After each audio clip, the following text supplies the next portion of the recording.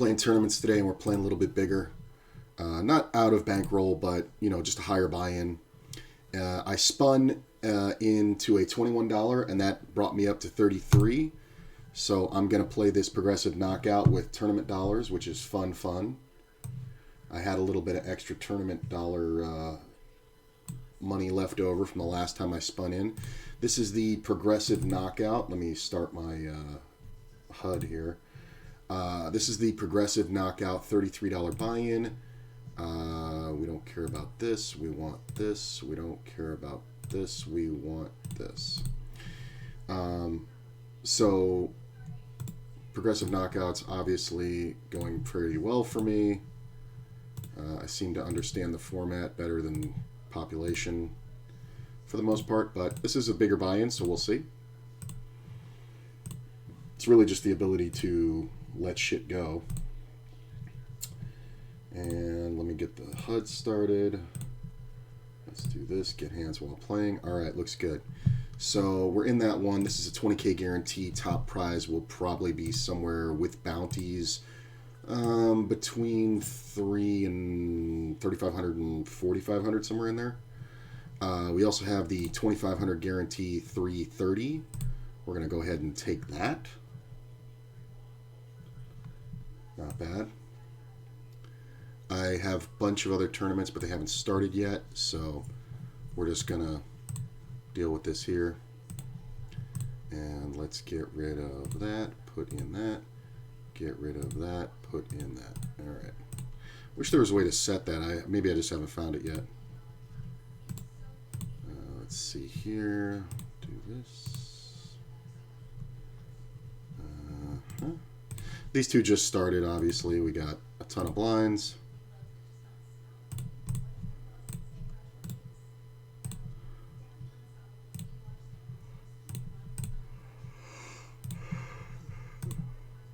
Not always with the 10 jack, but I do like it sometimes. It's not the worst flop in the world.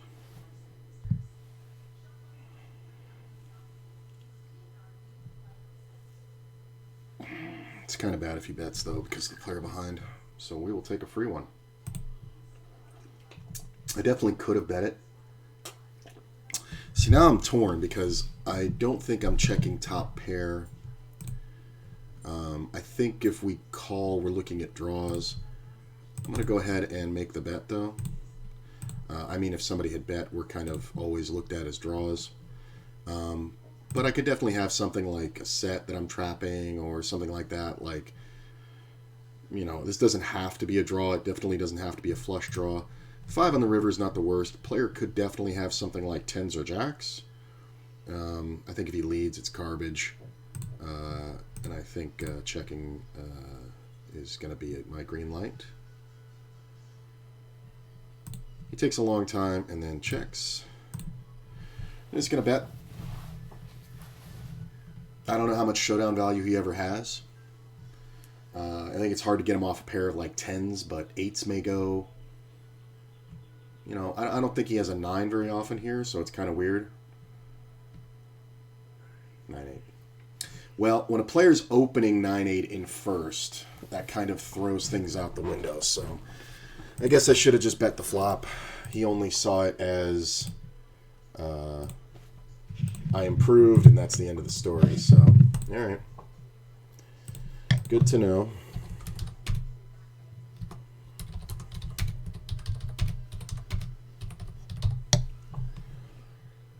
Looks good.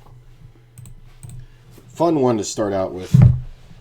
So this is tournament dollars. I registered this one. That's nice. And okay. Unlock. Calling one bet I understand, but calling the second bet is kind of really bad. It's also the kind of thing where if he had improved that hand, I'll bet you I'd get a bunch. Let's just raise this up.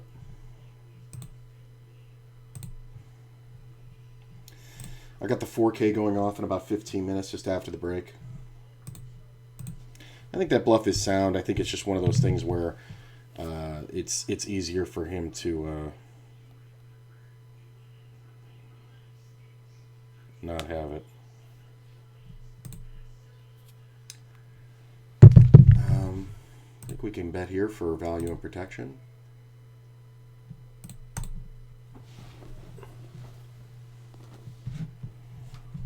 And I think we do have to bet bigger because we're basically representing the overpair afraid of the flush.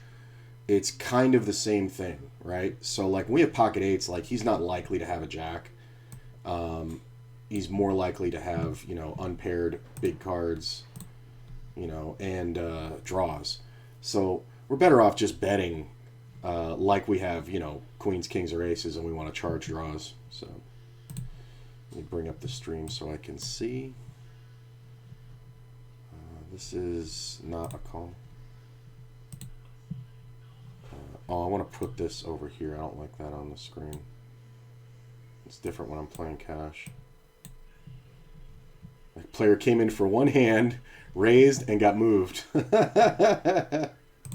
going to come in, take a blind, I'm going to go. Thanks, guys. Appreciate it. No.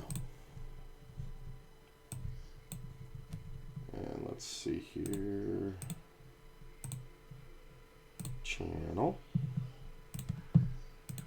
Real thing about this is keeping me ahead of the other players as long as I can.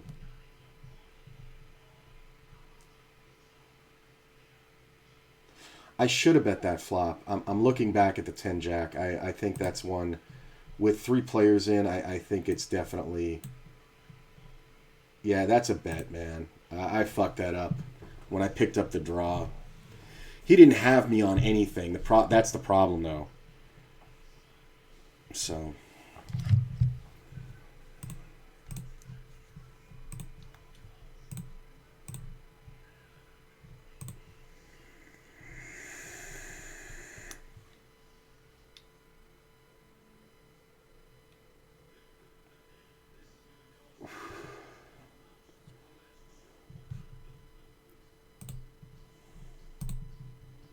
There's also a couple of satellites I'm looking to play.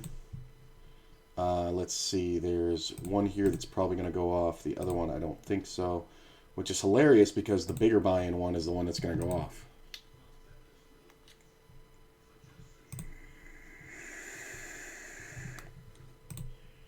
This is stupid.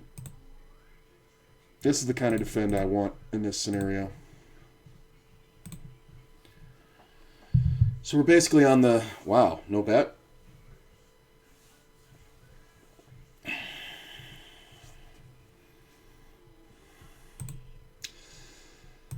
I'm just going to check. I don't think we have any fold equity with this player in the pot.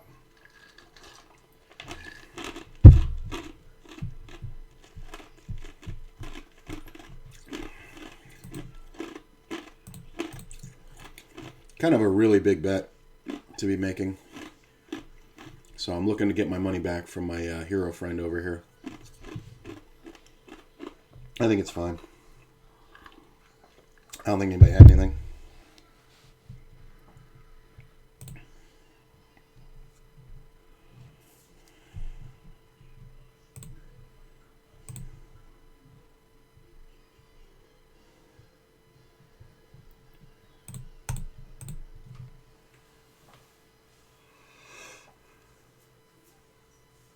Huh.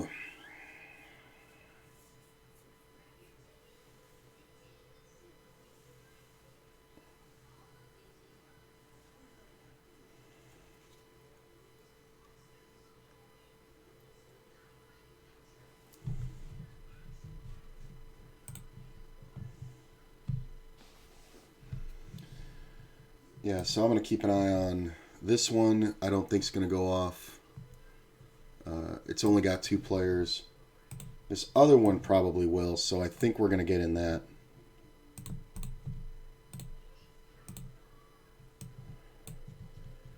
Because it's already got 3, 4, 5, 6.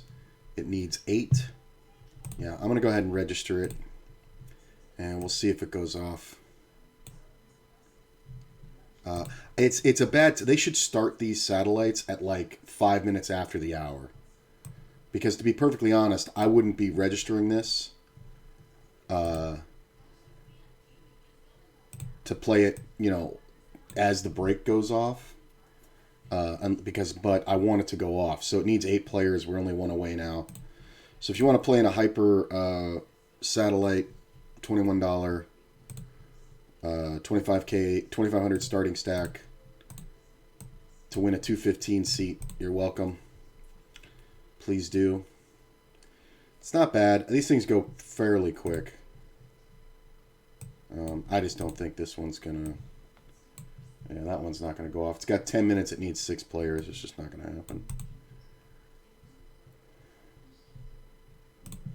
Fold this one. Why do I have a headache?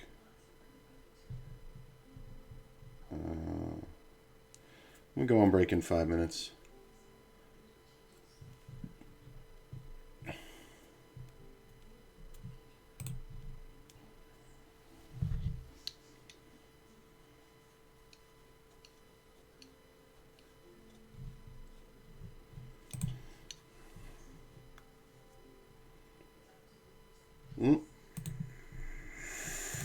We got a game. That one's going to go off. They're guaranteeing 5 seats, so I guess they're expecting 50 players, but I don't think it's going to... I don't know if it might get that many entries, but not that many players.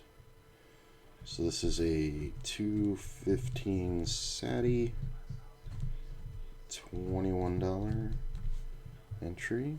We're in that.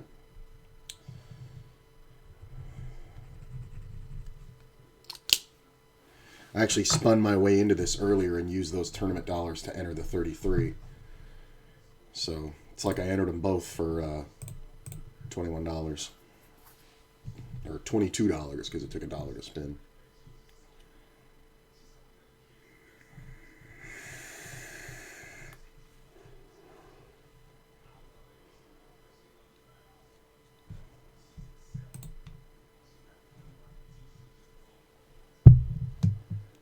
Fun.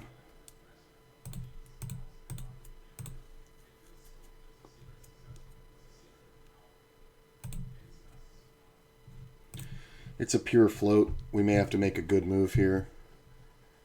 I'm going to go ahead and bet right about there. Small bet, looking like I'm trying to get value. If he's trapping, I should hear about it right now. He is.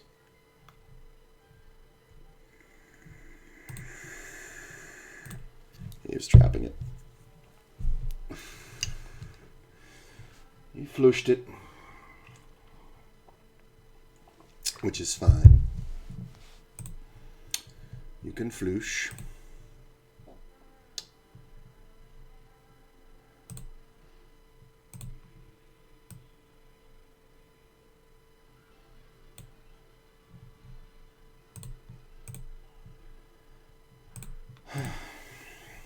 Don't think I want to... Well, wait a minute. He's super short.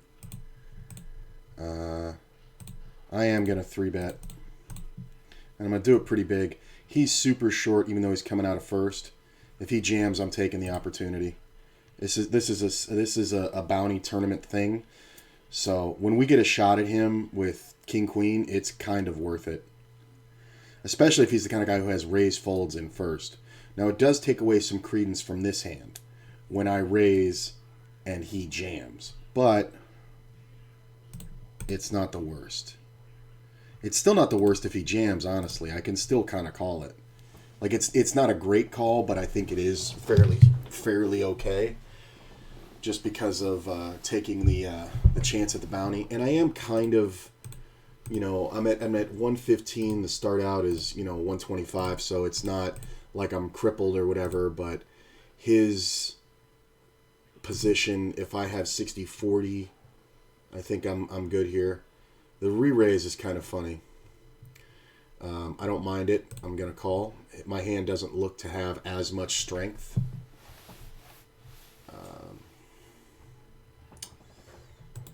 Let's see. Check my scissors because King Jack draw. Okay. All right. Little bit of history. I think it's a fine call, though. I don't mind getting involved for a quarter of my stack to try and hit shit.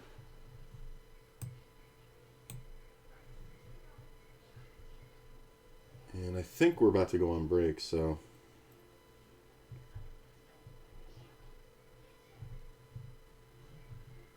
Gonna raise. Jam it. We're going to break. No. And we'll take it down. Pretty active here. Still over 100K. Blinds go up awfully quick. Like, we're already at 1,200. And we're going up to 1,500 in the next level.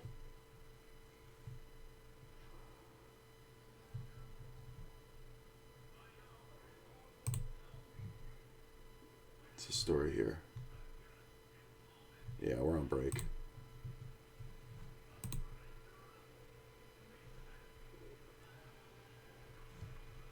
Alright, I will be right back. I just gotta take a leak.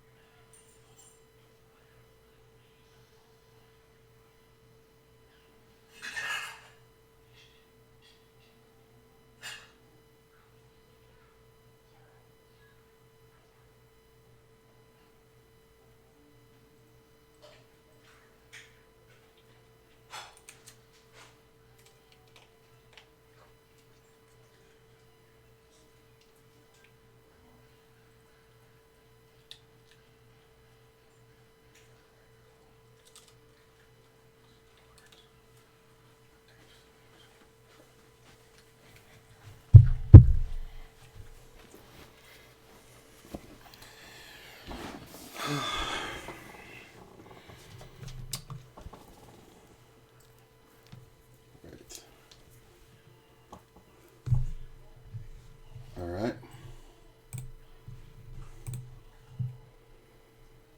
Gonna go ahead and make these a bit smaller. It's the main event over here. This one's gonna start in just about a minute, as is this one. We're gonna register that too. Nice. What's going on here with the frame rate? I'm dropping some frames here. I don't like that.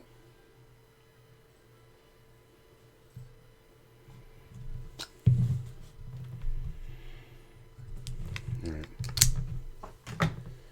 Dropping some frames. If I lose you guys, just refresh. Means there's some kind of thing happening with local internet.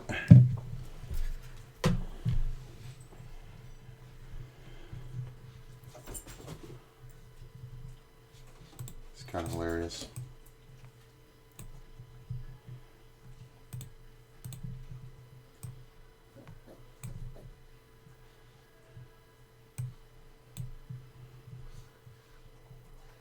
Alright,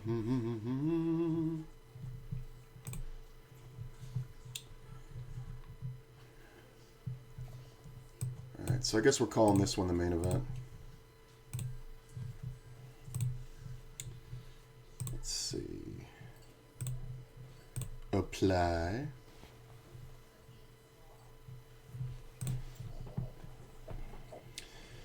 Feel pretty good. Not too bad. A little stiff. Trying to work out more.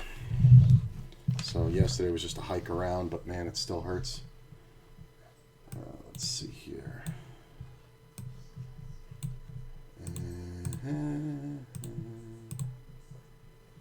Applied. All right. So this is the satellite over here on the right.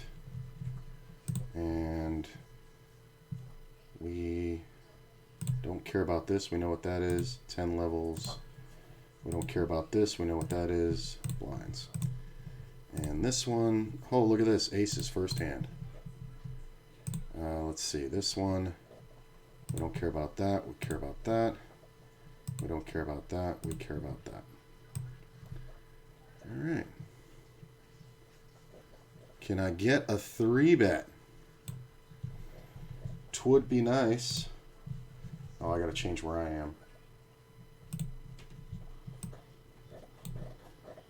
Smaller. And small in me. Oh. That's alright. This can come up a bit. Hey! Sarcasm, thanks for the raid. Much appreciated. Greatly appreciated so much. I think we go ahead and raise here. Let me see if I can do this right.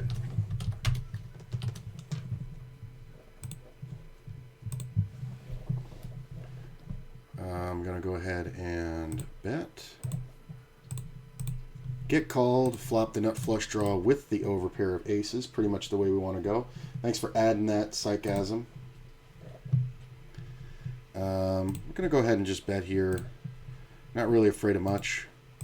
Kind of wanting somebody to do something stupid. And I think this bet allows for a lot of stupidity to happen.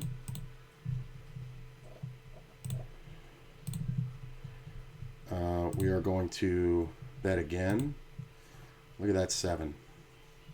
I'm just going to bet big. I'm going to bet down on this one. Raise this one. I mean, it's first hand, man. If somebody's got me beat, they got me beat. But we're going to bet it up pretty big. Same deal over here. Yeah. Get 3-bet. Small. Oh. We're willing to go here. I'm very aware of this player. We're willing to go. I'm going to check. Expect him to bet and call off. What about half pot? He folds. Yeah, player's range is way too wide.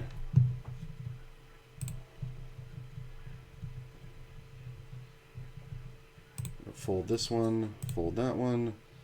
Alright, so we pick up some nice leverage. Let's see, we're in the 1650 and the Sadi. This is the Sadi over here. I guess I should make that picture a little bit different too. How does this... Yeah, that matches up okay. That's alright. Move this into frame. Yeah, that's okay. Not bad, not bad. So I want to make this one different. So this is the satellite over here. Let's, how about this one? Blech. What do I want to make a satellite? This? No. This? No. It's like the same thing. This? It's also bright. It's going to hurt my fucking eyes. Ugh. I mean, it just looks goofy. That's not too bad. This is my normal, right? Or is this... That's a little different, but I don't think it's noticeable. This one? Alright. That's okay. So that one's the satellite.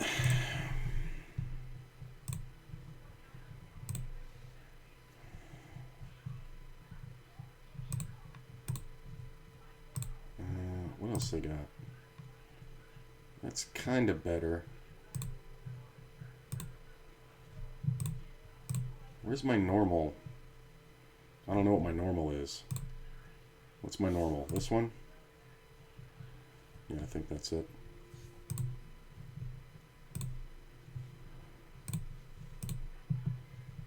Hey, what's up, Forsyth? How you doing, my man? Good to see you, good to see you. We're playing some tournaments this morning. We got a early start. Wife's going to be out till about 4 o'clock, so I got all the time in the world to get deep, concentrate, have fun, win some monies.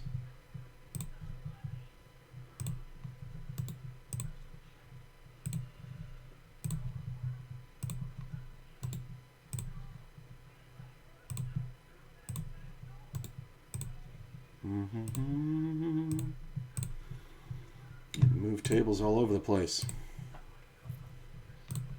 Should I just change the color of the table? How about like this? Hey, there you go. That's not bad. All right, so the green felt is the satellite table. Oh.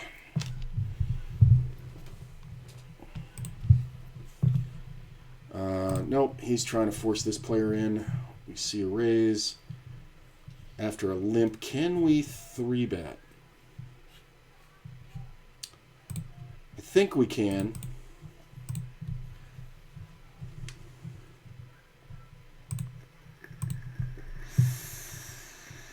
What are you doing?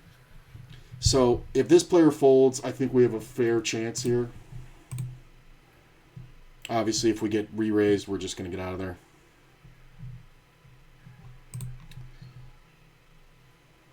Good squeeze, good squeeze. Pretty standard. King-Queen's kind of the green light squeeze. But with the limper out of first, it's kind of... It makes it feel a little bit more iffy.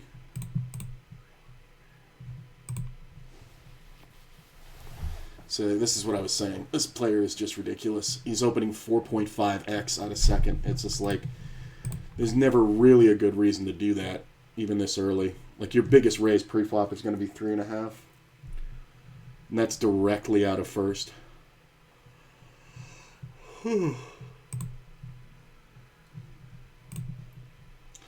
Some people love to make a point. I like to make money. This isn't too bad. My legs are fucking tight. Jesus.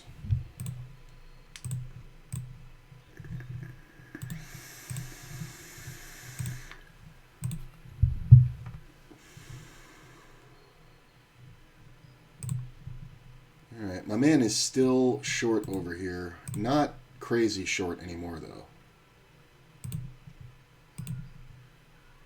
And he's got 2/3 of a... or half a starting stack, so it's not crazy. Easy call. Ooh, lots of people here. Yes, on the tables very early today, DeBaus. I woke up early, I just felt good. Look at this. And we're playing a bigger bounty tournament. We're going to bet this one like we don't want the diamonds to come off. I think if we had a pair of 9s, 10s, jacks, whatever, we would play it the same way. Queens would get 3-bet, obviously. Take it down. Take it down. Yeah, I appreciate all you guys coming out here this early. Yeah, I got really good sleep and I decided to get in early. So we're crawling back up here to starting stack after that first little duster. But I feel pretty good.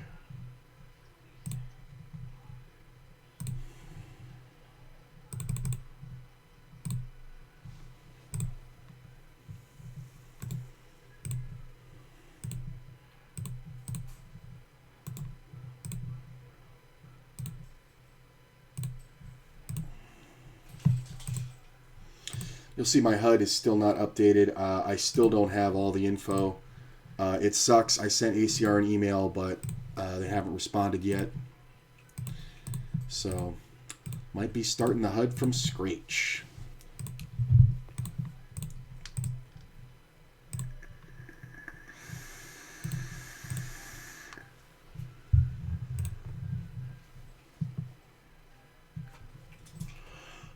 Lots of people here. I appreciate you guys. Yeah, get into it with me. We got a $33 progressive knockout in the top right. I'm calling that the main event. This is a $2,500 guaranteed over here. This is a 4K guaranteed over here, $1,650 buy-in. And this is a $21 hyper satellite for a $215 ticket. Which, these I love winning because $215 is a really different, that's the level where going from 100 buy-ins to $215s, that's, I think, the biggest skill gap. Like, there's a difference in skill gap when you go to, like, super micros and to, like, mid-stakes, but not so much. Like, difference between, like, $1 and $10, but the 100 to 215s is kind of big. Come on, get involved. Somebody. Had aces twice today. They both went the exact same way.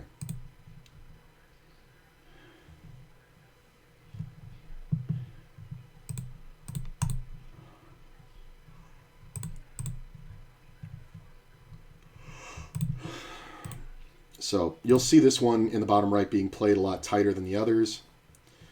I think this is one of those things where people just kind of... I mean, this is a hyper turbo too, so these are only 5-minute levels. We've only got 8 more. It's going to go up very quickly. We'd like to 10x the stack. That's the qualifier. But that means we need 50K. So we kind of just got to pick our spots really well. People get trapped in the idea of like flopping around, trying to make something good in these. I think you actually can play tighter in these and do very well. Actually, I know you can.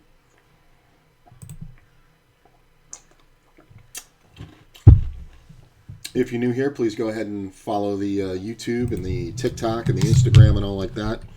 Exclamation point links for all those. You can see all the media right there. Not just my social media, but also everywhere where I put out edited content. Put out quite a bit of content. I actually have a ton of footage that I'm working through right now from like the last 3 months. I want to take like 2 days and just make like 15 TikToks and like 2 longer form videos and a hand review video and all like this, but it's just so much editing to do. But there's still a fucking ton out there.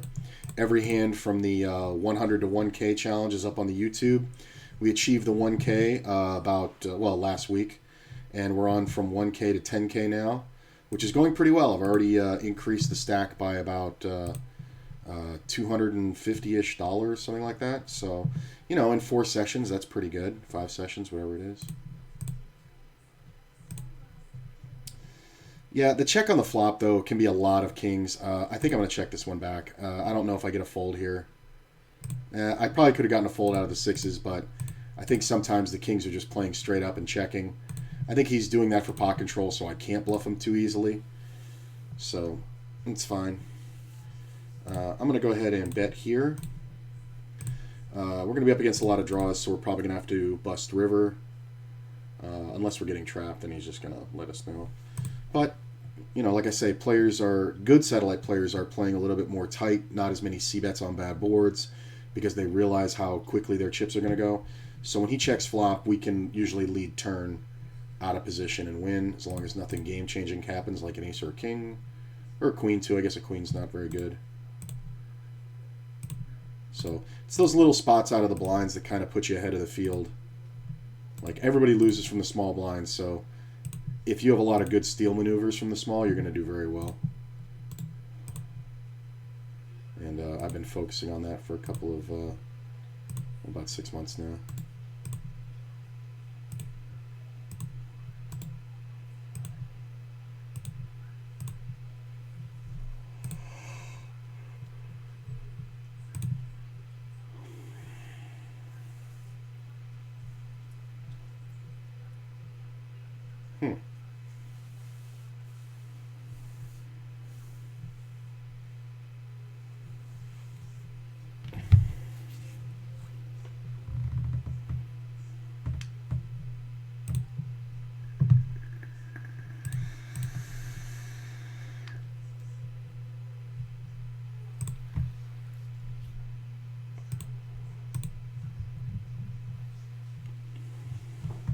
What were the numbers for the aggressive bankroll building you mentioned?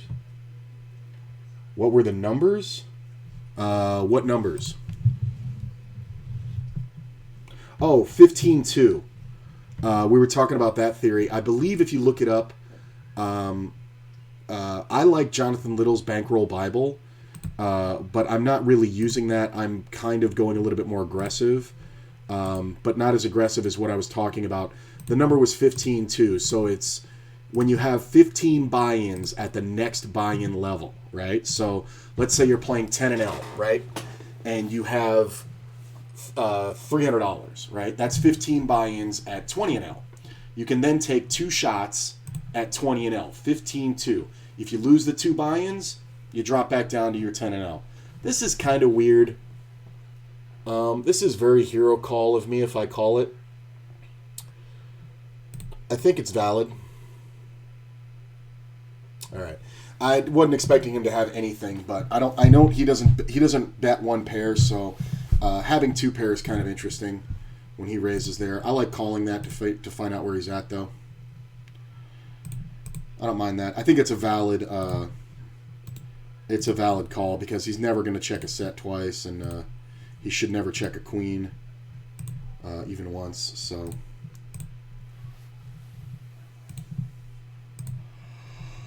it was 15-2.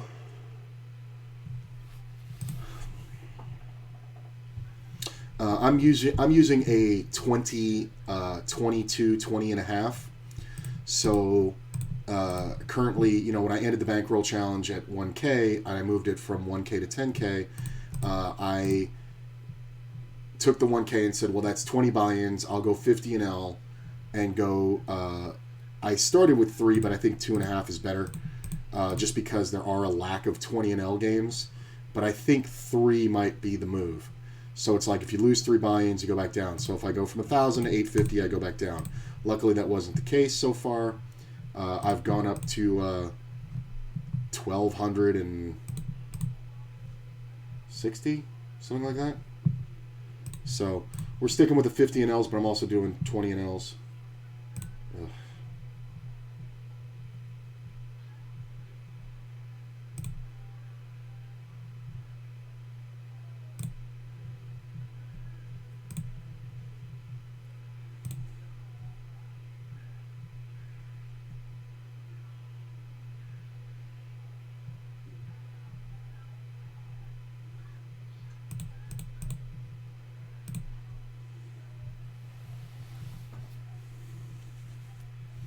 This is interesting. This player has been short since like the 3rd hand of the tournament where he overpaid with top pair.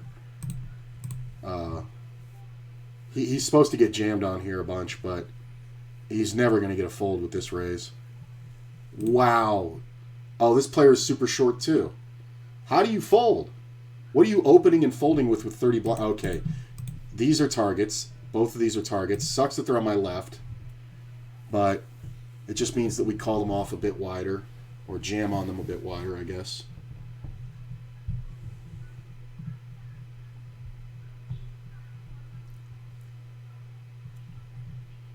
I like having lots of people here. Yeah, I wanted to start a little earlier today. Because I like putting in the cash game sessions at around 5 or... Well, I want to start by like 8 o'clock. So that way, if I start a tournament here at 10:30 and win it, if I want to, that can take me till, I don't know, 7 or 9 hours or something like that. So 7:30, 8 o'clock, I can actually take a break and come back and play cash games if I want to. Or, if I don't win, I'm in these for like 6 hours or, whatever, and it's like 4 or 5 o'clock. I can take a break, have a nap, go to the gym, and then come back and get back on, which is fun.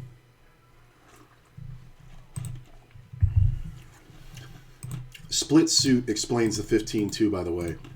So go to Split Suit Poker. I forget what his name is, but search Split Suit on YouTube, and you'll see the guy with the big beard and a real soft voice. And he has something called, I think the video is called 15-2, but it might just be called something bankroll. It's very recent. I think it's less than a month old.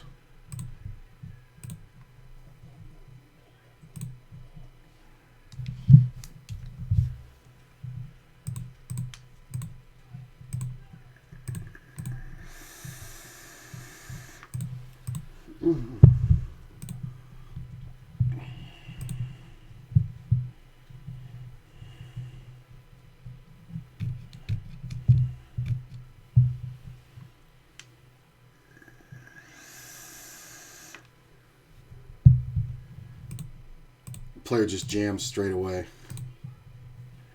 It's a great way to get busted, bro. I mean, it's a valid move with pocket, with like pocket nines or like ace king because you don't want to like raise and get called. But anything else, I think you're throwing away value.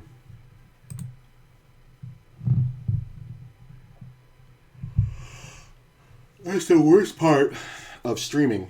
And I'm listening to the playback. I'm hearing myself yawn and making myself yawn again. So it's an endless cycle every 4 minutes of me yawning because of the delay.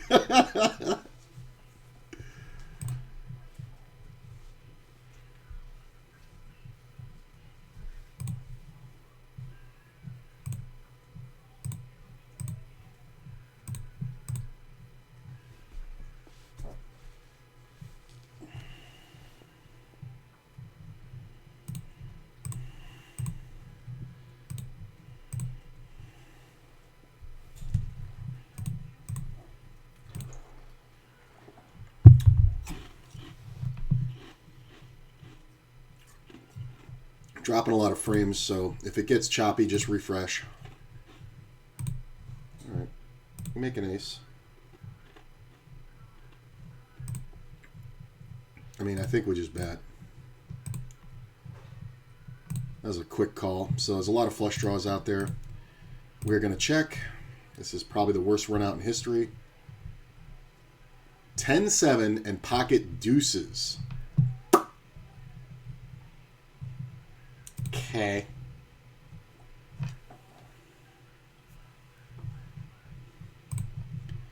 Yeah, that's what I was looking for. I'm close to 150 on global, which is more than double what I started with. Well, nice, man. That's good. So you're at 15-2, so you could go to 10 and L, right? By that theory, you could jump up to 10 and L, and if you lose 2 buy-ins, $20, then you drop back down. Here's what I've been doing. So what I decided was, how do you do it online? Because usually that theory is for live play, right? Like, if you have a 10K bankroll that you're playing off of, let's say, let's make it easy. You have a 60K bank, or what am I talking about, 60K? You have a, what's 30 buy-ins for 300? What is it, 9K? Let's call it 10K. So you have 10K playing 1-2, right? And that's comfortable for you. You're buying in between, 2 and 300, whatever. And then you decide, okay, I want to take a shot at 2.5. And if you're going to buy in at 2.5 for 1,000, then you need 15, right? So if you take your 10,000 and you turn it into 15K, then you would go up to, I'm going to re-raise this. I don't like him betting that small. So you get to 15K, you dump up to a good 2.5 game, buying in for 1,000. If you lose 2 buy-ins, boom, you go back down to your 1-2, right? That's the general theory. But the problem is that we're playing online. And when you're playing online, it's not like you're playing one table at a time, right? So what I did was I said, well, if I'm going 20/3, right, then what I'll do is I'll start out with 3 50 and L tables, and I'll play the rest. I think this is just way too good to check because of the 3-bet. The queen's kind of awesome. Nobody's really going to expect me to have a 10 here. There are flush draws. I don't have any flush cards in my hand. I am going to bet, not crazy, but reasonably. Obviously, if we get raised, we have to make some decisions. I don't know if a flush just jams here because I should only have one pair. I don't think they want to lose me. Yeah, we just take it away. I like the way that one was played. I think I'm betting a lot of turns, but man, when that 7 comes off, like a queen kind of kills my action, makes my hand. But when a 7 comes off, I kind of get a lot of action. But anyway, so playing online, I was like, well, if I'm going to take 3 buy-ins, what I'll do is I'll play 3 50 and Ls, and then I'll play my usual 8 tables, right? So I played 5 10 and Ls, right, to mitigate rake and throw off the average buy-in. And I said if I go down $150, no matter where it happens, I'll just, drop down, right? And I think that was, it's supposed to be aggressive, so I kind of wanted to jump out of the gate on that. But I got very comfortable with it very quick. I think three tables is good. Last night I had 5 50NLs and 4 or 3 10NLs, just because there were more 50s than there were 10s, which is very common. And you have to kind of work with what you got, right? So I don't love this. I'm gonna get out of the way. I just think this is too. The player's coming out of first position. If I'm ever gonna fold 4s in the blind, I think this is the spot. Oh, look at this. Short stack got it in. Now we got a short stack on our right. Yeah, he might be doing something here.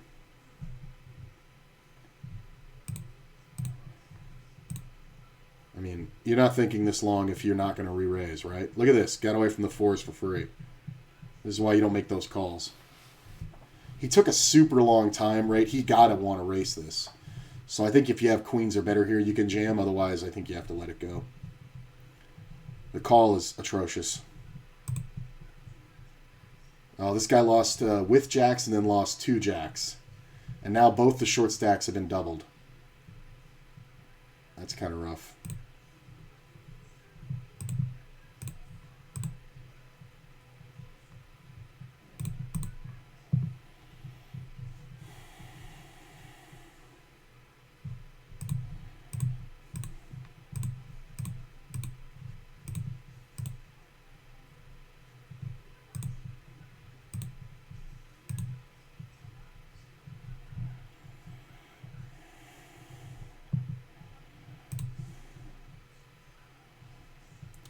Queen's pretty good. We only have 15 blinds. I really don't think we're looking to fold here.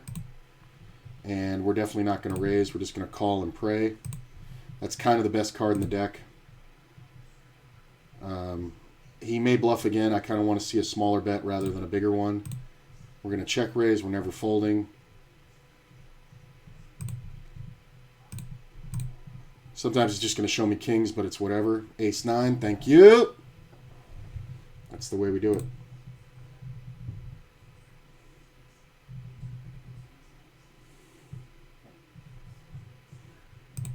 Just heard some weird sound effect. I don't know what that was.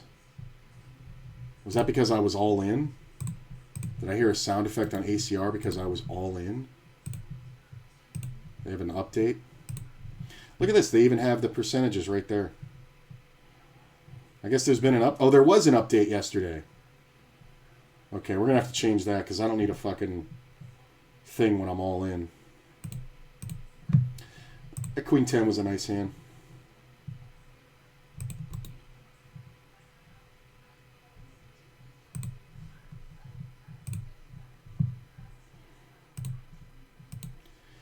So we're at 5,000 now.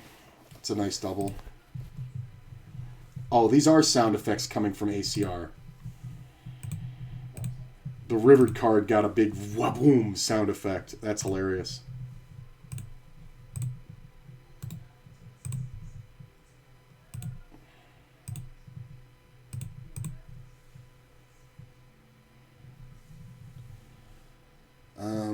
No.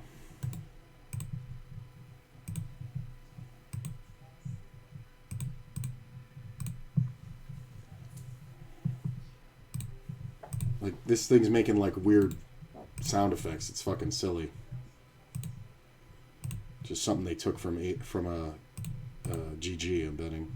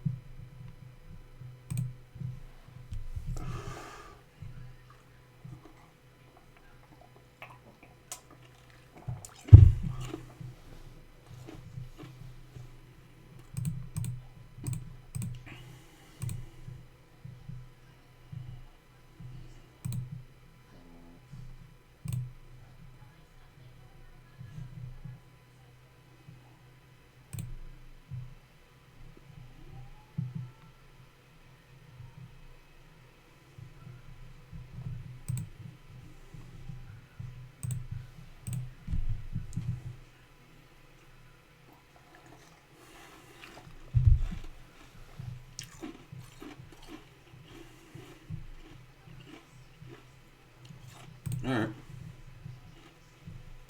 Open ender.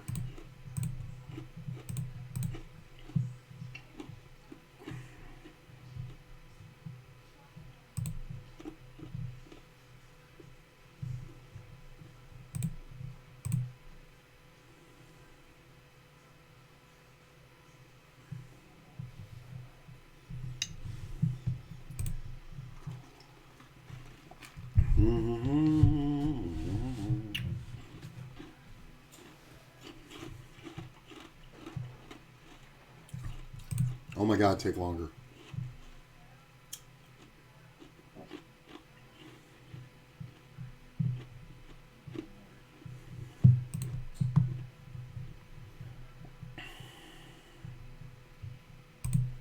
Made a deuce. I'm gonna check. I don't need to get blown off my equity. 10L is the smallest cash stake for global. I got all my gains from micros, sit and goes, but cash is my main focus. Nice. I do think we call here.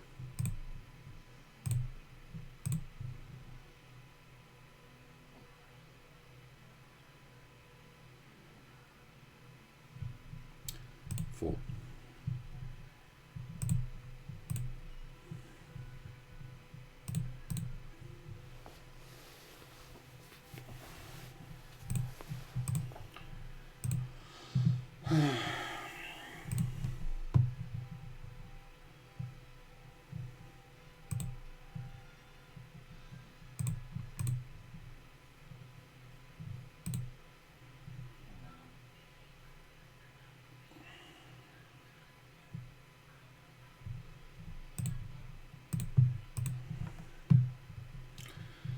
So this player 3-bets. I think we're just going to call here. Fold this one. I'm going to check this one. Jack favors me.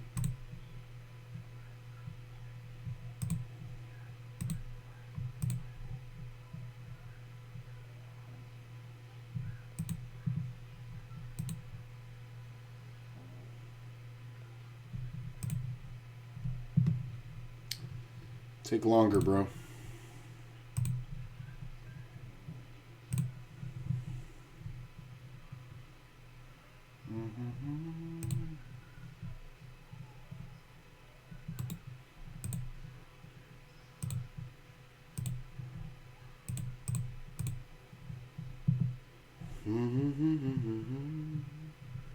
This guy likes to take a long time. I don't know if he's confused or if he's just sitting there looking at the nuts. Like, meaning a pair of queens are better.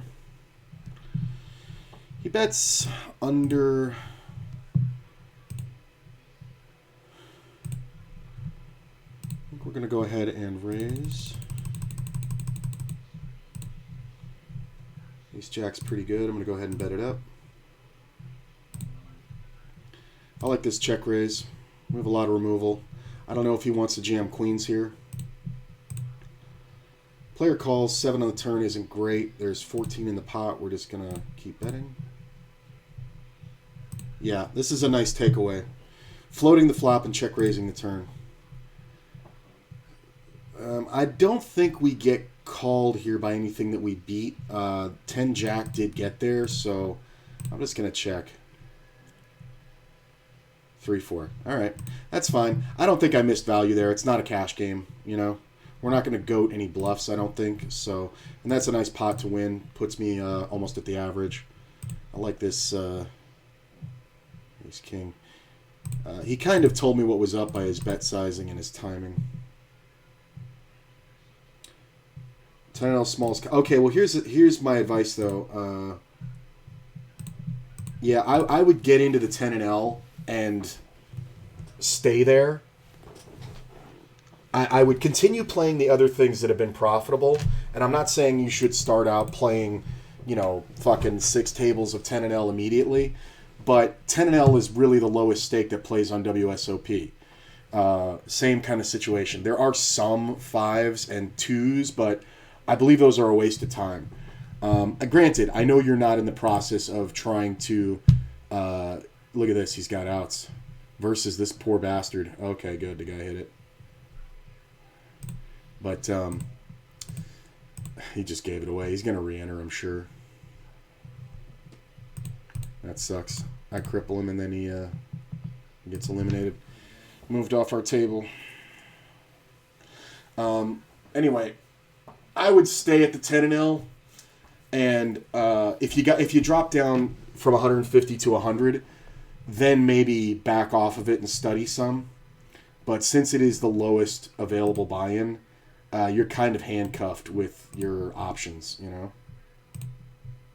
So I would just stick there.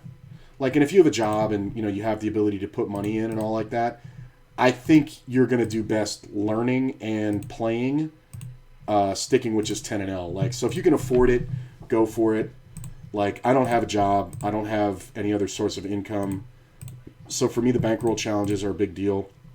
But, you know, when I was working and playing, I definitely, you know, bankroll wasn't the biggest consideration for me because, you know, if I busted, I could just, you know, put in some money, you know, that I had saved. And I guess that means I was backing up my life roll.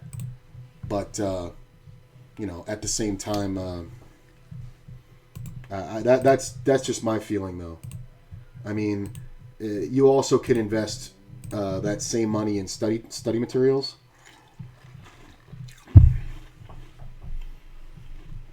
You know, like poker coaching memberships, you know, pokercoaching.com, that site that I use, all that kind of shit. But yeah, man, I would just stay at 10-0.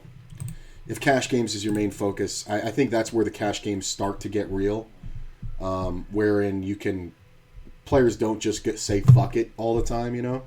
Like, there's that old adage, you know, people don't fold at my stakes, which is actually a good thing. But it is kind of true at 2-L. It's very hard to bluff at 2-L. You can do it, and you will. I actually, when I integrate some new moves, I will drop all the way down to 2 to try and see if I can pull off certain bluffs in certain scenarios, just to see if it works. A lot of my small blind work was done at 2-L on ACR. Or whatever it was, might have been 5-L. But I just dropped down to those stakes just because I wanted to see if I could convince those players, then I could convince anybody. Because, you know, it's just $2. It's a pack of gum. You know, people don't give a fuck. But $10 kind of makes people annoyed. You know.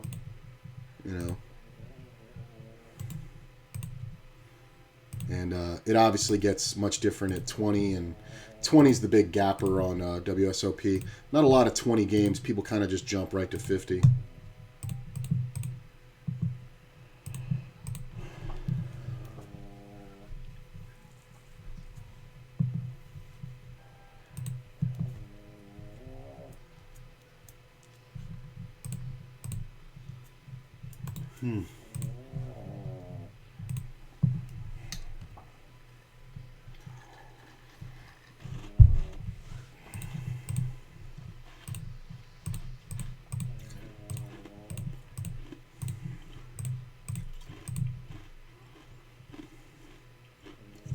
Oh.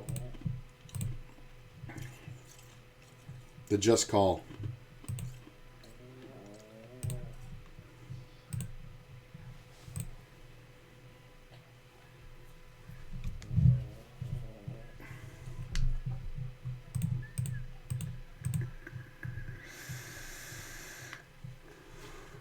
I mean, you got to want this. You just called for 22 blinds. You really going to fold now? Seriously?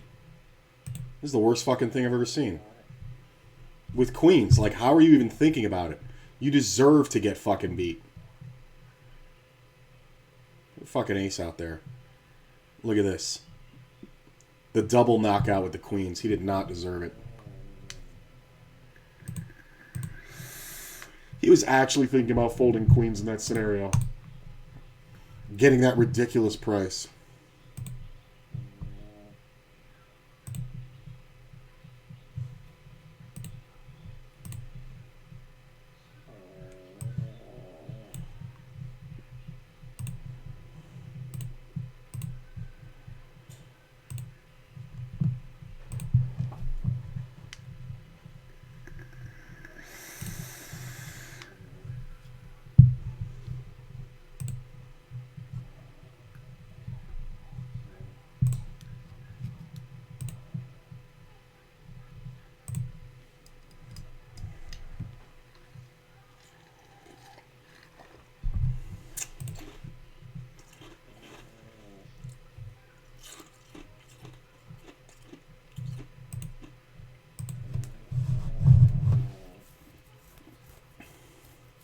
to elaborate on that point, when you're working and you're playing poker, you can have a certain amount of set money aside for poker, like money you have online or whatever.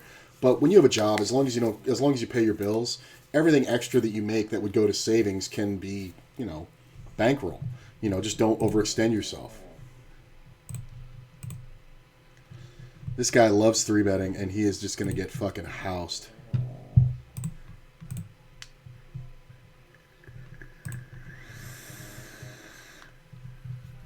Aces, third time today.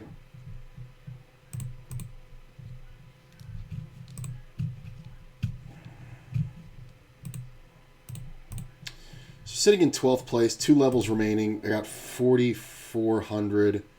Next blind level's 4K or 400. 4K would suck.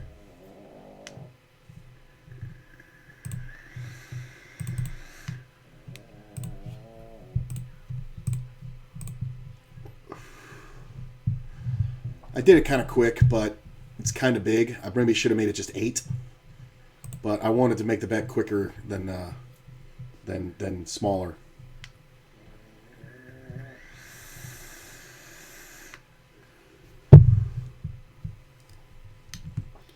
Got the call, made the ace.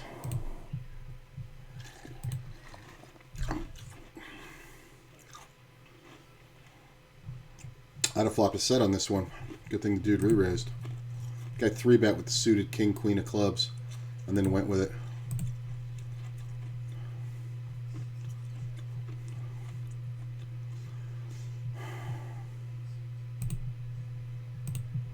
I don't think he often has a flush draw. There's 39 in the pot. It's going to be pretty easy to get the money in. He can sometimes have an ace, but a lot of times he's going to have big bluffs here. Okay, that's not enough. We're just going to straight rip on him. Oh, it made the big sound. I pushed all in and it made the big sound. Like, what? That's what I'm listening to. I was like, what does that sound? Now we're just trying to see if he wants to go with a set or go with a 2-pair or a flush draw. Nope. He was just betting a flush draw, so we basically just have to force the issue right there. I think we made the max on that one. Yeah, I want to say we made the max.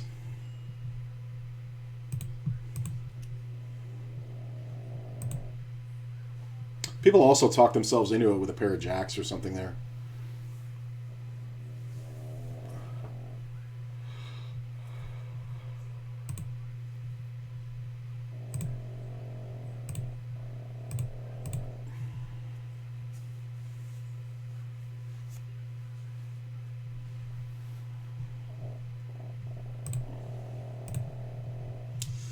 Sevens under the gun, 15 blinds.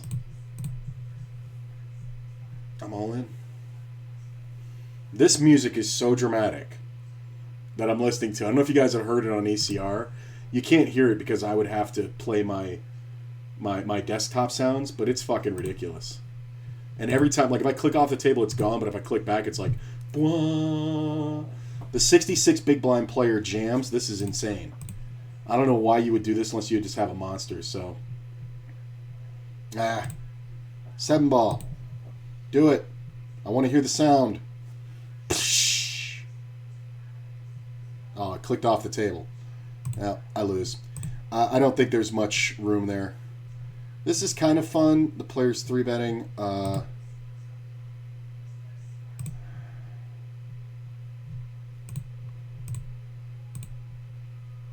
I'm going to fold. It's very close, actually. Yeah, I'm going to give up. It's enough of that. I think I have something else I can get into now. I'm going to look. I have a job I'm trying to build without putting in. Since I've been doing better on global, I generally figured it might be better to move up on there and move back to ACR later. True, but I think you would do yourself a favor by having separate bankrolls. I think... here's the thing. I know you want to build up without putting in money. It's super unrealistic. Super unrealistic. You're seeing me do the bankroll challenge after playing seriously and being competitive and having paid my bills. in my life since about 2005. So I've got a lot of experience, man. I obviously, poker's my full-time gig. If you have the money, I seriously think you're selling your education short by not giving yourself a chance. Like, one of the bigger mistakes I made when I was, younger was not giving myself a chance, taking shots at, bigger games, which is a different story. But if I had the money, I should have been putting it into poker. Like, for a lot of times you'll see like poker players, like, and you're like, this fucking guy makes so much money, but he's wearing fucking clothes from the Goodwill, and it's like, because the money for poker is more important. So personally, I mean, I get it. I get what you're trying to do. I mean, I'm kind of a bad example because I am up lifetime. Like, I put on $50 once, when I was like 21 or 22, something like that, and just ran it up into a lifetime. And I've gone broke, but I'm still way ahead for my life, because living expenses. But I don't know, man. That's just my feeling. I mean, I get it. I get what you're trying to do. And if poker is just a hobby, that's cool. And I think it's a very disciplined, very good way to go about it. I just hate seeing it when players like don't give themselves a chance to. When players don't give themselves a chance to really improve because they handcuff themselves by bankroll when they don't need to. I'm looking for another tournament here. I know that there's a couple of good ones. Oh my god. There's a 1200 6 max. Yeah. There's a 1500 with a bigger buy-in. I don't like that. There's the fat 20K, but that's got a long fucking late reg and it's not even started yet. There's the 1200 330. Don't want to play that. This one goes off in 5 minutes. This is a $55 satellite. Or not 5 minutes, but 12 minutes. Only needs 6. Yeah, I'm going to register this and try to get that going. We'll see if we can Sadie our way into this.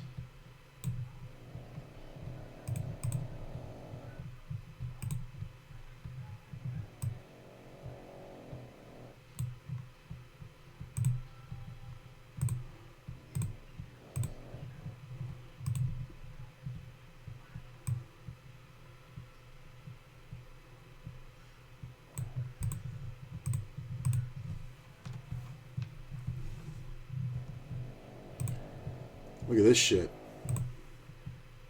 My man's got jacks.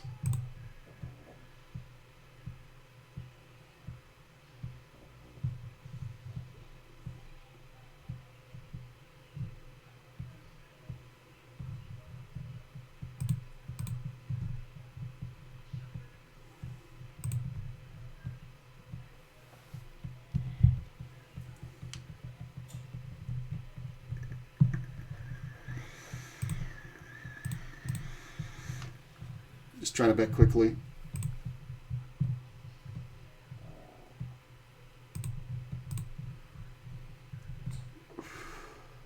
I'm waiting for him to pull a move.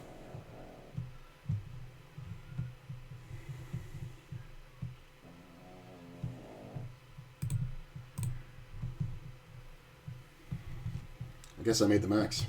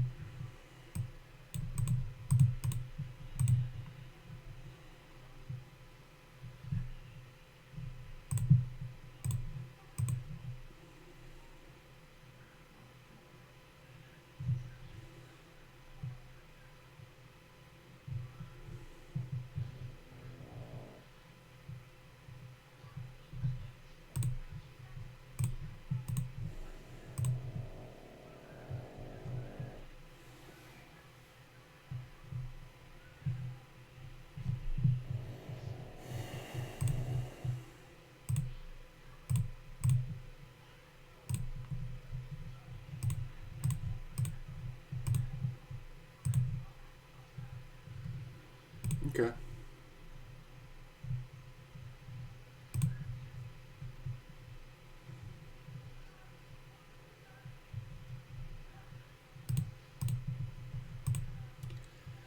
So there's not much room here. This player is fairly tight, aggressive.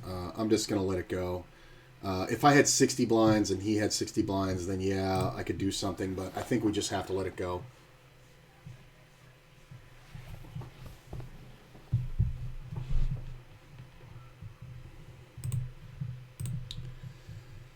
I'm going to check this. This player is going to bluff quite often.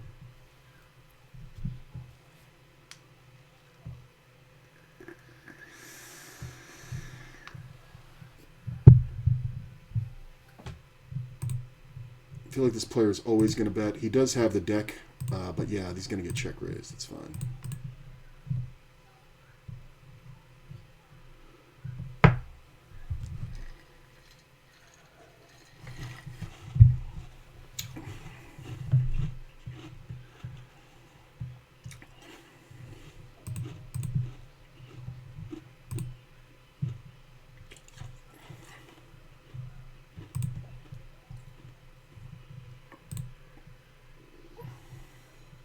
At 100K, which isn't great. Blinds are going to go up to 3K next round. Ugh.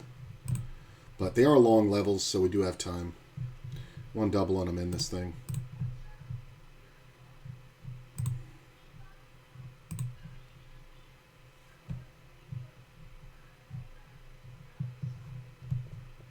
Settings, sounds.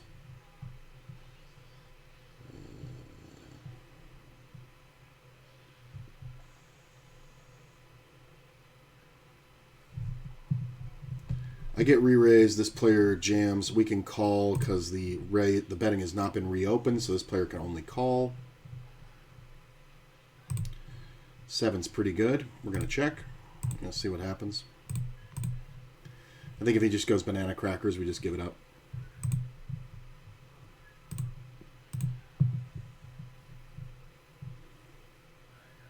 Although there are a lot of cases for him just jamming ace-king here. Ah, jacks. 7.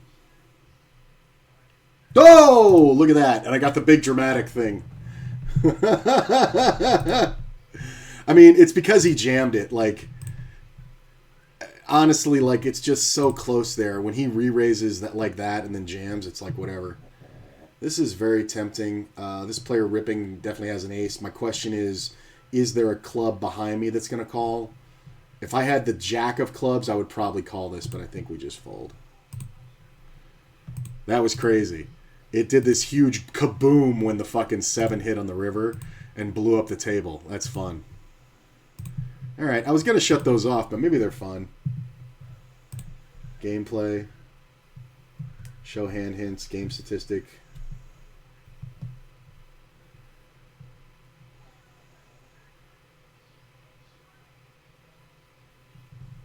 Yeah, the 10 is the problem. Yeah, because the ace always calls. Oh, and he makes a full. He makes a full. Yeah, that's why I said I would call with the jack. That's the dividing line. Good read. It's not a bad jam from him either. I mean, it should be under sounds, right? Beast points, action points, chance, chip gather. Yeah, it doesn't really... I don't know where to find it. Well, we're at 30 blinds now. A starting stack is 41. So we're kind of screwed. Nice to hit that 7. I was going to say, like, there's a lot of ways where he just jams all in. Jamming with an overpair is such a dumb play. Just because there was no draw to be afraid of there that, I mean, it's the best play to get me to fall for it is just to jam, you know, your pot-size bet left. I'm going to go ahead and raise this. It's a small raise. Why did this do that? I don't want that. I want this. So none of this, some of that. Get 3-bet. Obviously, we're calling. 10's okay.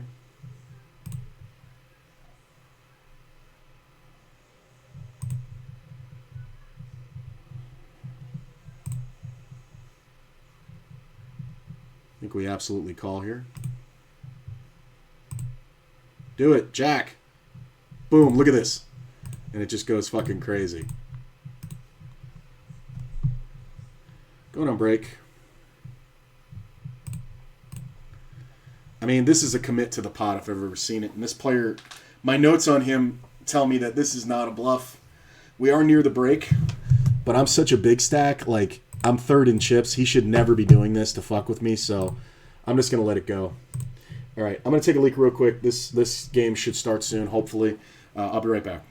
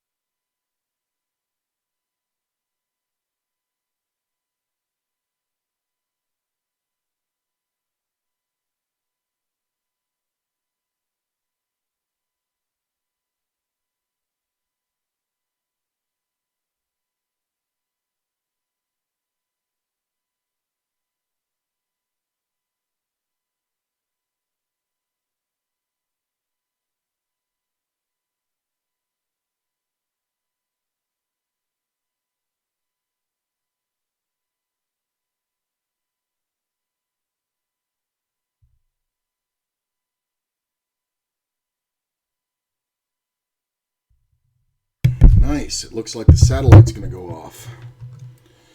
Sweet. I won one of these last week. Ended up cashing a $55 tournament. So it was a good turnaround of profit.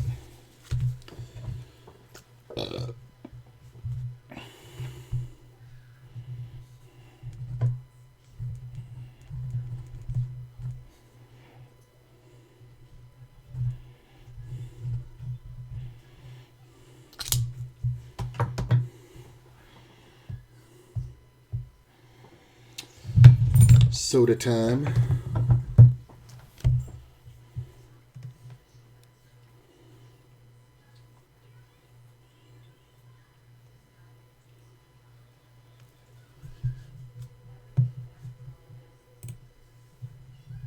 Thank you. Close that. We don't care about this. We don't care about this. We don't care about this. We don't care about this.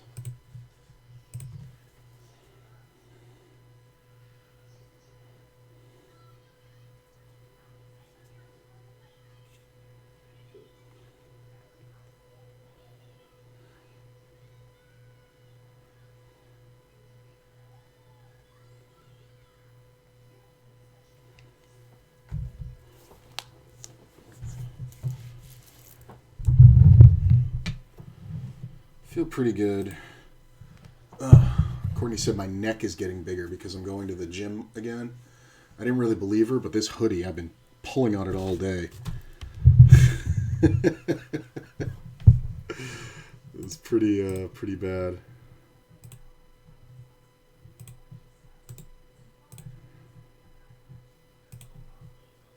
And I have to either cut it or I just need to lose some weight. Just too fucking big right now. Really having a problem getting my diet under control. Like, I've only ever really been able to lose weight and control my diet when I've been like hating myself, like really physically hating myself. But I realize now it wasn't even about my physical. Fair enough. I do feel what you're saying. Maybe I just need to give myself a chance. Yes. Try to dig out of 2-0 has been rough. And that's the thing, man. Here's the thing. I'm not saying that there isn't a way to beat 2-0. I think there's a way to beat every game. But the skills that you're going to develop playing 2-L are not going to translate very far. The skills you're going to develop in 10-L, if you're good at 10-L, you can come to Vegas and beat 1-2 no limit all day long. And like all day long. And understand that means that if you're winning, 20 big blinds at, 10-L, you know what I'm saying, per 100, then, you're winning $40, playing that, playing live, which, doesn't sound like much, but that's over $20 an hour. That's not a bad job.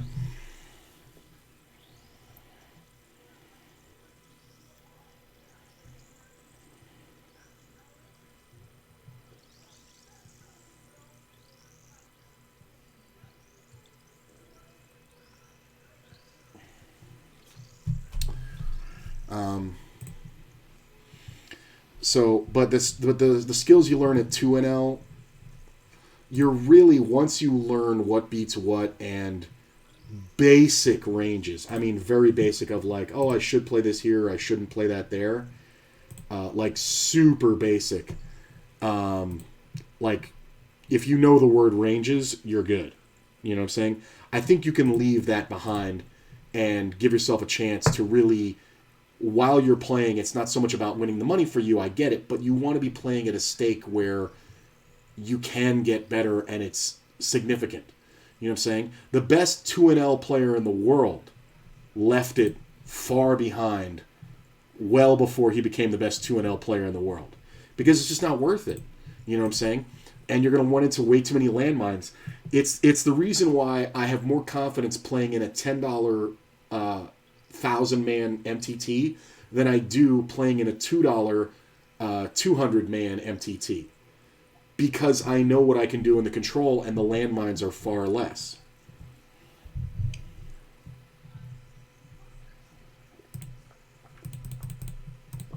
This is a small buy-in satellite, so we're going to be very aggressive early on.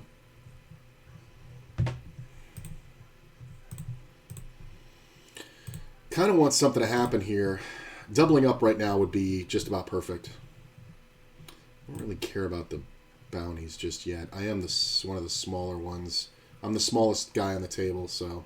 But once this guy goes through the blinds, it'll be him.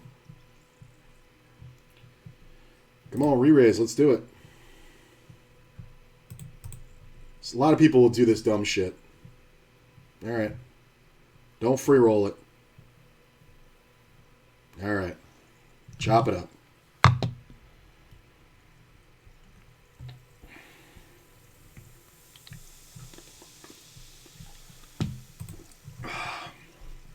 You'll see guys do that with ace-queen there early.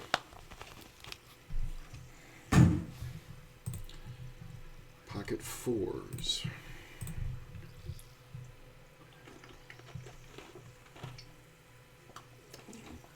You'll see guys do it with any pair. So, I don't mind it.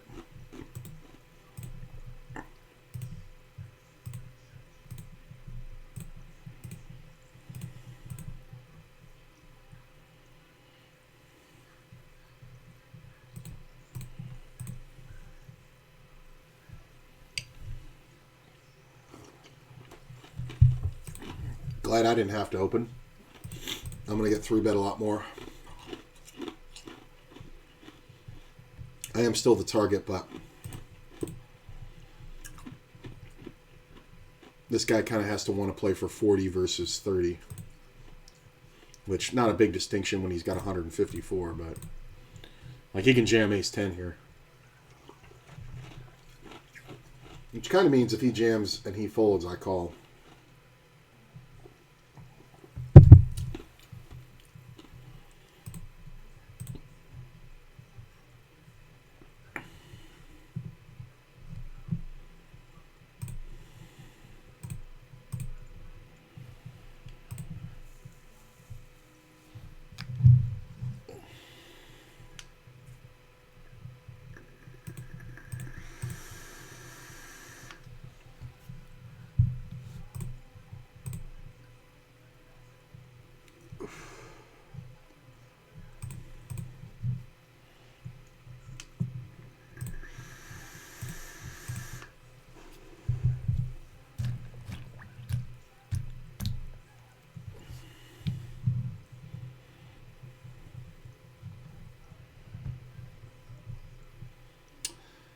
No.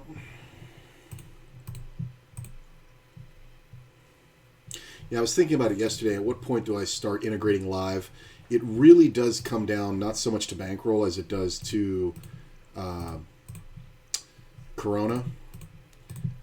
We're going on our third year of this shit, and it's very rough being housebound.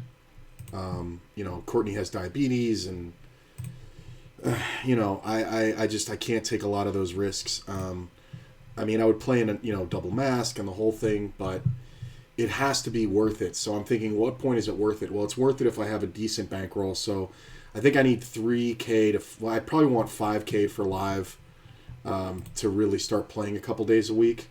So I'm kind of keeping my bankrolls separate. So I think it's after the 10 and L, like, or the 10K challenge. It kind of comes down to what I win on ACR. Like if I can get ACR up to 10,000, and then pull, basically I would have to pull like 7 or 8 grand off of ACR, and have 2 or 3 grand in bankroll left, and then really look for good situations in safe spots, which would be places like local spots like the South Point and Red Rock and things like that. Like the best money is where the tourists are, but I think it's a risk versus reward thing. Like I don't think I want to go down to Caesars on a Saturday, and play those games, even though that's where the money is.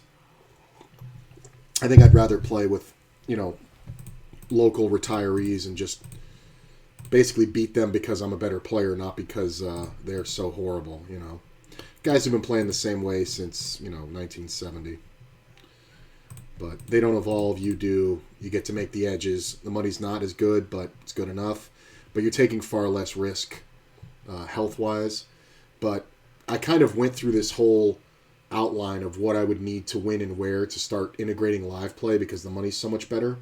Like if I had a full 1-2 bankroll and,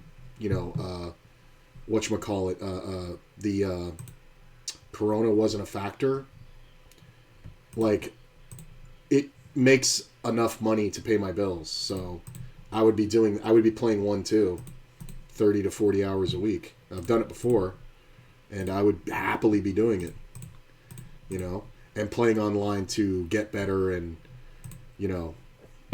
play my tournaments. I don't like playing live tournaments very much. I do like some of the daily tournaments. South Point's got a good daily. Their weekend one is like 110, and I think the guarantee is like 15K, which is nice. That one paid off pretty well when I got second in that. We ended up chopping it, but it paid off like 3 grand, 5 grand, something like that. No. I think combined the prize pool was 5,200, or no. I got over 3 grand. I think it was like 68. So it was like 5 grand for first, and like maybe 28, 27 for second. So whatever that was, we chopped it even. It was funny too because we were going to chop it 3 ways, and we would have made pretty much the same money. But the other guy who was super short he actually was right. He was like, I have nothing to lose by playing, and it was a difference of like $300 or something for third place versus the deal. So he was like, fuck it, I'll just play.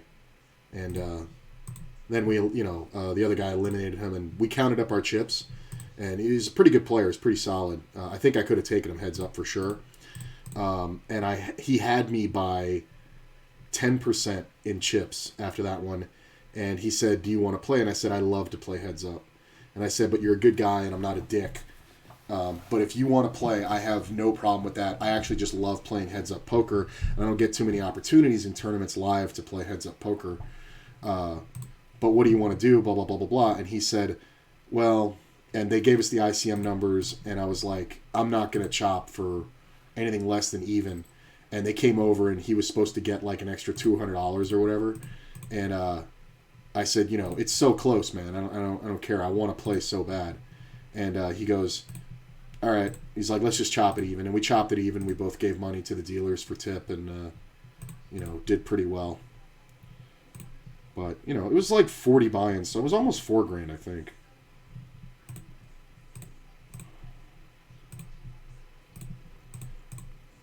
But yeah, I wrote out the whole thing about what I would need and when, and I was like, well, I could probably achieve playing live in like the next 4 or 5 months if my results stay steady. But then I was just like, I literally wrote out this whole page, and then I was sitting there, and Courtney was like, what are you doing? And I explained it to her, and she goes, oh. And I go, but there's one problem. And she goes, what's that? And I go, and I just wrote COVID over the front of it, and I showed her, and she just nodded her head, and I just ripped it up and threw it away. Yeah, I was thinking that because I'm learning what people do at 2NL, but I don't know how much it helps me at higher stakes. It will not. You got to remember, those are the beginner. So you're not seeing anything really. Because anybody with any kind of skill is going to very quickly move from that level, because it's really not even a good way to build a bankroll. Like you saw, I did the 100 to 1K. I started with 10NL. And I was better off just playing two 10NL tables than I was playing, 8, 5 or 2NLs, or playing, sit and goes, the $5 sit and goes. I was just better off, you know what I'm saying? And then I built up and ended up getting up to like 150, and then I made it 4 tables, and then got up to 200 and made it 6 tables, and then got up to 300 and, made it 8 tables. I just kind of added tables instead of adding limit, you know what I'm saying? And then now I think my max comfort is 8 tables, so now I move up in limit because we've got a decent bankroll with $1,000.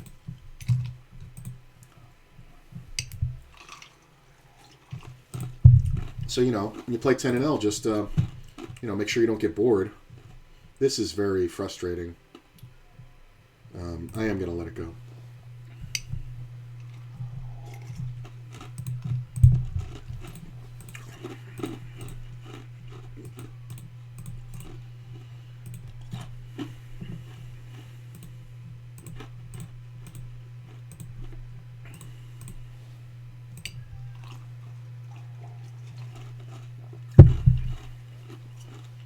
It just sucks because I kind of have to preserve my chips there.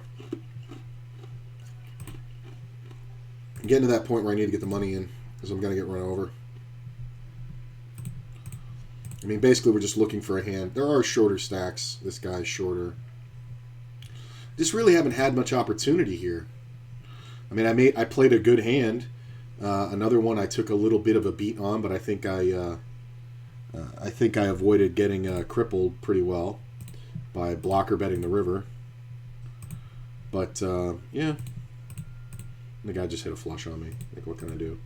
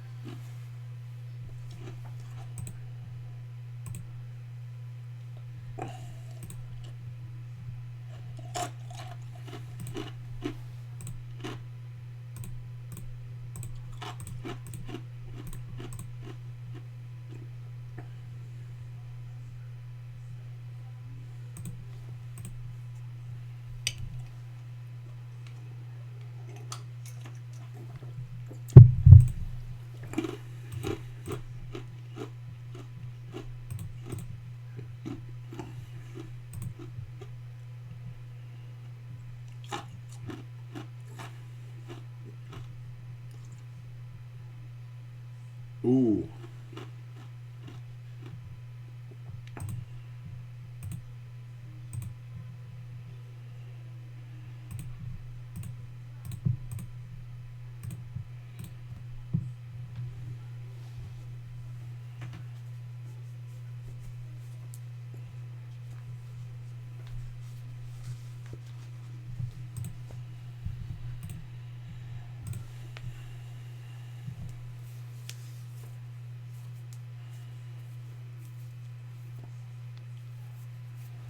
Mm-hmm.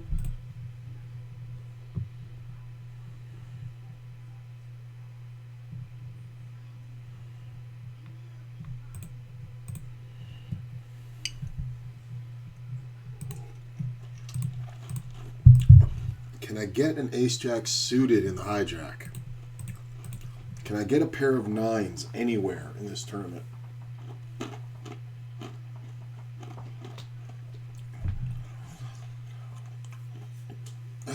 And it's beyond re-entry.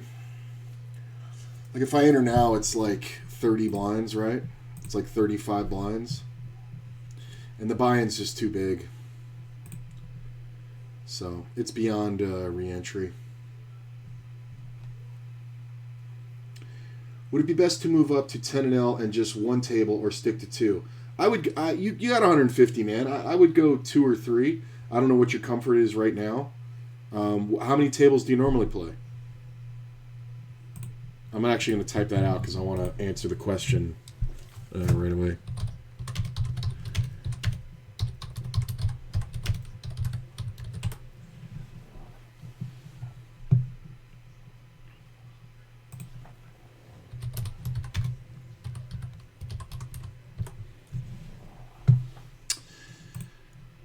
I don't want to wait for the delay to answer that.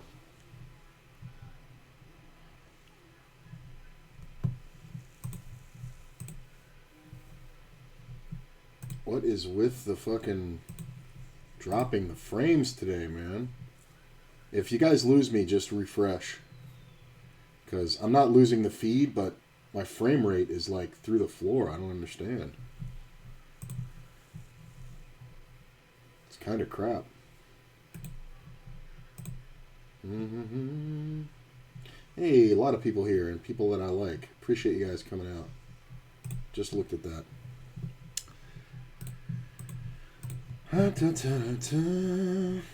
Oh, shoulders hurt. I gotta go to the gym. Might do that after I play today.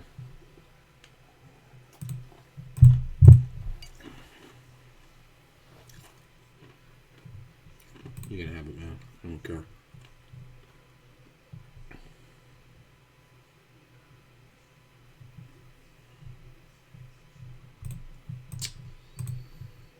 Look at that. Just trying to get it all in. Oh, and he hits it on the riv.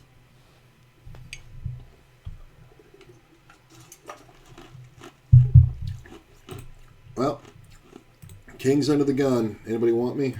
Come and get me. Come on, you jam. So good if he jams. Come on, big stack.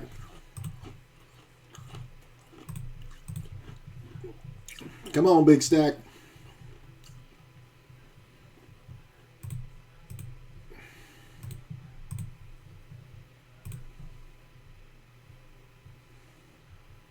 Hold. Nice. Hold.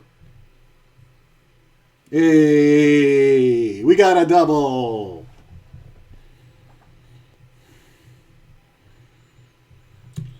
This is interesting.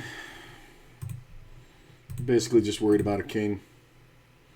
he shouldn't be betting anything other than a king on the river, and he probably won't even bet that.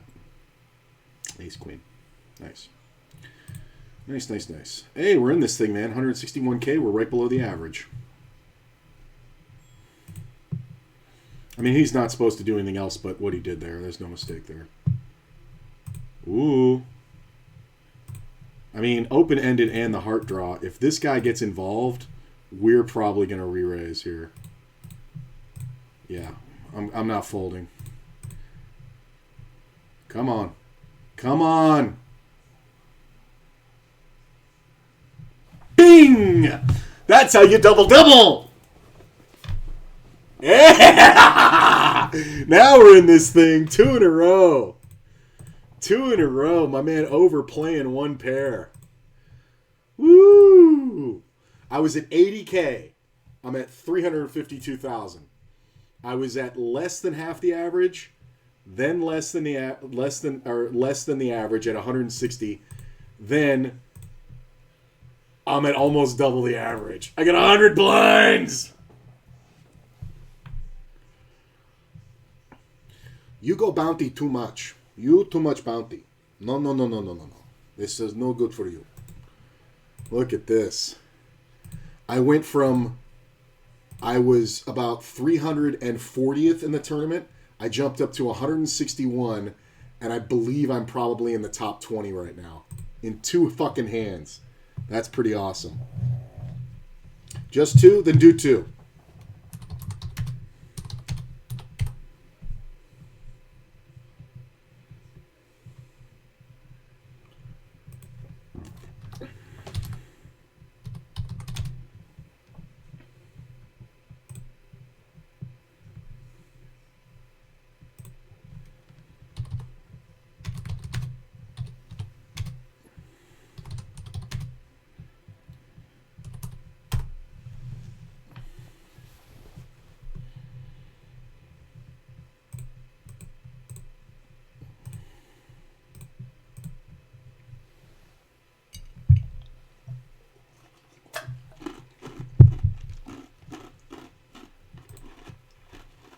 .47th.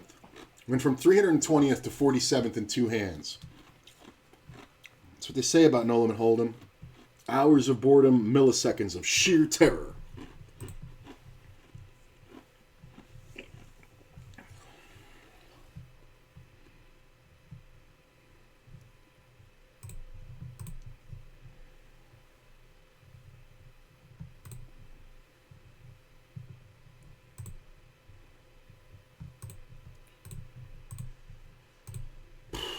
A lot of short stacks on my left, short stack here.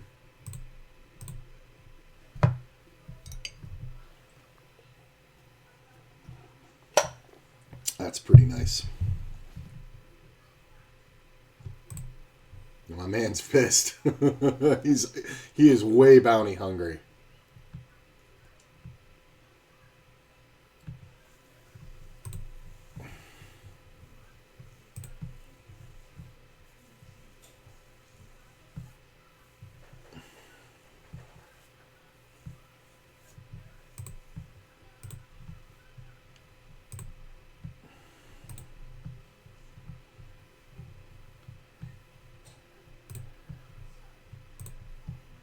Hits the 8. Love it.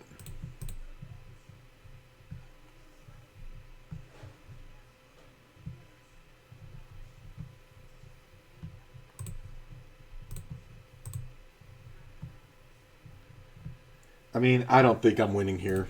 I need a 7 or a 5 to chop. I'm just not winning here often enough.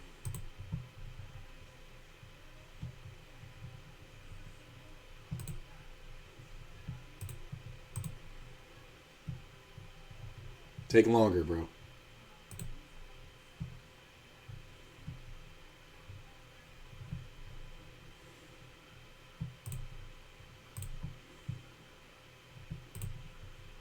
Look at this guy. Super bounty tard there.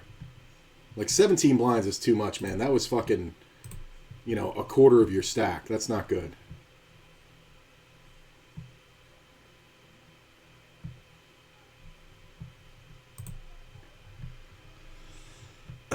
Well, we're just going to go ahead and bet this up.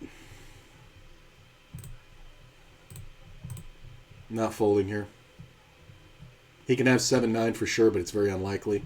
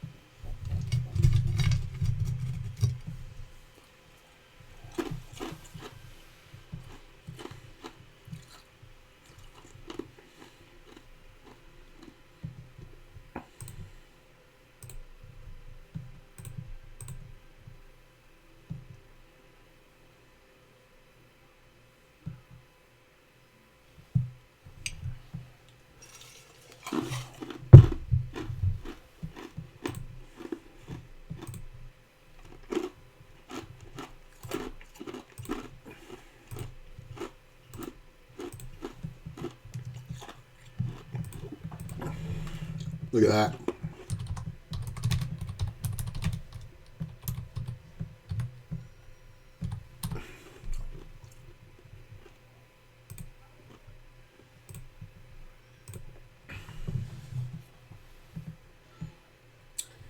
Ten and L is where I wanted to be, so might as well just start there. I just don't want to lose it all after to start trying to learn. Well, here's the thing, man. You don't have to. You got $150, right? I would say if you jump into 10 and L, right? Here's just a general guideline. If you jump into 10 and L and you like just get housed, like you just run bad or whatever, and you drop down to $100, go back to doing what you were doing, put in some study. But honestly, I would say you don't want to go lower than 10 and L because you're just not going to get much. But here's the other thing.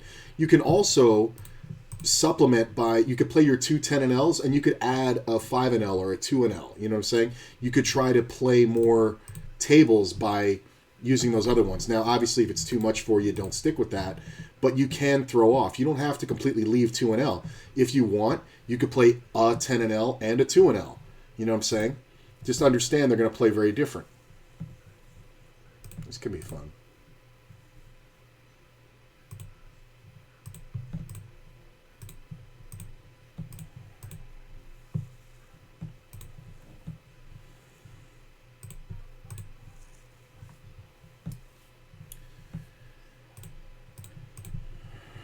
This is odd.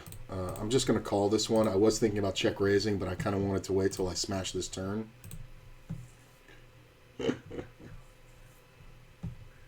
This is rough. I mean, he has 10 jacks sometimes here. I think we just fold. And I think we go for the check raise here. Not quite that big. About 30 ought to do.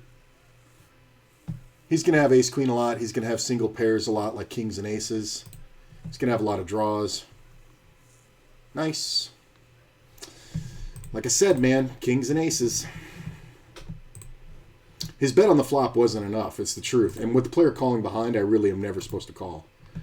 But I love the check raise turn 2 pair because it just looks like I just hit the queen and I'm just like, fuck you.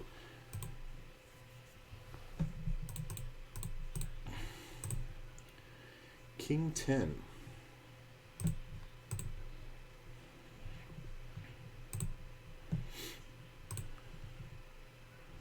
Doing pretty well in this one now.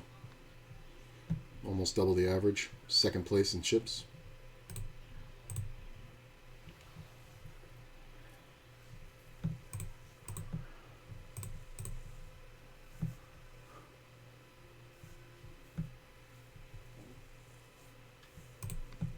He took a long time, so I'm going to give it a little bit more credence. Sometimes players do that, and he didn't raise very big. Sometimes players do that with like really good hands. I'm going to check. I mean, if we check down, I think we win 30% of the time, maybe 40. Just because he's going to have a lot of kings as well, but he's also going to have every ace.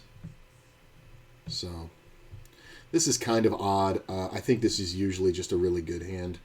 I haven't seen this player get out of line too much. I'm just going to fold it. I think it's fine. I think he has a queen a bunch. I think he has definitely the equity a bunch. Oh, I got moved tables. Okay, so this sucks to have a player bigger than me directly to my left, but there's a 30 big blind stack here, a 60 big blind stack here. I cover both of those. 30 big blinds, 35 here. This is a brand new stack. It's 35 blinds. Hilarious. 31 blind stack here. I mean, this is kind of good. I kind of definitely like this better than the last table setup. That's for sure. Fun, fun, fun. 17 blinds here. I mean, once this guy folds, I'm kind of like, my blind spot is kind of juicy right now because of all these players. Like, look at this. When I'm in the big blind, look at this. Small blind has 30, button has 35, cutoff has 17. It's kind of super juicy. It's kind of really awesome, actually.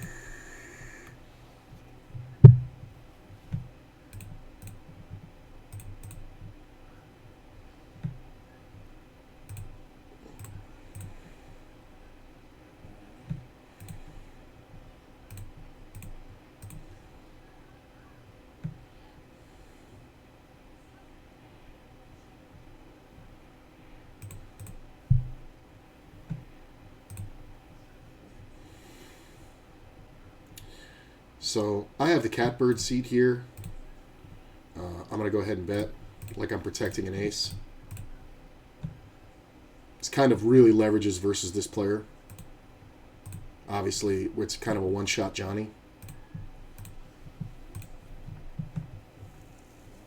Couldn't have been a 4 or a 5, like something that gives me a chance. I'm going to check. If he checks back, I think he's going to have a lot of club draws.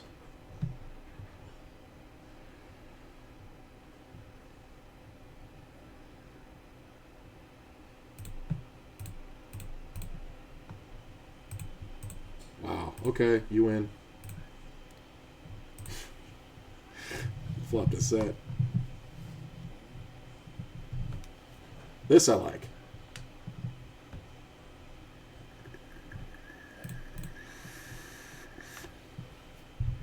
Get out of the way.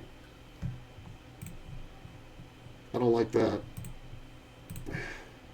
I mean, if the short stack jams and he folds, I'm going to rejam. But I'll take a 6, dealer. That's not a 6. 4-way pot. I kind of don't love it. The player defending here is going to have a ton of aces. I'm just going to check.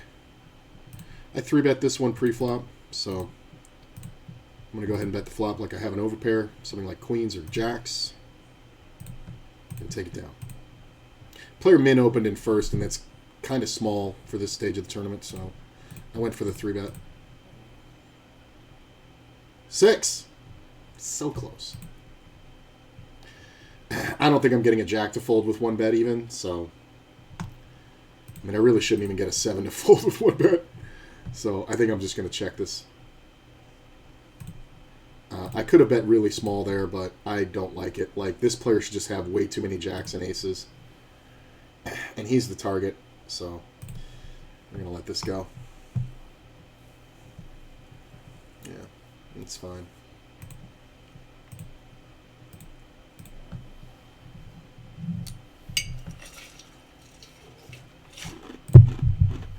I mean, my best hands in my earliest position.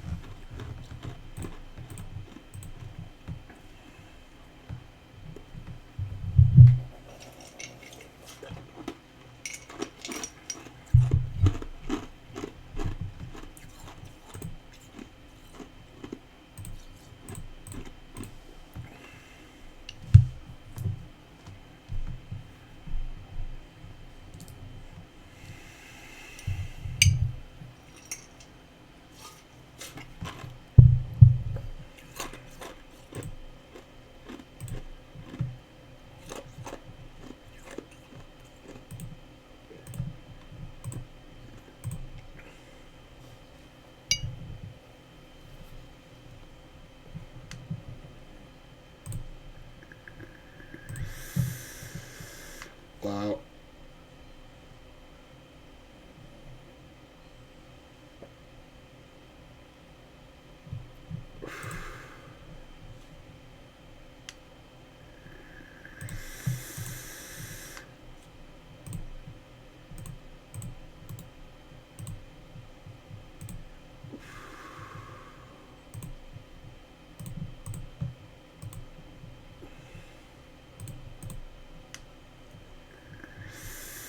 Only 4 levels of late reg over here.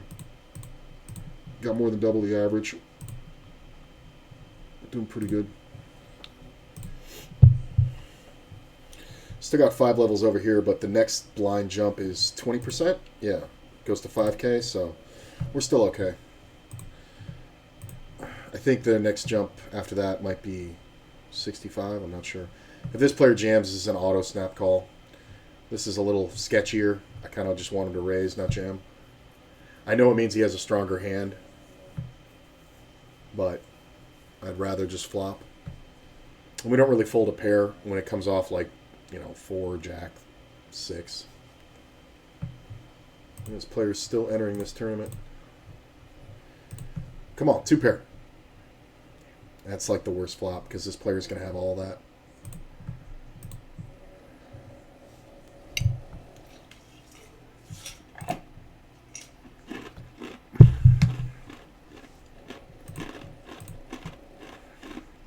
Checks the fucking straight. People are so scared.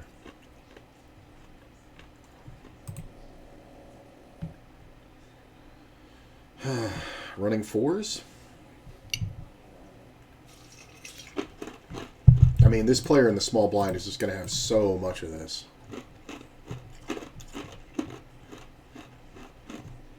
And it's always going to be a trap because of this player being so short. I've had a similar size bankroll in ACR, but there are too many 5L games. Global is softer, though. I thought that's why I'd rather end up there first because it's easier for me to build there. No, I agree. 100%. Ace isn't bad.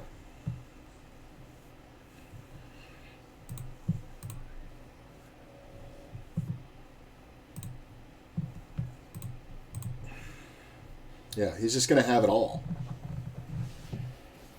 I like that he never bet.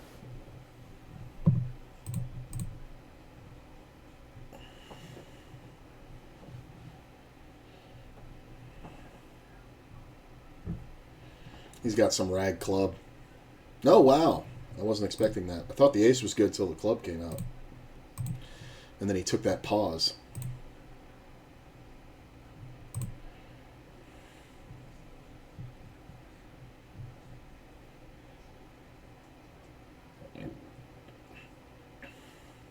I mean, if you have 100 on ACR, I would concentrate over there on the tournaments.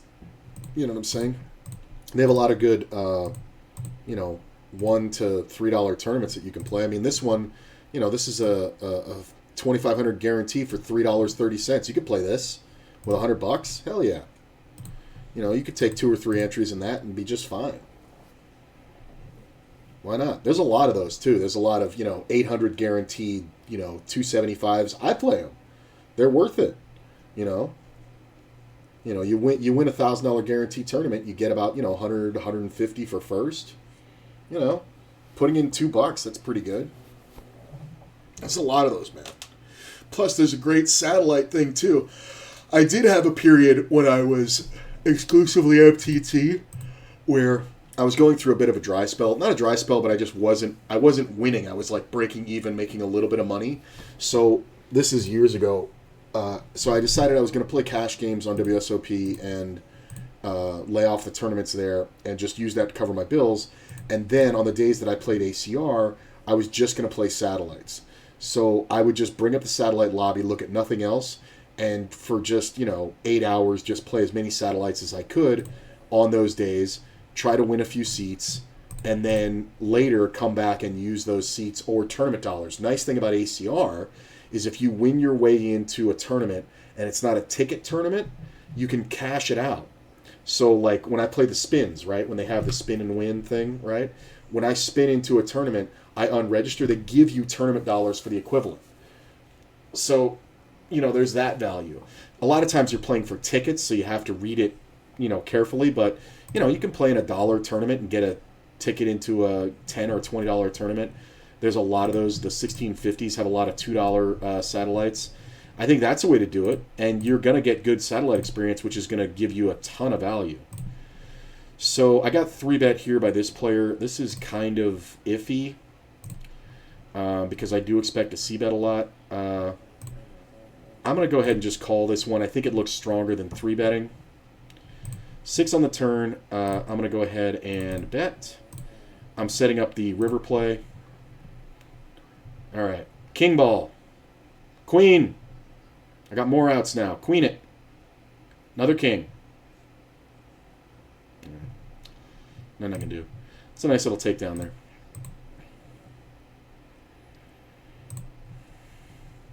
And that's just because he had the bounty. And it just looks so much stronger when I call versus when I raise. So I think I definitely would have re-raised a good ace, an ace-jack offsuit or an ace-10 suited for sure.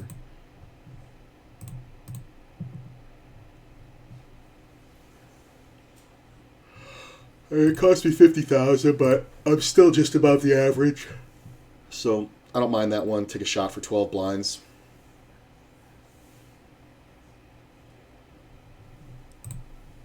He's going to have a lot of pairs. But ace-10 is probably his minimum. So it sucks that I ran into the one that has me dominated. But can't choose the ones.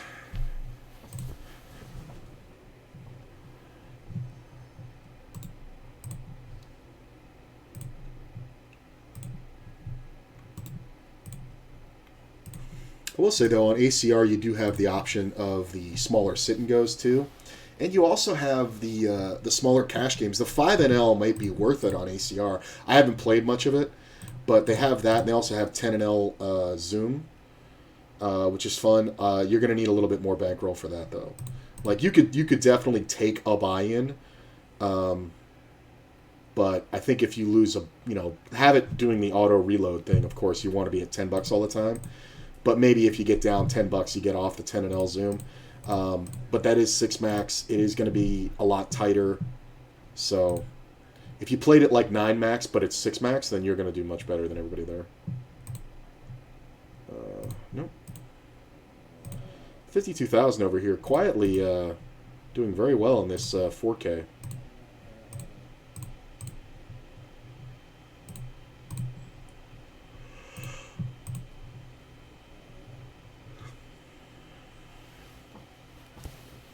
Above the average in this one.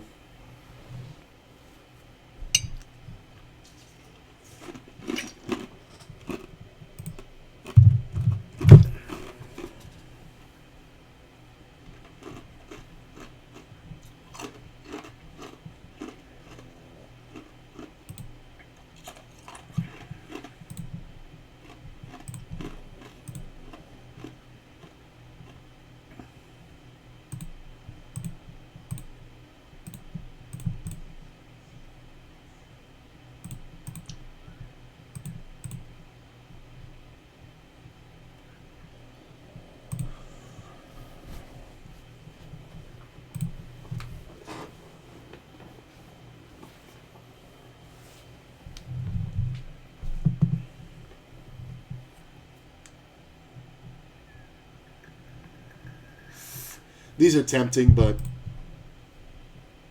I think we just give it up.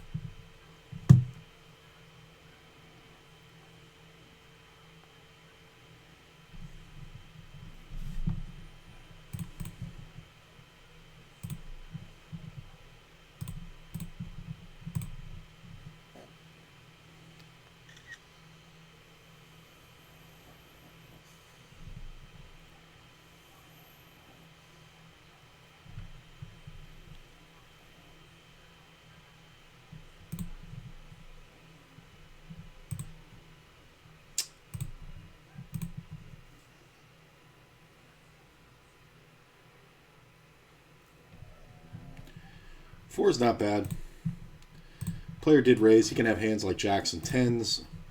So we're just going to basically bluff catch the river.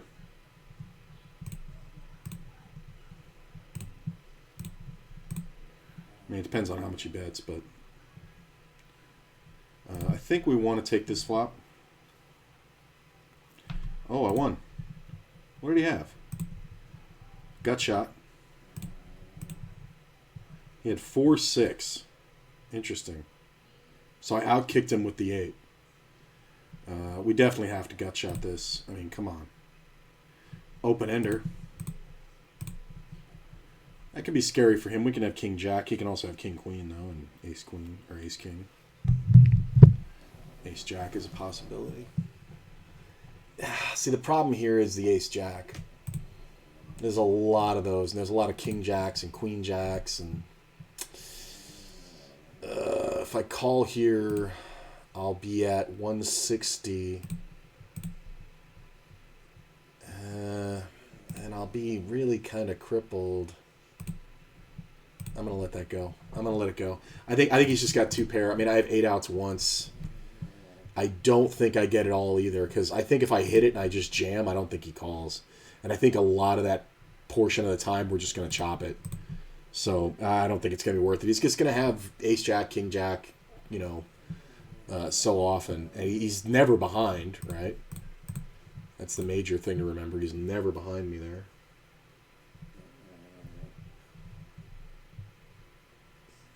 I think that's fine, though. I mean, calling for the gut shot I think is fine. So I'm on the average. This player might be getting a little over-involved. We see a re-raise. I don't love it, but I am going to rip over the top. Just basically trying to get heads up. Ace, queen. Damn it. Spade. King. Oh! I'll take it. Up to 48-6. It's pretty nice.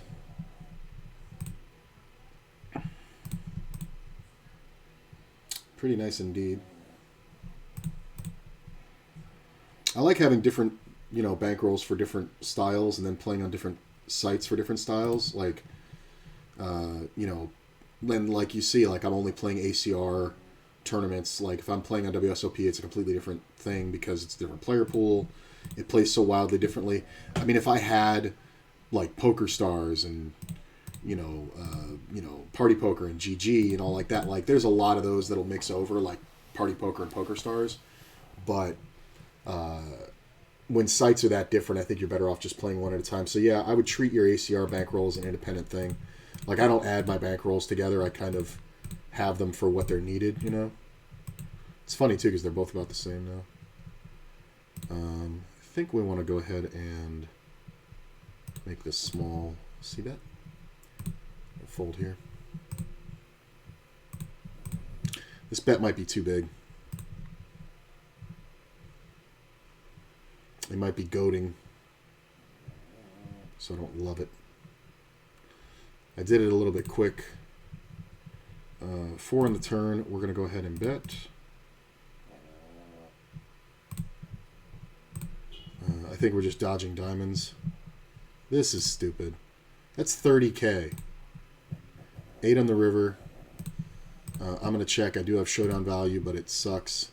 I don't think he's betting a 9, but he's going to bet anything else for value. Any flushes, any trips. Yeah, it's easy give up. Yeah, pretty face up there. Yeah. I could have checked the turn. Maybe that throws some doubt out there. And I can call a river bet, but I think he may have just flopped a real monster on me and then turned the full house.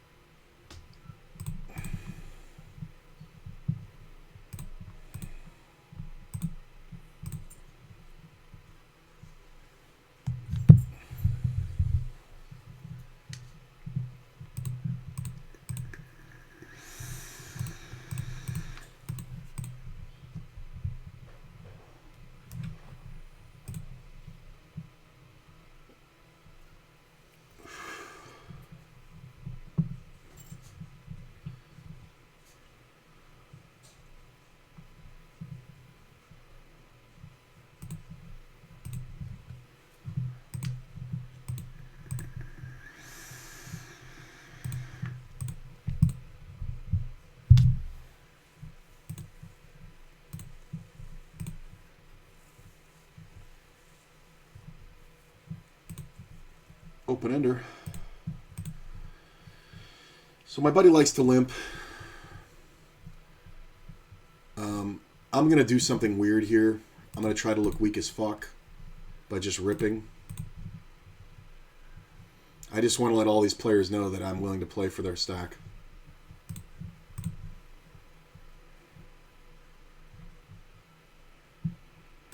I just don't think raising is a good idea.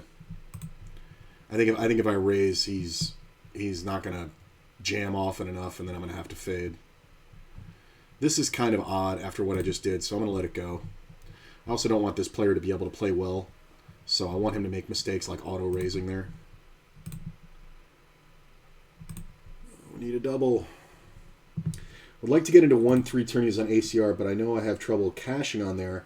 I have only really done the 55 on-demands. Well, the on-demands are very different. The on-demands, I would say, are actually harder to cash than a regular MTT. But remember, man, you're only supposed to cash about 15% of the time. At the lower levels, maybe 20%. You're supposed to be going for the win. Don't worry about how often you cash. You don't have enough volume in yet to worry about that. You know what I mean? You have to get in hundreds of tournaments before you can say, oh, well, I don't cash enough or whatever. Best players in the world cash about 12% of the time. At the lower levels, I'll cash a little bit bigger than that. Not through any fault of my own, but just because the play is worse. But the 55 on-demands are super hard to cash in because they're turbo-y. There are a lot of gamble in there. It's 55 cents. People don't take it seriously enough. In MTTs, you got to remember what your investment is. If it's not the money that's big, it's the time, because the bigger the field. You know what I'm saying? So you kind of got to take that into account. So when you're 3 hours into a $3 tournament, people care. They're not just taking shots anymore. But 1-3 with $100, hell yeah, hell yeah. That's the bankroll you want. You know what I'm saying? You could also play an average buy-in, right? So you can play some 55s, and you can play some $5. Let's say you play a $1, a $5, and two $2, right? Let's just make it easy, right? So that's 1, 5, 2, and 2. That's $10. Divided by 4, your average buy-in was $2.50. You have $100. You can easily buy into all those and play them all. And you can just sit here and play tight. And playing tournaments multi is easier. I don't like playing a mass volume of tournaments because I like to be more involved, but I did find playing tournaments was easier playing multi. So if you're going to play 2 tournaments, man, I would play, the one, and I would set your minimum at probably the 110 level and your max at the 660s, because there's a lot of good 660s. But just remember, when you buy into a 660, you got to buy into a $1, and then you cut your buy-in in half to, whatever that is, $3.50 or whatever. You're going by average buy-in, not total buy-in. Like here, I got a 33, I got a $3, right? So that's 36, a 1650, so we got like 43.53, and then a 550, so 53, 54, $59 divided by 4. You're talking about an average buy-in of $15. But I'm playing a range all the way up to $33 right now, and this fits in my bankroll. You see what I'm saying? So use that. Use average bankroll numbers. Get a piece of paper, write down what you entered, and I make little hash marks for every time I entered them. And I won't enter a tournament past a certain point where it's no longer profitable for me. If I'm going to enter in with less than, I would say at your level, with less than 40 big blinds, don't re-enter. You know what I'm saying? You want to be playing in a tournament a really long time. Don't go to the gamble factor because playing shorter stack is going to be harder. But yeah, man, do it. I mean, give yourself a chance. That's what I'm saying. I'll be right back.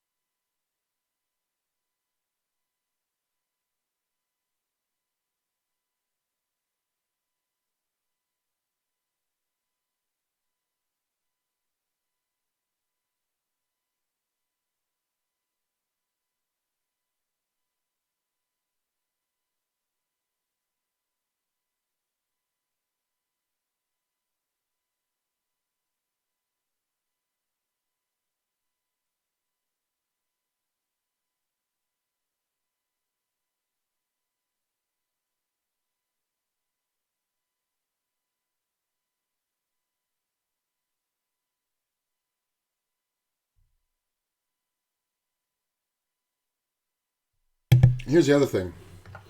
I think the 55s are kind of like the 2 and Ls, you know? It's just going to be too many landmines for you. So they're fun, and there is a way to beat them, but you just have to play like super tight and kind of take the variance, which means you have to put in volume. I think you're much better off playing $1 to 660 entry. With $100, you can do it very easily.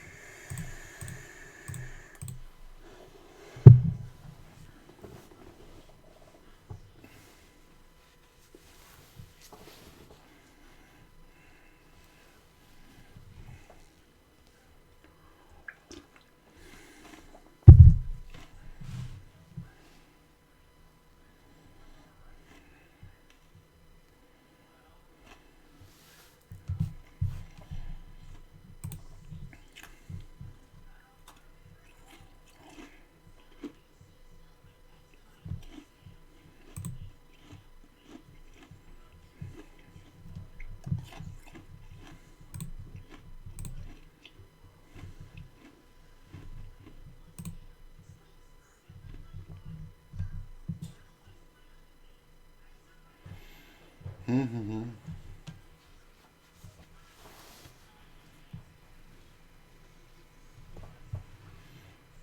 Oh, and by the way, every time you re-enter a tournament, it's an independent event. I have a little superstition where I will not re-enter the same tournament more than 3 times, but that's only because I tend to get tilted a little bit when I've put 3 buy-ins into a tournament and I haven't hit the groove with it. It's my only real superstition I have. But every time you re-enter a tournament, it's an independent event. So you're just entering a tournament. Like when you start, you're entering with 120 blinds. If you get knocked out a half an hour later, well, now you're re-entering with 90 blinds. You know what I'm saying? And that's a new tournament that you got 90 blinds for. You know, if you re-enter an hour later, you're re-entering with, 50 blinds or whatever it is. They're all independent tournaments. The only reason why you're keeping track is so you don't get your nose open and tilt, and you can see how much you invested in real time in front of you. Like I'm even marking down the spins that I took today, right? Like I took $10 in spins today, and I won a $21 entry and just took the tournament dollars, right? But that marks down. So when I write up these tournaments, it's like I'm keeping track of how much I'm in for. Like right now, I think we can tally it up. I don't think we're going to have any more re-entries in these. We're doing too well. So I've got, I guess I've got $10 in spins plus, I used the tournament dollars on the 33, so I'm not going to add that in, but 3.3 plus 16.5, we can call here. Check. What was that? Plus 26.50, right? Plus 26.5. That's a bad card for me. So my total buy-ins for the day is $56. And I've got 1, 2, 3, 4, 5 entries, right? And I played a 21, I played a 33, I played a 330, a 550, and a 1650. But if we divide this by 5, we see that my average buy-in is $11.26. Easily I can play it.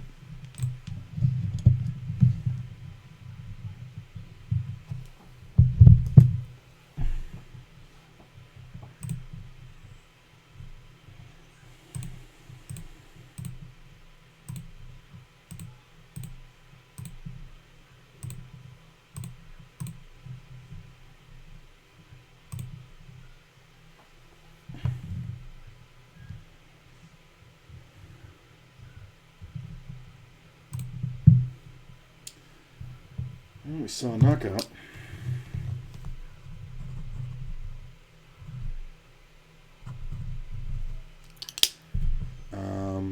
Yeah.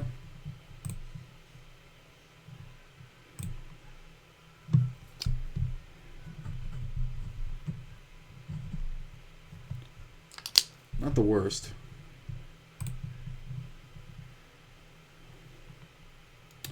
With the pocket eights, I mean. Do we really have to bet? I don't know. This 4 on the turn is pretty good. I think we just check.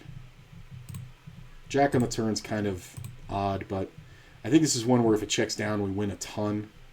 But if we bet and get called, we don't win very often, especially after the jack comes off. So this is interesting.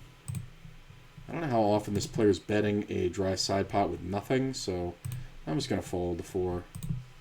He has pocket 3s. Yeah, well, I would have lost to the jack anyway, so it was really about the main pot, so whatever. It's kind of silly to bet that there. This is now an easy give up. I may have let the jack come off. It might have fucked me, but whatever. So even if I add in the extra $10 in spins that I used, right, because I did spin for bigger ones and then the ones that I was actually playing in, my average for the day is still only $13.26 average buy-in, which, you know, at my current bankroll is, you know, very much so in line. Even if you're using 100 big blinds, I started out over 1,300. I started at 13.26, and my average buy-in 13.26. That's funny.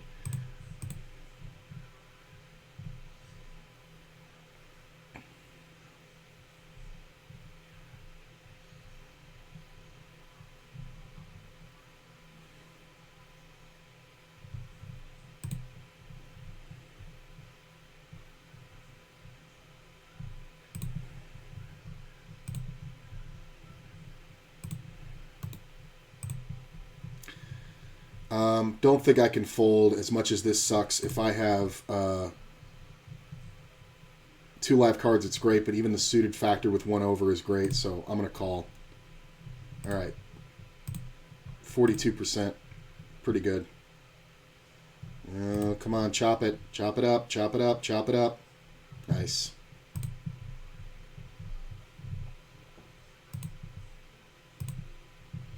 Oh, my 8 played on the other one. I won with ace-8. Nice. I mean, I just can't fold there because I'm going to have the 13% extra because of the suited, you know, the ace-3 being suited.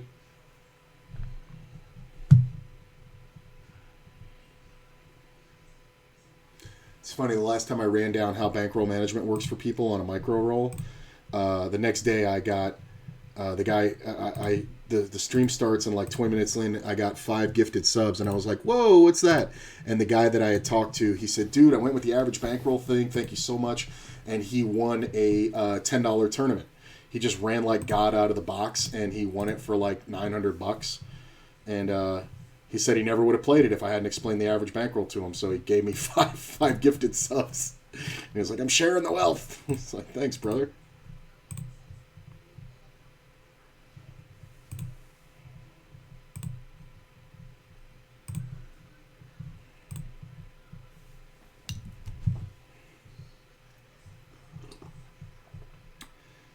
I definitely think we go here. We're usually taking a race, best case scenario, but this player just entered. So player in the big blind is very short. And 7s is definitely good enough. He may not call off. I mean, he should with like King Jack.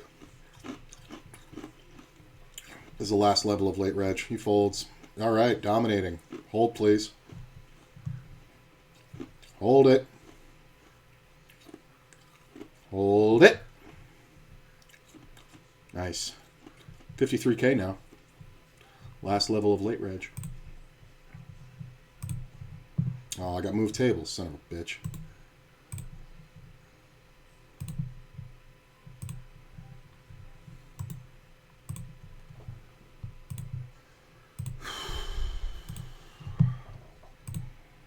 Man, I have been like, the blinds are so fast in this. I've been like below average so long. Like I was above average after those 2 doubles for like 2 rounds. And then it was just like, meh, meh. But I'm still okay. I mean, there's a player less than me here, here. So...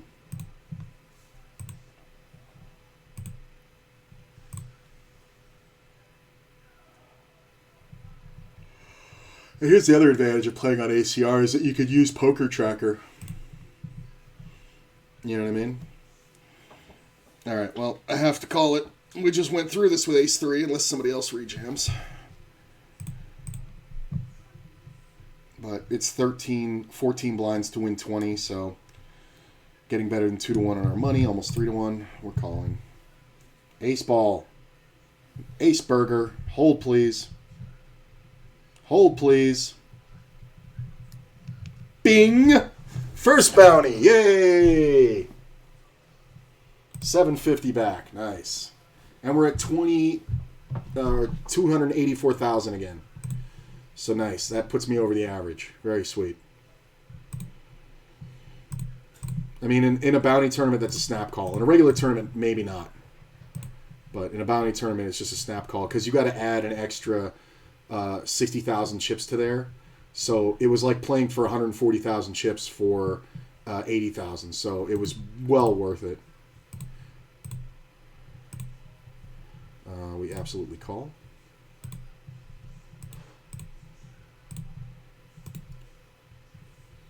How many chips you got? 280.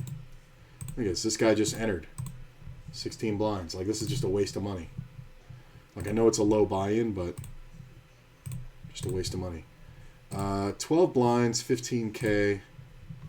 He's jamming out of first. The player's very active. Best case scenario is this is a race. I think I'm better off folding here. This is one of those weird ones, but I'm going to give it up. I need you to fold. You can raise.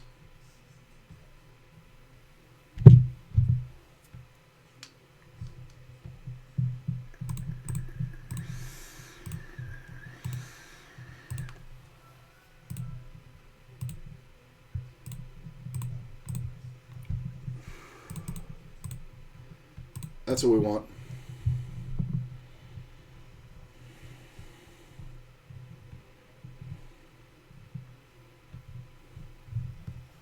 There's going to be a lot of pairs. There's going to be some king queens, king jacks. I think it's very rarely ace jack wants to call off here. Ace queen would have already called.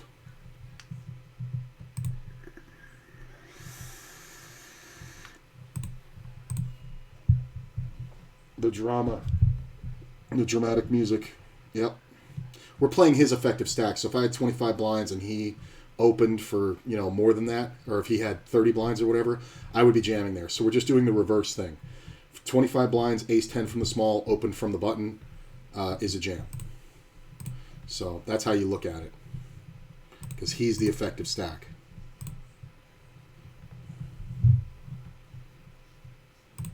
Just been thinking I need a bigger bankroll for tourneys, but the average buy-in seems to make sense. I just need to cash something other than a 55 center.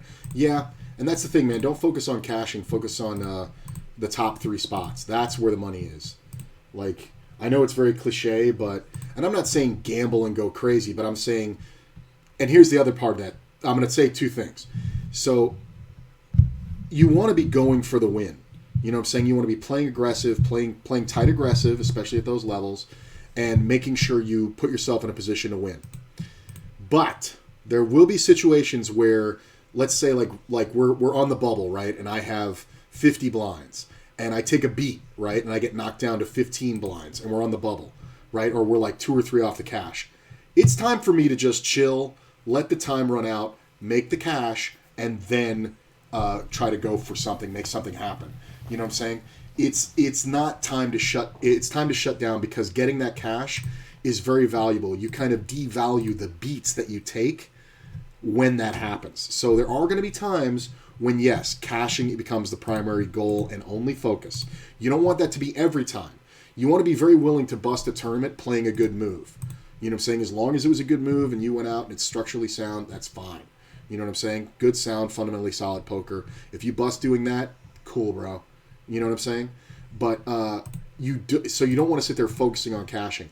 But there will be times where you're so unlikely to win the tournament because of whatever circumstance you have so few chips, but you're super likely to cash those are the ones you got to make sure you cash those. You have to make sure you cash those, because once you cash, it's a free roll. But throwing away a cash because you're, fucked on chips or whatever like that, never a good idea. So it's a delicate balance between playing for the win and then relenting and realizing sometimes you have to just play for the cash. You know what I'm saying? Yeah, but don't focus on cashing. I know it seems like everything, but it's not. Like, trust me, you're never going to remember the hundreds of cashes you make. You're going to remember the wins. So anytime you get in the top three, I told Courtney, she was saying, because I was coming in second or third or whatever like that and not happy with it. And she was like, well, what the fuck are you happy with? And I'm like, well, winning. And she goes, yeah, but, even the greatest poker players in the world don't win everything. And I was like, yeah. I said, I guess so you judge yourself by how many final tables you make. And she goes, right. So no more complaining. And she's right. You know what I'm saying? My goal on every tournament I enter is to get to the final table. And I know that my ability to navigate a final table is better than the average player pool that I'm playing against. In this past 5 sessions I've played, I final tabled 4 times. And on those 4, I got a first place. I came into that table 5th in chips. I got an 8th place. I came into that table 4th in chips and just took 2 beats with aces. And I got a 2nd and a 3rd. That's a pretty damn good average out of, 4 tables. You come in the top 3 times. You know what I'm saying? So you got to know where your strengths are. But like I said, you're learning, and you're going to get the most value for learning out of tournaments. And there's more sound theory in tournaments than anything. Look at this. This guy picks up outs when this guy hits his set. That's kind of gross. He's got to hate his life when he hits the set. Guy went from 3 outs to 12 outs. Okay, so the player did defend. We are just going to bet. I think we do bet to protect. Right about there is fine. Let me just take it down. That's one where it just favors my range better, but we don't want to bet so small that we allow him to call with a backdoor, flush draw or something. We want to make it look like we have an ace and we're worried about flush draws, which is reasonable.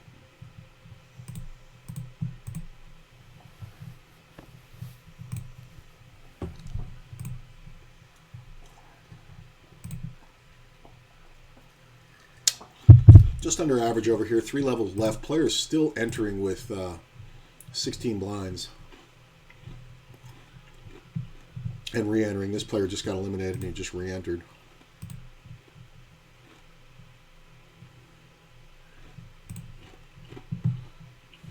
Here's the other thing. You can free roll your tournaments. I used to just play enough cash games to cover my tournament buy-ins. Like I would buy into tournaments, and if I didn't cover in wins what I played for it the day, I would take a little break and then play cash games until I had won it back. And you can't do it every day, but you can do it a fair majority if you're a winning player.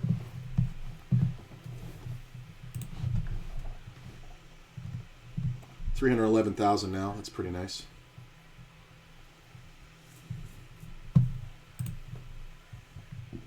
Okay, we're past late reg over here.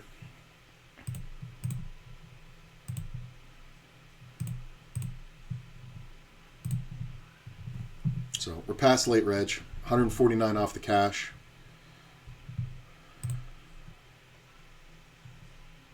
Only 54 get paid.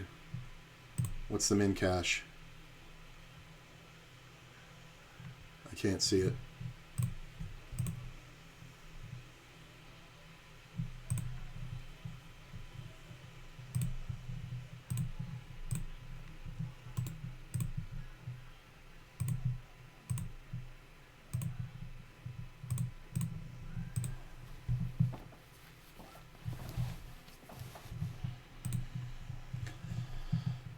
Well, we're going to lean on this motherfucker because he's only got so many blinds, so we're just going to rip on him.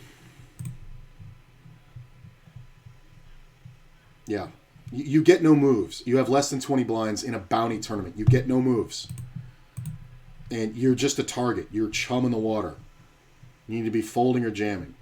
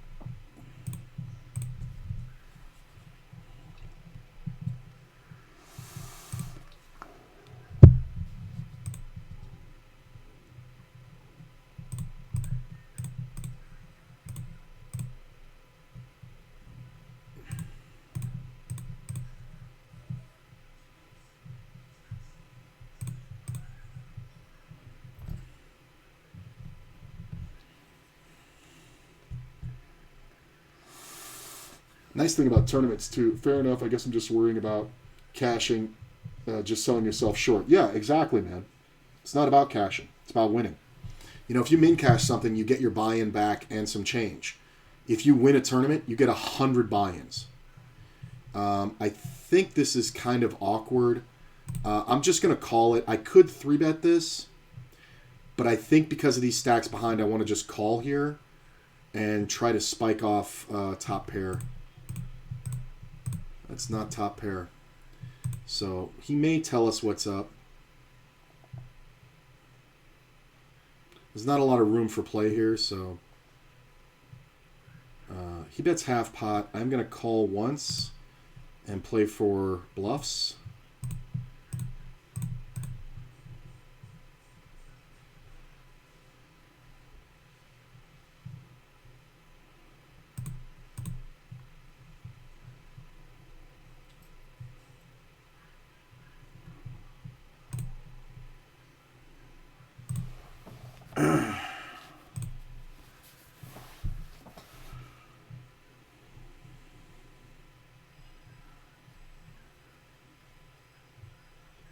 I'd have to put them all in. And he's smart enough to know I'm not going to do that. I can't do it. He has the ace of clubs in his hand. I'm just not sure what the other card is. He could have even had aces the way he played it, so it's fine. Raise here. This structured satellite is pretty good. It's a very slow structure. I mean, yeah, I got a lot of chips, but it's a pretty slow structure. Check. We're going to go ahead and check this one. And we're probably just going to check down. Wow, that's tempting. So I got 43K. So I probably have 9 outs here twice. Player check jammed. I'm going to go for it.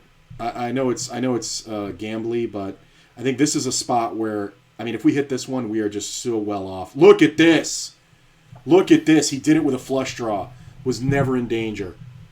We're just going to raise this player enough to put him all in. Like, I really thought he was going to roll over ace-king or king-queen. So I was going to have 9 or 12 outs, but that's pretty fucking awesome right there. I mean, and that's the kind of shit that happens too. This sucks. This sucks. This player is super tight. He hasn't been on the table for very long. And he's 4-betting. I think we definitely have to give this up. Problem is this player is going to fold now. Yeah. This is also, I also did that because of the level of tournament. This is a $3 buy-in, so you will see some wacky shit like that. So pretty awesome. I'm going to fold this, obviously. This could be pocket 9s, but I'm just going to fold. Ace-9, you fucking tool bag. Thank God. Look at this. I would have beat him with the queen. What a fucking tool bag. Ugh. Just uber bounty hungry. King's okay.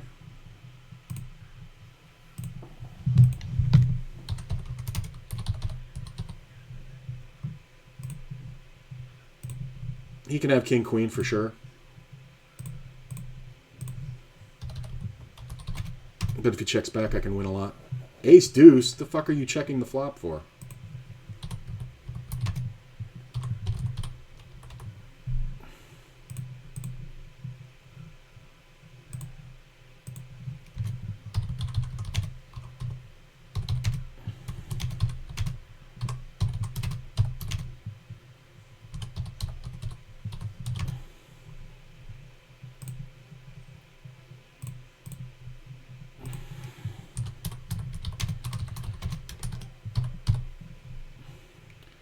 Well, you're green, sir. Green means go. This is an interesting one. I think we want to bet kind of big. Yeah, this guy's a fucking idiot. He's just... He hadn't been on the table long. I figured I hadn't seen him do anything yet. I figured he was kind of conservative because he'd only called raises. But then he went for it. 17 big blinds, and he fucking went for it. What a fucking idiot. Like, and this is a $30 buy-in. Like, people are just dumb. And here's the thing. There's an avatar read here that if I had thought about it long enough, I would have been like, well, fuck, I'm not folding to this fucking guy. But, I mean, he did have the best hand. He had me beat. But I'm going to let this go.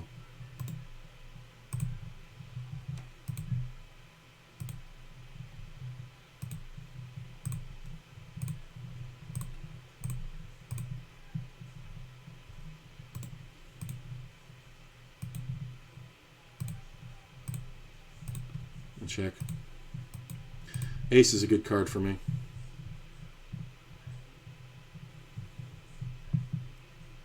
Even if he bets, I can raise actually because he's gonna have a lot of draws. He bets big, like that 2/3 pot bet. Yeah, that's too big. I feel like he's got 2 pair or better. I feel like there's no bluffing that one. That's really bad.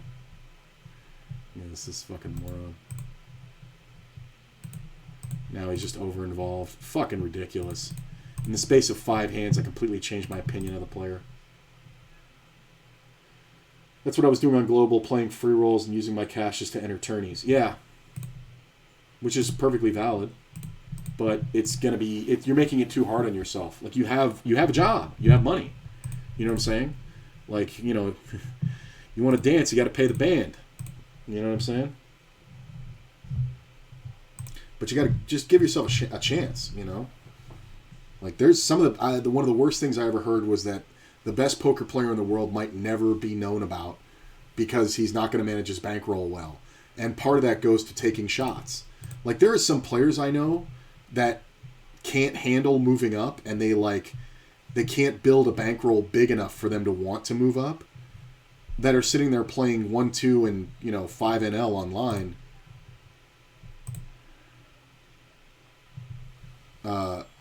And they're just going to stay there forever. They're just never going to go away.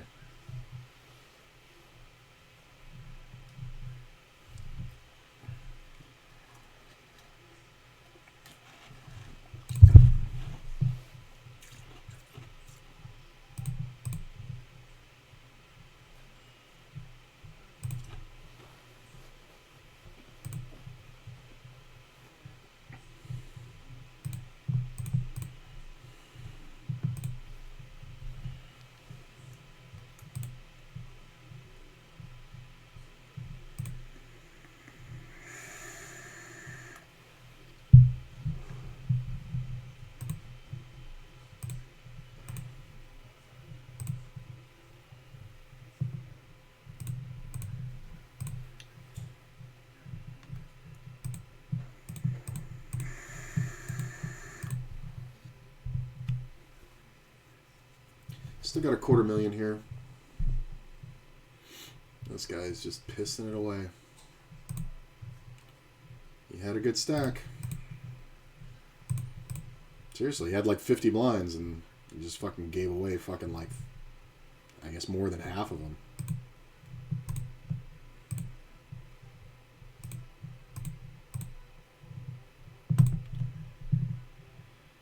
This one's going all right. Sitting at 12K, the average is 9. Problem is we're on a table where everybody's pretty deep, and it is a very slow structure. Still 10 levels of late reg to go. This is the wheelhouse right here. And he's just always going to bet huge. I'm just going to call this one. That's a lot of queens.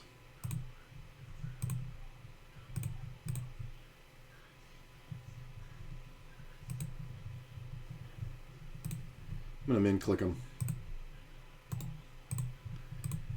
He calls. I'm going to bet small.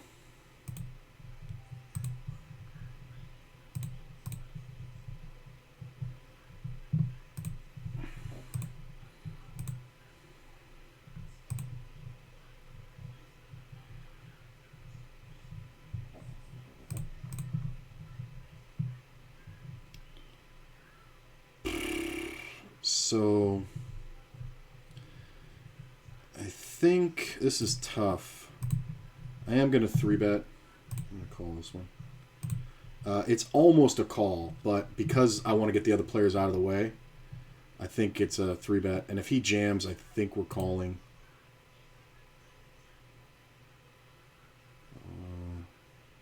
Yeah, 17 to win 30. Yeah. And I have experience with him when he's on a big stack and he just plays way too loose. But I guess more conservative on the... Oh! 2-outer again. How good am I running in this tournament? That's the second 2-outer I've hit. I mean, he had 20 blinds. What am I going to do? I mean, I'm not making an excuse. It was a questionable play. But once I make the raise, I can't fold. That's for sure. This got checked around. It's kind of interesting. I'm just going to check. I mean, I don't know why you do that. I'm just going to call. If this player goes, he shouldn't be rejamming. Check. It's a pretty good flop.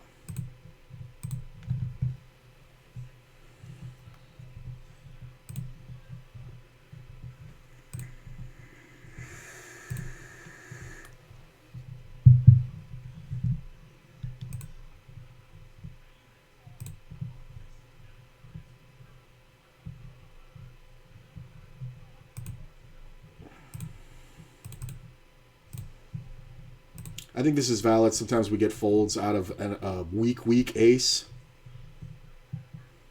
Yeah, I would think that would get a fold. I mean, I'm still at the average. I don't mind the shot there.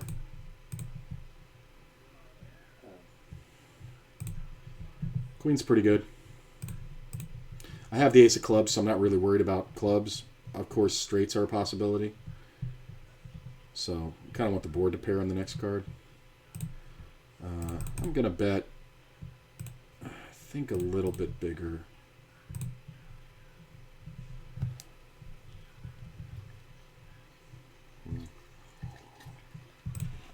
Yeah.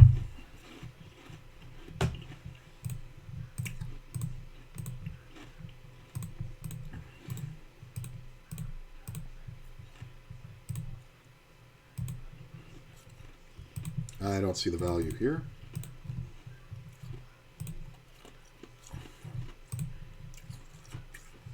And this is usually just always a draw. So we're just going to set him in. This might even be just a pure move.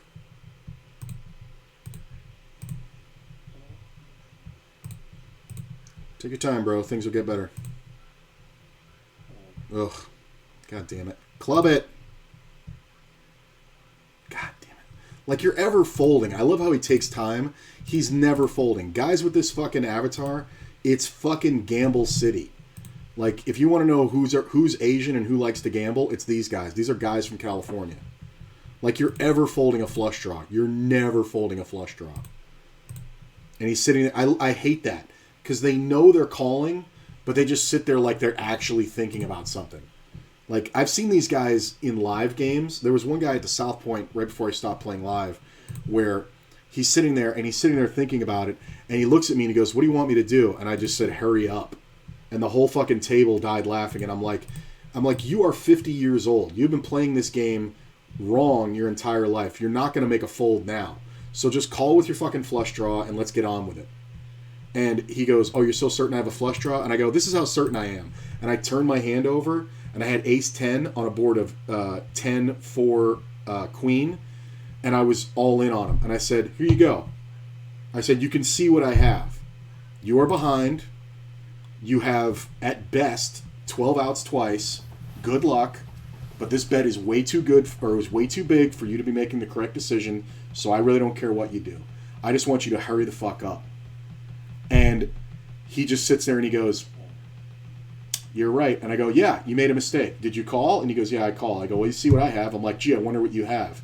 And I go, I said, "I'll bet you don't even have an overcard. I'll bet you have two unders with a flush draw, like 5-6. And he just starts dying laughing. He rolls over 5-7. And my hand held up, and he was like, "You got what you wanted?" "Yeah, I got two things I wanted. I got the pot and you eliminated. Get the fuck out of the tournament." And I was like, "You're just slow." And I just kept fucking yelling at him.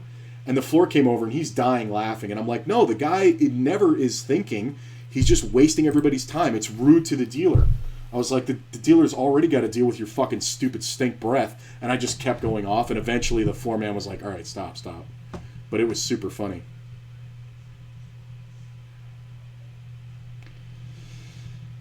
I don't think I mind this.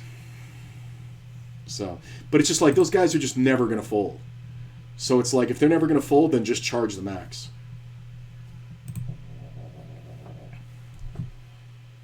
I just love when they take their time, and it's just like, what are you thinking about? You trying to finally, for the one time in your life, make the right decision? So this is interesting. Player bet's pretty big.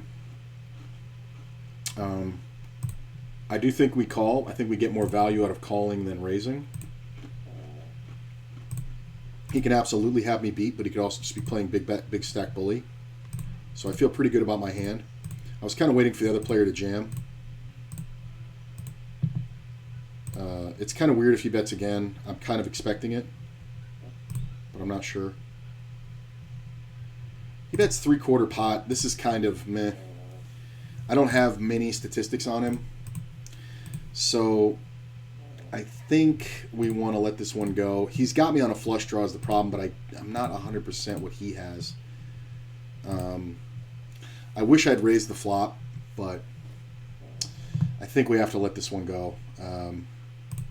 I have too many chips. If I had 15 less blinds, I would jam. But when he bets the turn like that, it's like it's a coin toss whether or not he's got it or he doesn't. So, I mean, he bet the flop very aggressively, but you know, then again, it could be protecting against the flush draw. I think that's what he has me on. I'm gonna fold this one. And like I said, this player is very active, but I haven't seen him do anything too, you know, interesting. So it's just hard there with top pair. I'm going to call this one, see what happens. That's a pretty good thing to happen. I'm going to bet just because it looks like bullshit. Hopefully he jams. Top pair. I'm going to bet again, a little bit bigger. It just looks like such garbage. Like, you might even jam an 8 here. Or 6, honestly.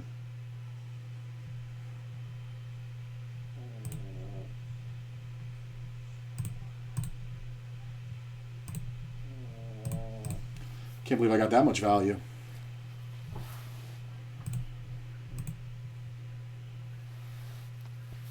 I've limited myself quite a bit with what I'm trying to build with what I had sitting in the account. Yeah, I think you were handcuffing yourself, man.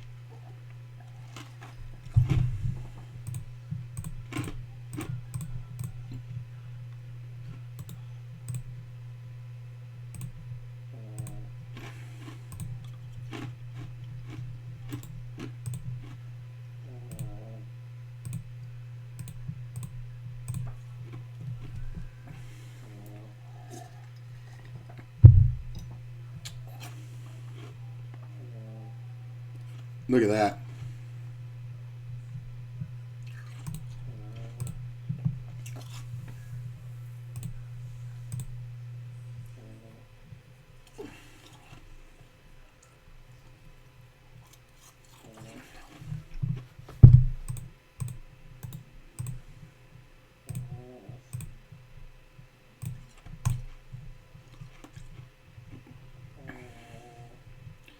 Well, this is one we just call. This is kind of annoying. I think we just rip it. This might be a mistake, but we're under the gun. God damn it. 7. Do it. 7-6. Boom! Hit that 7 again. Twice I 2-outed somebody with a 7 in this.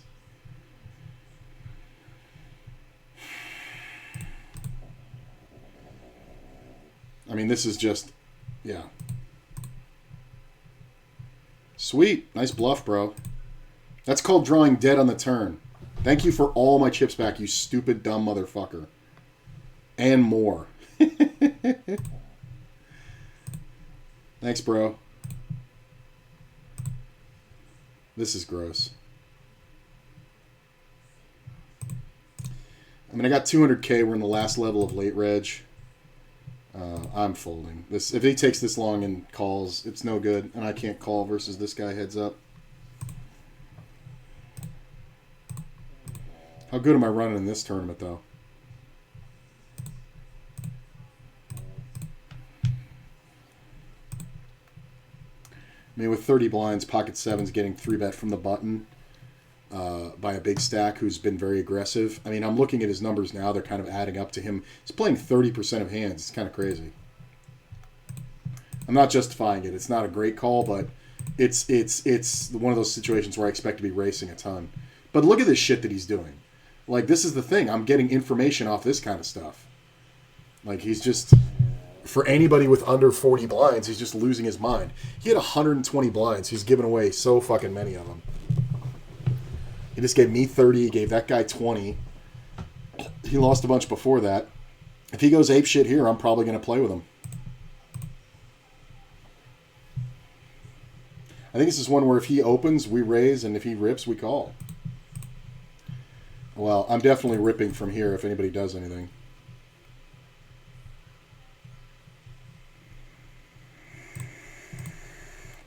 Do it.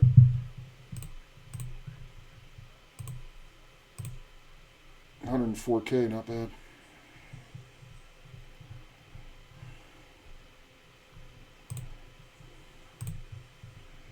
You got 3 blinds, bro. All right, hold. I'm technically racing ace-king. All right, hold. All right, we hold for the side pot. All good. He can triple up, but I go up 16K. Or more than that. No, 14K.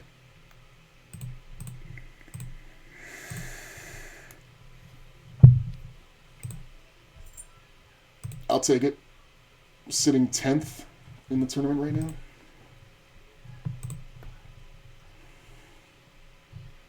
Folding. Well, we got 25 blinds and a dream here. It's not bad. I got 200K. The average is 356. This is the last level of late reg. Next blind level goes up to 10K, so we're kind of in jam mode already. Re-raise jam mode. Open jam at 15 makes sense here. Make an 8.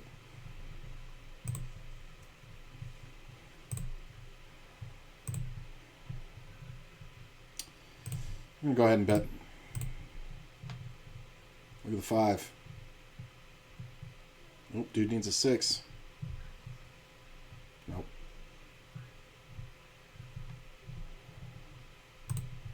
Get called. The spade comes off on the turn. My dude's very sticky. He could actually have a better 8 than me, believe it or not. 6 on the river. Not great. You can have it, bro.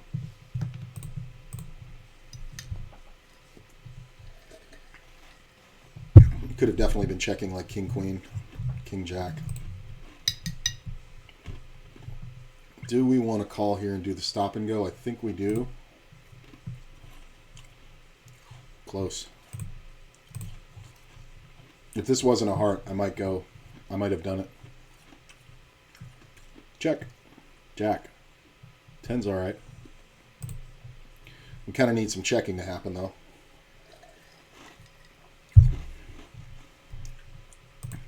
Ace on the river sucks.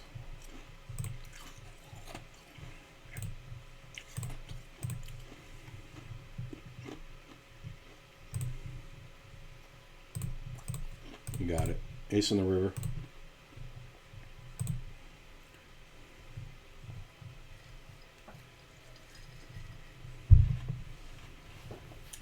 This is the spot. This is what I want. He can jam, but I usually would prefer him to fold. It kind of depends who does what. Yeah, I think we're just going now. I don't think we can fold at this point. Once it folds to here, I don't think we can fold. This sucks, but we have to fold this one. I almost 3-bet that too. I'm glad I didn't.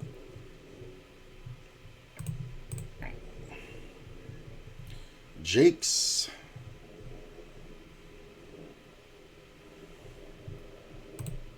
Let's do it. Come on. King and 9. Or king and queen. King and queen. I didn't mean 9. King and queen. Fuck you. Ace 9. Ah.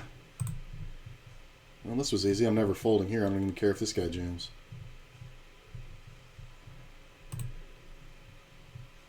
Hold.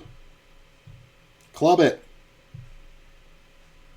Clubs and 9s. Or jacks. What the fuck? 9s too. Makes a full house. God damn it. Ace 6.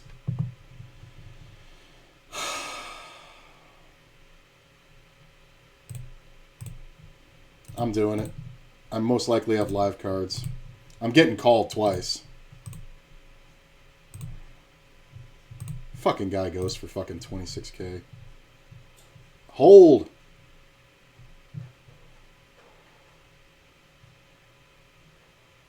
Full house. Triple up. 178K. All right. We're still in this thing. And there's a guy I have covered here. Everybody fold. I want to jam.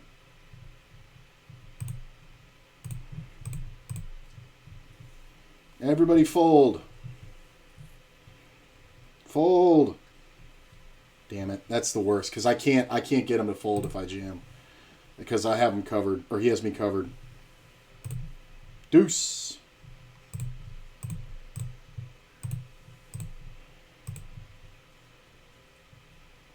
I got 20 blinds again.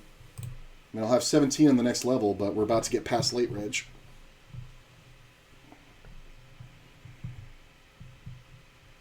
God, that really sucked. With ace 6 suited, the worst ace in the deck. Ugh.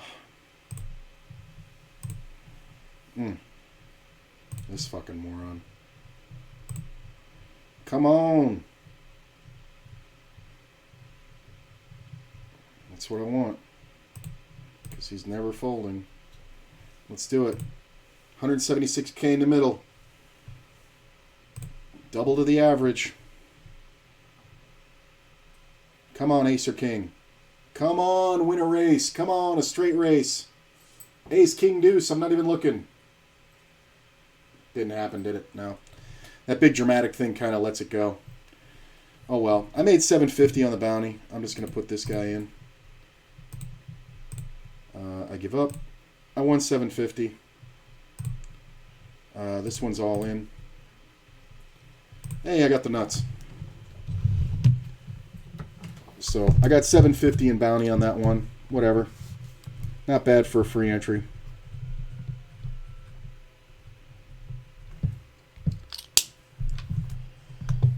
Aces. All right, I'm called. Come on, ace or 10.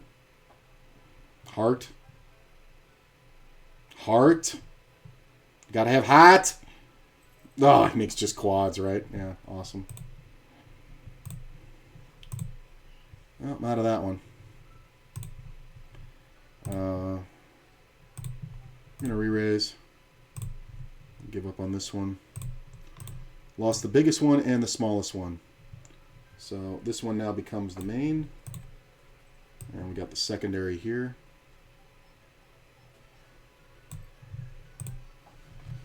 So we went out of the 330, no cash.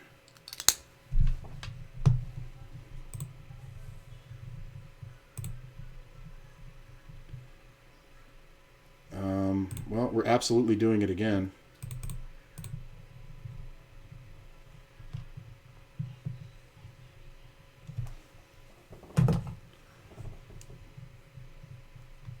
I just raised you twice in a row. Cool, let's do it. Hold. No chop. Hold. Hold. 10. Boom! And he calls it. Some people just can't take getting 3-bet twice in a row. I got 24K in the Sadie. Nice.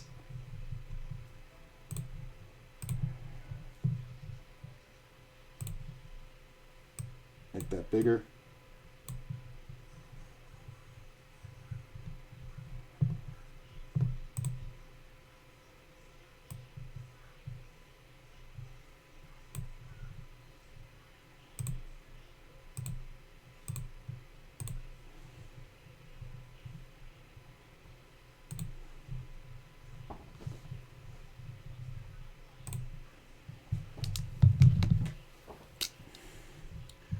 So we're still in the 1650 and the satellite.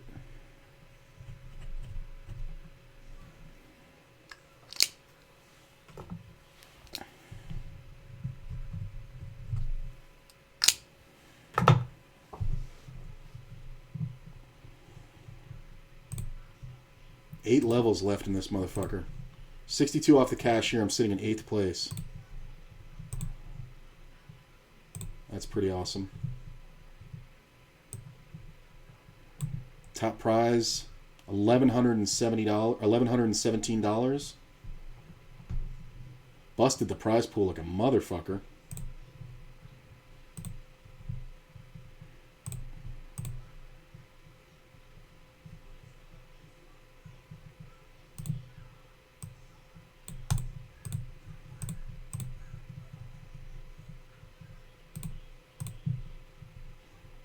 Watch him go crazy. Who gets paid? Top 54? There we go.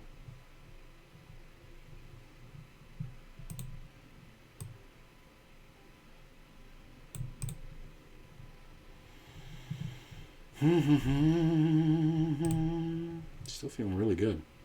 100 blinds. I need 50K over here. Right? That's 10x. Right? No, I need 11x. So 55K. So I got 25. I need another 30. I don't need it, but I want it. Why do I feel like this guy's going to get rivered?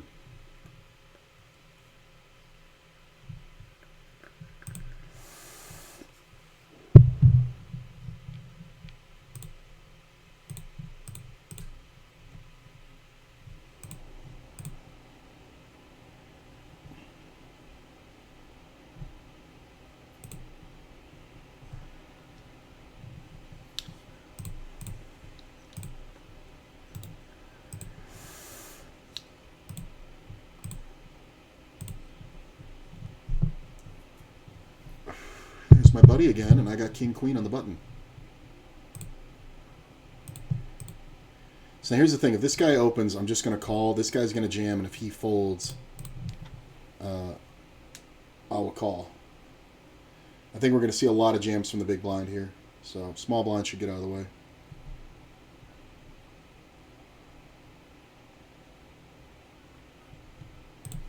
He calls. Queen comes off.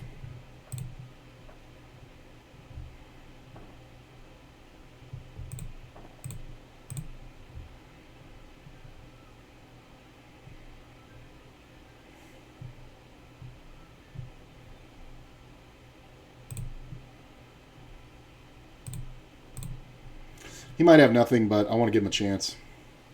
This is an extra opportunity to do something stupid. Not folding. Just gonna check. I don't think he pays me. King 6. Oh, why can't we get that king? Pretty awesome. So in the satellite, sitting in about 2nd place with 26K. Pretty damn good. Long way to go though.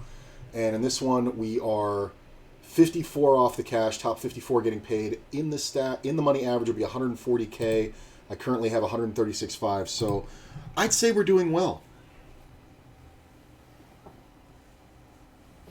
All right, I'm gonna grab a soda and take a leak. I'll be right back, guys. Just give me 1 second here.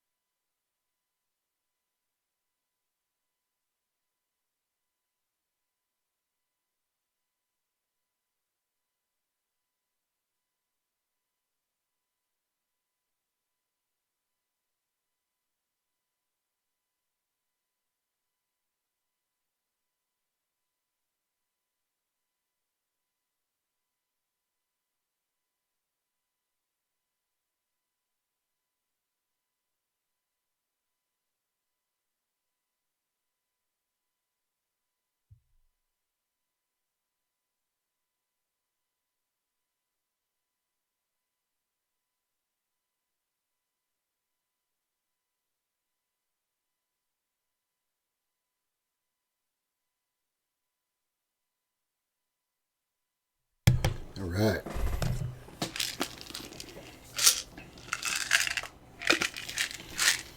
Muscles are not going to loosen up on their own.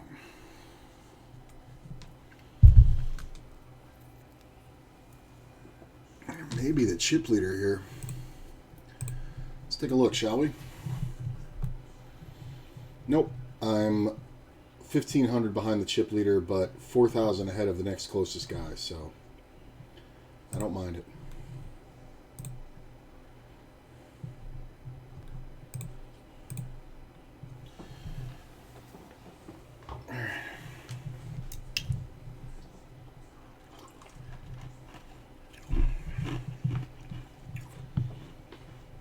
How long are the levels in this thing?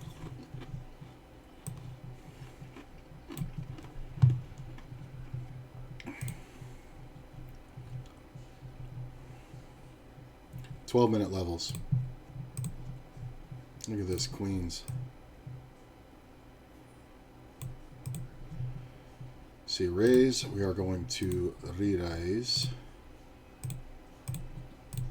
I think that's enough.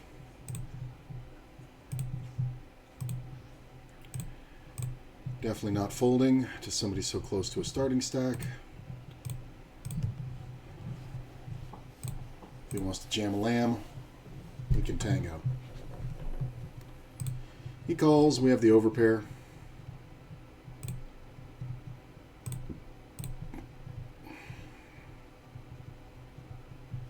Just betting enough to commit him.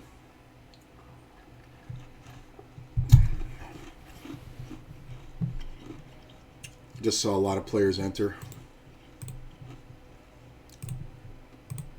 So they created another table. Got 29K. Now I'm the chip leader.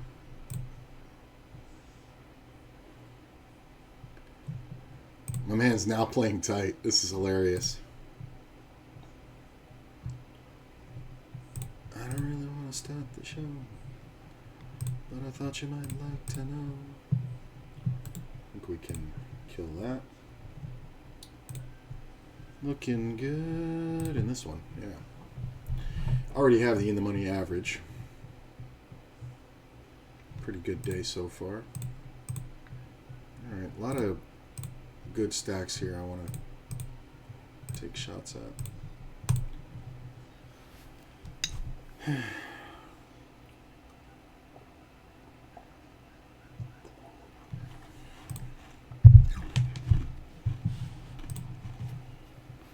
Dun, dun, dun, dun, dun.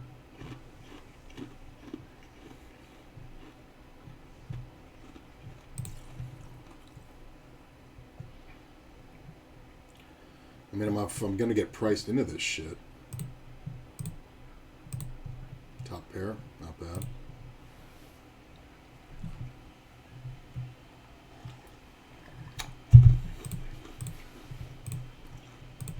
Ace sucks.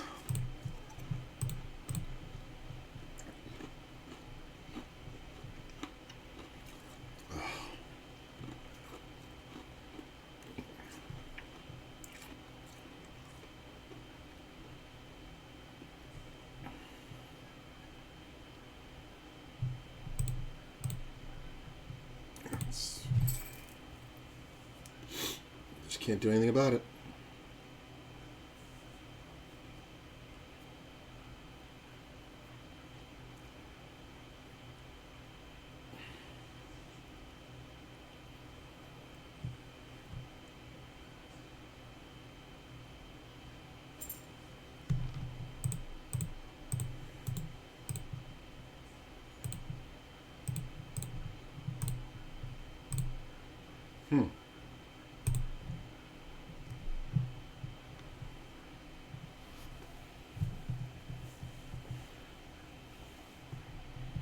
If I'm moving up to 10L, should I just focus on getting better there, or should I still play tourneys here and there? You definitely want to be playing like tournaments and cash. So I would just separate the goals, right? So if you're playing 10 and L on GG, play that, right? The nice thing about it is that when you play cash and tournaments, you have different forms of poker you can play when you get frustrated or bored with one, right? So like you saw like during the cash game challenge, I didn't play any tournaments for like a month, right? I just played cash the whole time. And then I was like, you know what? I'm not doing myself any favors here. And I played a day of tournaments and I won one. Like immediately won a tournament, right? So sometimes it's good to have those things to still have forms of poker that you can play that are completely different. And cash games and tournaments are not completely different, but they're different enough because basically in cash games you're just practicing the early levels of a tournament just the whole time, right? Because you always have 100 blinds, right? But yeah, I don't think you have to focus on anything. You can focus on getting better everywhere.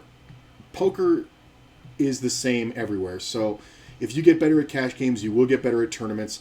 The only thing is, the reason why cash game players struggle when they convert to tournaments is because they don't understand how differently the ranges change at lower blind levels, right? Like they understand how to play 200, blinds to 100 blinds perfectly, but you give that guy 40 blinds, he doesn't know what to do with it. You know what I'm saying? If he's never been there. In tournaments, you live at 40 big blinds. Like that's basically your home base. You know what I'm saying? So it's really where the best decisions are made. So I would say you can learn from both, but just make sure you're studying the correct ranges for the correct blinds for the correct positions. You know what I'm saying? You can do that with a free membership at pokercoaching.com.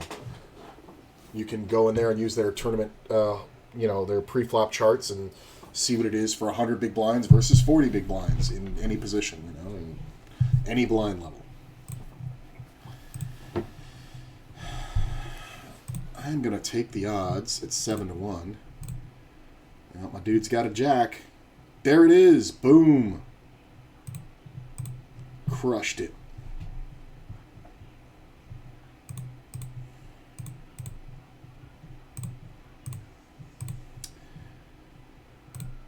Just raise. We're raising small because we don't want to discourage this player.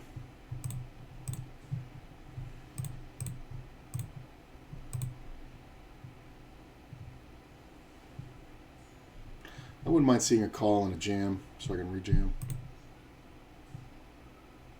Yeah, I don't know how you think that 9 is still good when you get all that action. Come on. You know you want to.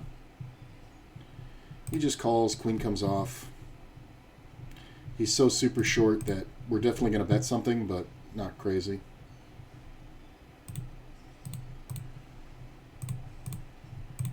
Just going to bet really fast, really small. Hopefully he does something crazy. Yeah. I don't want to just check, though, because I think if he has something like 4 or 5 there, he might go nuts. But if a spade hits the turn, he's not going to give us any more money. So it's whatever. But yeah, man, just realize poker's poker.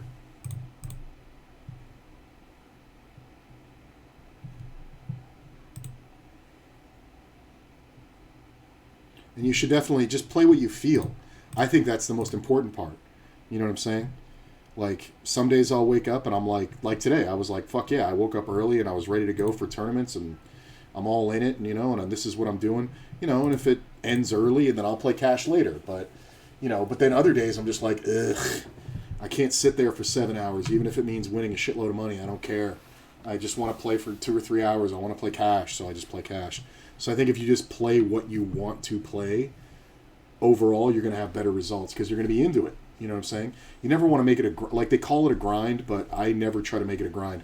I actually play less now, and I'm getting better results by making sure the quality of my play is much higher than the quantity of my play. I used to play 60, 70 hours a week online.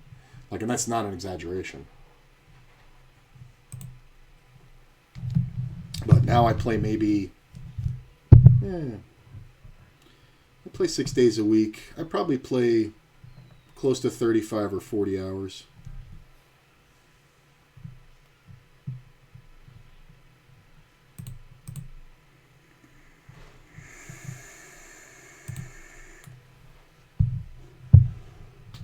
Maybe 35 is the top end, right? Because I play usually 5 days a week, sometimes 6, sometimes. But usually 5 days a week. But there are some of those where it's just like, there are some days where I just play for like 2 hours of cash or something. So I probably play, an average session is about 6 hours probably. So it's pretty good. I bet 30, 35 hours a week. is what I play. And on top of that, I study for another, including review I do off stream. Probably average 7. I study at least an hour a day. And I do study an hour a day, so it's probably about 10 hours a week. But that's 45 hours worth of work versus 70 plus. It would be 70 hours, no joke. I literally played 12 hours a day until I was dying for a day off. And, you know, that was 7 days a week. And I probably took a day off once every 10 days.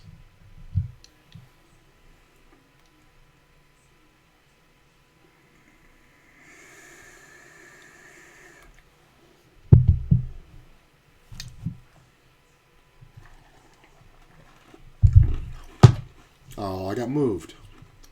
Ooh, all the big stacks on my right. I like that.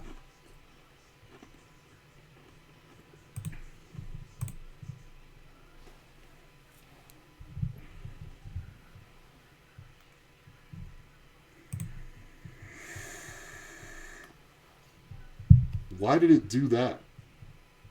These guys aren't all in. Why did it do that?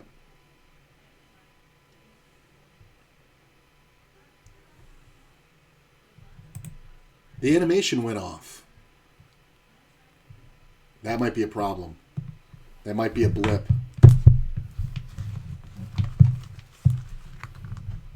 What?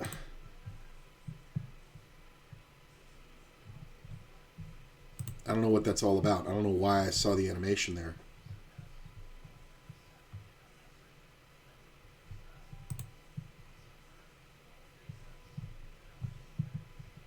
That might be something fucked up.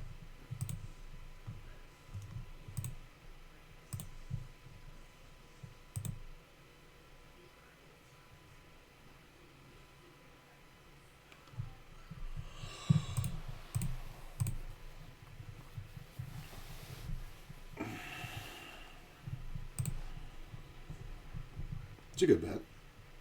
It's my buddy again. 1.5 to win 7.5. It's pretty good.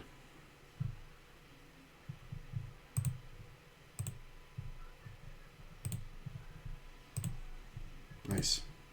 Good 3-bet.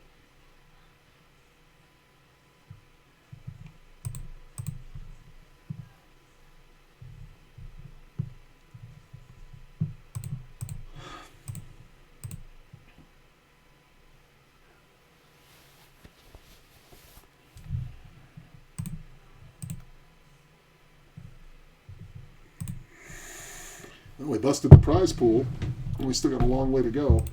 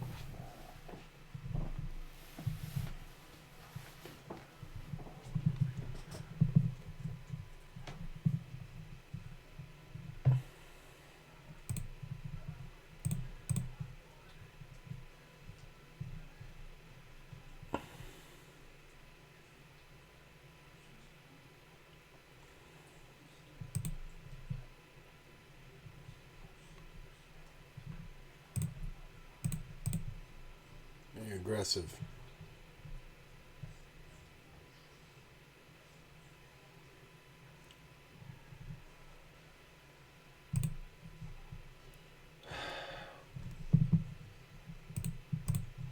We're super deep, so he shouldn't expect me to 4-bet ace king too often.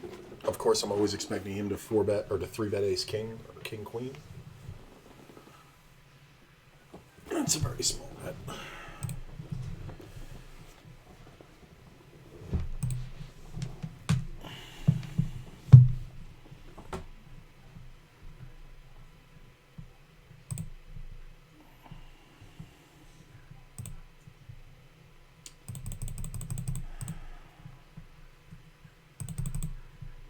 I'm not sure about this.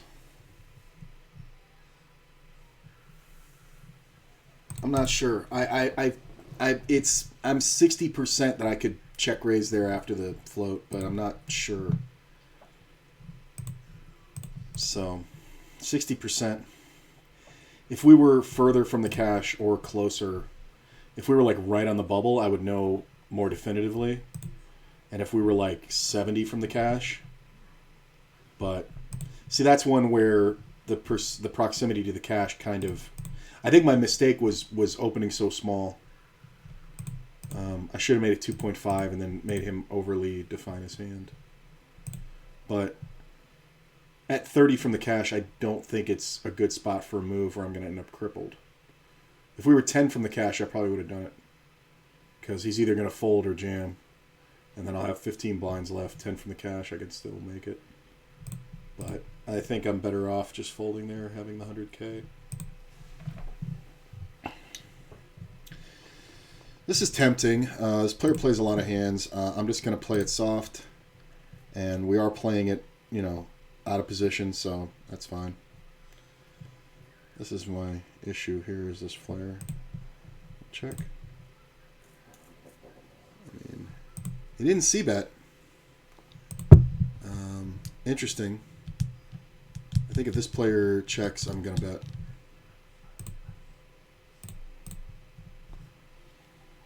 Snap call. So that should be diamonds. I'll check the river. Unless he has kings. Wow, really? Really? Do you have deuces? So it's kings or deuces.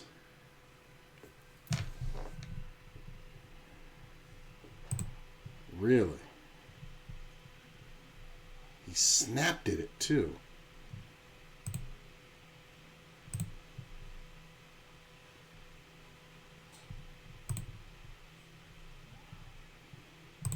I called. Hello? Come on, man.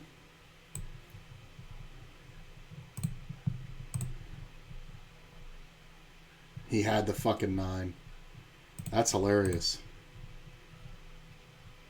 I guess that's why he didn't bet the flop. It's just so odd to see him have ace-9 offsuit there. Because, there's not a lot of suited, this suited ace-9 of spades is there, and ace-3, ace-9 of hearts is there, but when he has the offsuit, it's kind of gross. That's fine. I still have plenty of chips. It's just kind of odd. I think I would have lost more if I'd 3-bet, because I don't think he gives up that 9 on the flop. It's kind of very odd.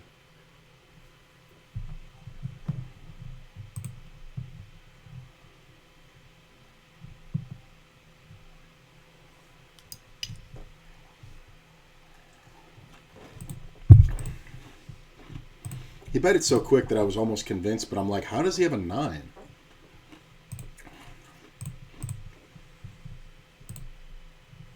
It's just kind of weird. All right. And my read was right. He's playing too many hands. It's kind of weird.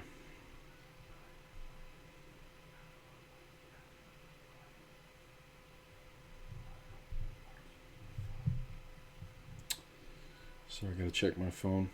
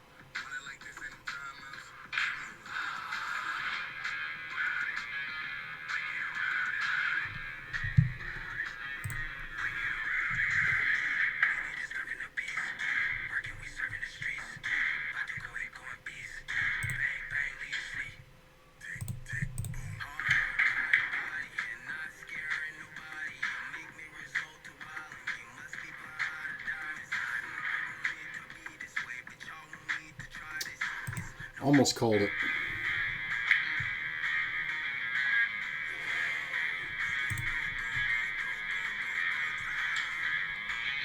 Interesting.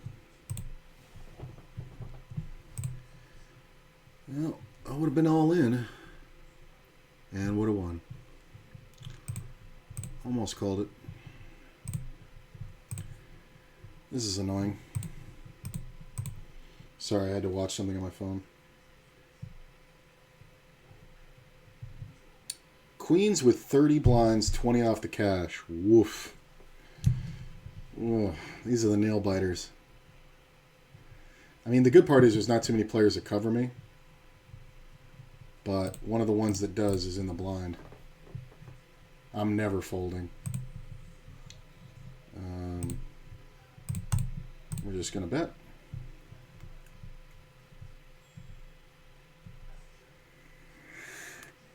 Yeah, I think it's fine. We can't let anything come off that kills my action. 7, 10, you know, king, all that shit.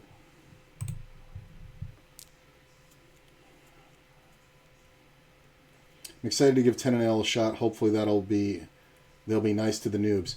You got to remember, man, you're not a noob. You're probably just not having as great a success as you should at 2 and L because of the landmine factor. I think you're going to be pleasantly surprised. I just would say have confidence in your reads and stick to GTO format, and you're going to do fine. And as a cardinal rule, nobody bluffs the river. So get your value on the river, but understand if you get raised, especially min-clicked, nobody's bluffing you. That's not true, but for your stage of development, that's what you want to be thinking. I kind of want this player to get involved. I mean, if either one of these guys gets in, the re-raise is kind of odd, but I think I just jam over it. As long as this player gets out of the way. We're not going to give him a chance. We're going to go ahead and jam on him.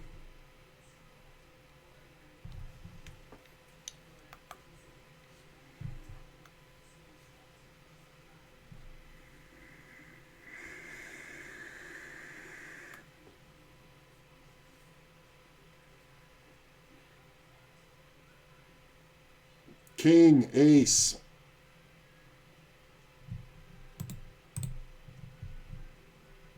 That's why you jam.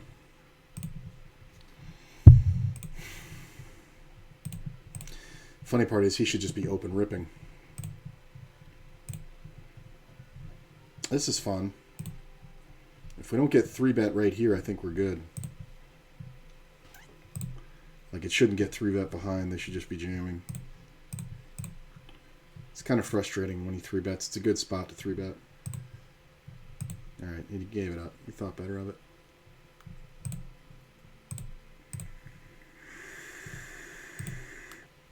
Still got 13-8. I'm still happy.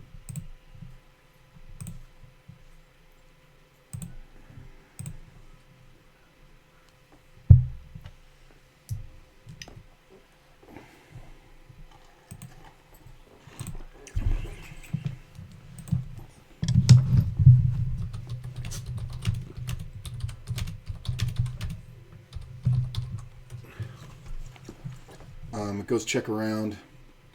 I think we're just going to go ahead and bet. Something small. Right about there. Hey, buddy. I mean, this player is going to be jamming, check jamming quite a bit with an ace. But if he folds, we should get the fold through. Unless we've just been nutted.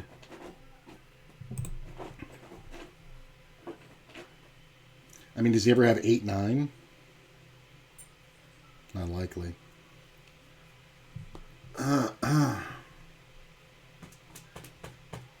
That is annoying. He's trying to control the pot, the size of the pot. Why is he trying to control the size of the pot? So, this is annoying.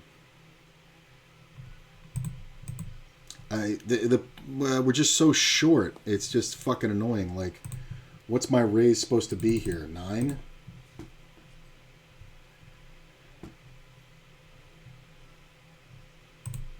It's just too awkward.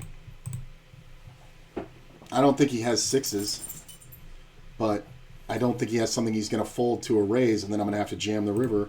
And I think he comes up with too many winners from there. I think he comes up with, 8, 9, sometimes a 7, sometimes ace 7, sometimes 6, 5, I guess. I mean, he's out of second. He can even have a hand as strong as ace queen or ace jack rather, and just never intend to fold.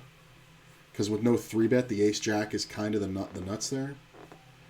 The lead out on the turn is very interesting. It's annoying. It's stupid. I have to be playing a pure bluff for that to work. So, if I have ace jack there, I'm jamming on his ass.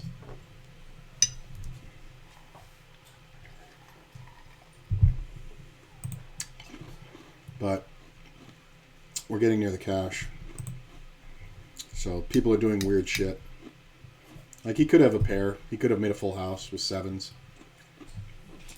It's possible.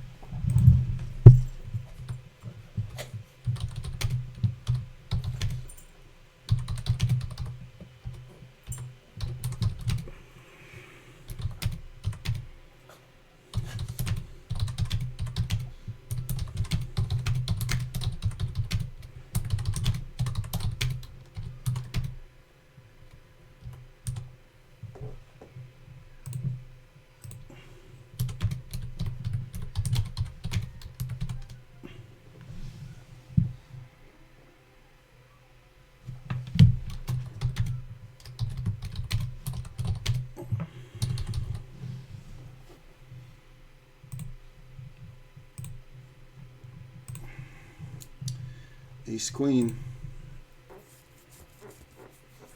5 levels of late reg. Just called by the big stack. Hopefully the button jams. Look at this. I almost played this one too. Jam button. Thank you. Betting is reopened.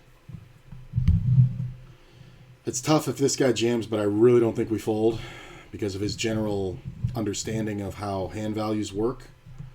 He makes a small re-raise. That's actually scarier, but I'm still not going to fold. I'm still going all in. He's going to have jacks here a lot. He's going to have queens sometimes, but I think he's just trying to ISO. Again, I don't think he folds, but I think we're in a great situation. He's going to roll over ace-jack a lot, king-queen a lot, any pair, and we're just in such a great spot. And sometimes we get him off of weird hands. Aces, fucking slow-rolled asshole. Chop, fucking beat this motherfucker.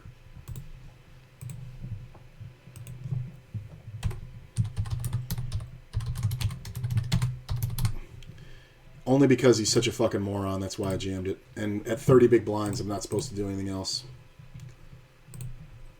That sucks. The small re-raise is kind of annoying, but what can I do? I could come back in with 20 blinds, which would give me 8,000, so one double. Should I take it? How long till the blinds go up? 7 minutes? I might re-enter this.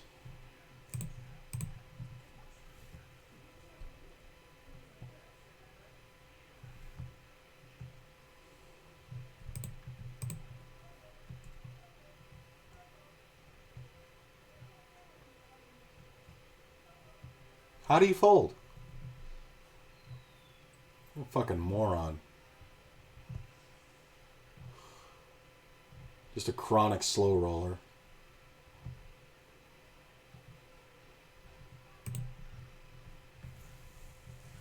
Oh, do I want to re-enter this? I mean, I had 25K, 2 doubles, and I'm back in it. It's a $5 entry.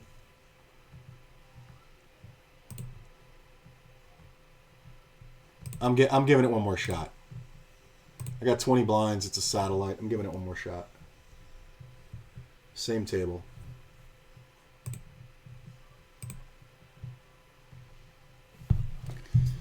Blinds go past me at least.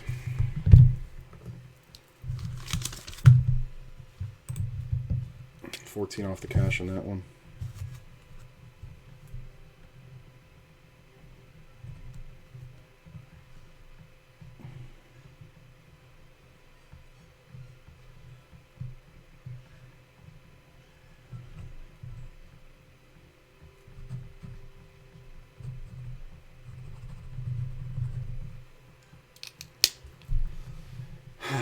I don't mind it. It's really not bad, honestly. You could enter this tournament at 20 big blinds because we're basically looking to play push fold. I think it's fine. It's just interesting. I just hate running into it there, and he fucking slow rolled me on top of it like a fucking dickhead. He just plays so fucking bad, and he has to get lucky on me.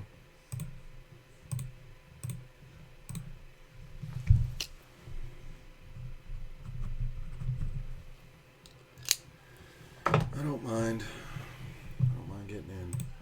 That should be super strong. 1, 2, 3, 4, 5, 6, 7, but oh, I guess my average buy-in is lower because I got 1, 2, 3, 4, 5. No, wait a minute. 1, 2, 3, 4, 5, 6. Yeah. 4, 5, 6. Yeah. Okay. Just gonna have to start taking our time now. Yeah, at 30 blinds, I'm not supposed to do anything other than get it in there. I'm rewatching the hand now. I was doing okay at 2-0, only had 2 bad sessions, but a lot of break-even or minimal gains, so only up cents on the day. Granted, I only play 2 hours a session. I think that's a fine session to put in, man. That's a lot of hands. You know what I'm saying? It takes time to build up to being able to put in, 8 to 10 hour sessions. Honestly, I feel like I play my best. For tournaments, I can do about 9 hours. That's usually what it takes to win a tournament. But some of these guys who keep re-entering tournaments like 3 and 4 hours into their tournament day, I have realized I can't do that. This sucks. We're on 12 big blinds. Well, we're just going to open.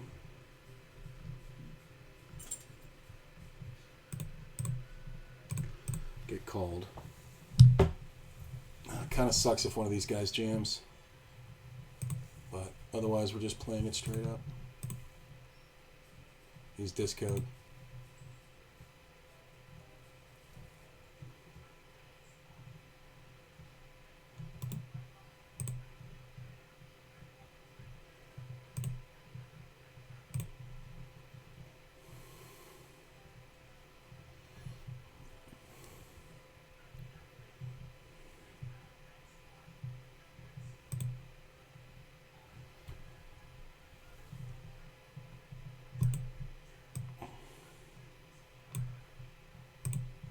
We're 9 off the cash.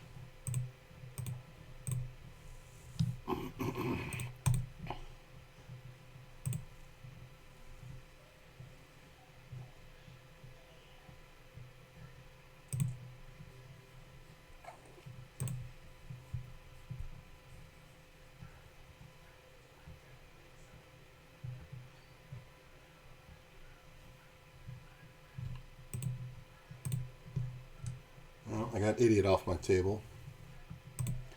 4 seats now, and there's $30 in the side pool.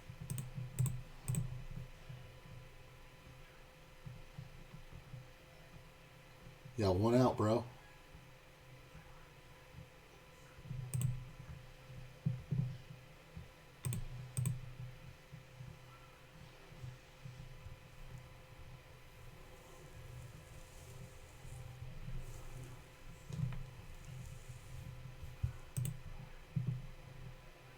I'm just going to keep checking.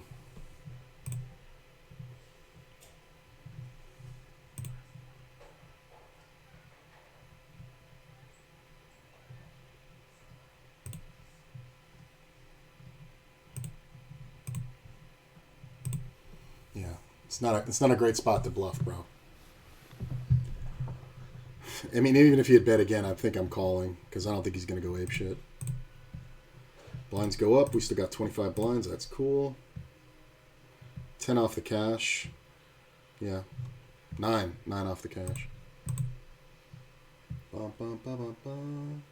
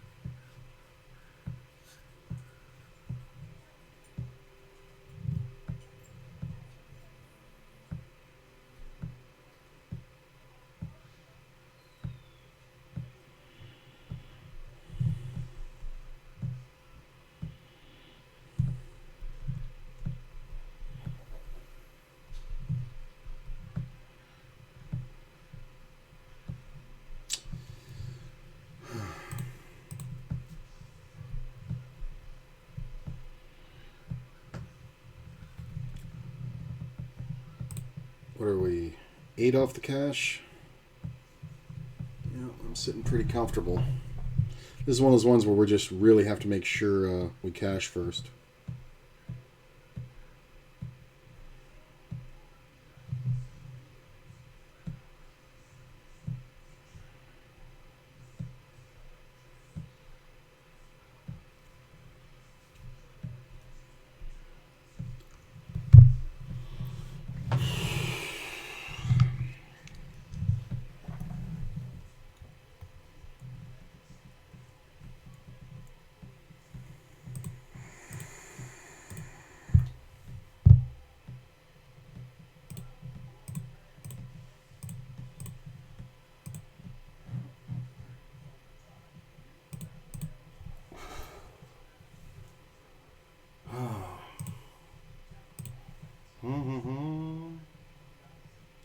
Good to see everybody here. Don't forget, I do have the YouTubes where all the content is put up. The entire first challenge of the, whatchamacallit, 100 to 1,000 is up there. Now we're on to 10,000. LANKS in chat. Check out my TikTok, my Instagram, all that shit. Twitter, I put out media on everything. The TikTok stuff's really fun. Little fun hands from the day. Got a lot of material coming out soon. I got like 8 or 9 fucking TikToks I gotta finish up and put out. But it's just, I just not been into editing. I've been more into playing. So, should really take a day next week and do that. Foldy, foldy.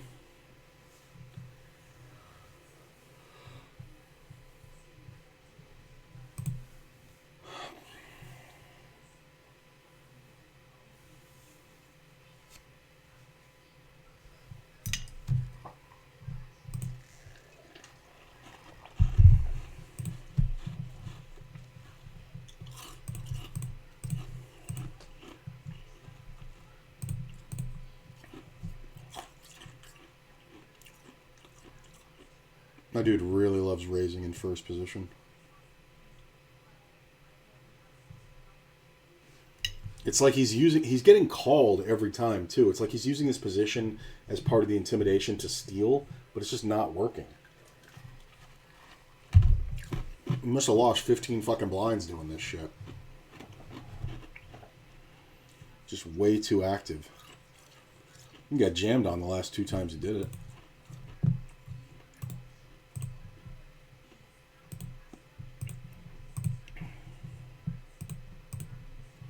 I mean, if nobody else calls, I'm not going to call.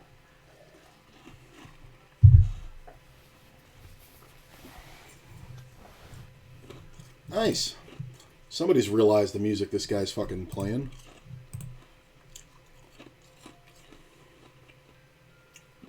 I mean, you can't call. It's jam or fold, right? He calls. Check ace king. Check it. Do it. It's not bad. It's a good bet if you have aces. That's hilarious. Dude's just giving away so many fucking... He gave away over half his chips in this fucking shit.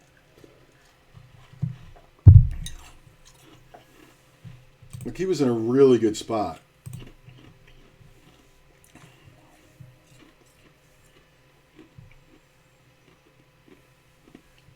Now he's just down here with nothing. Foldy, foldy.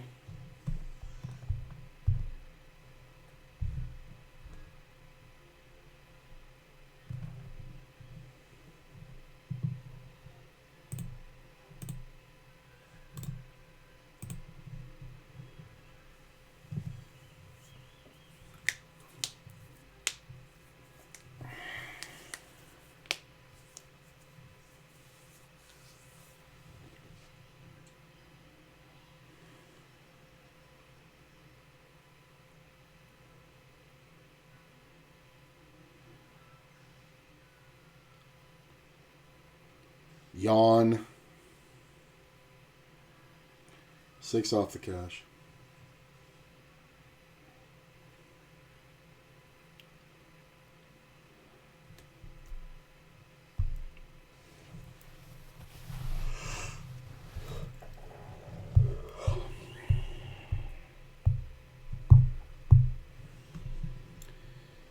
Nope.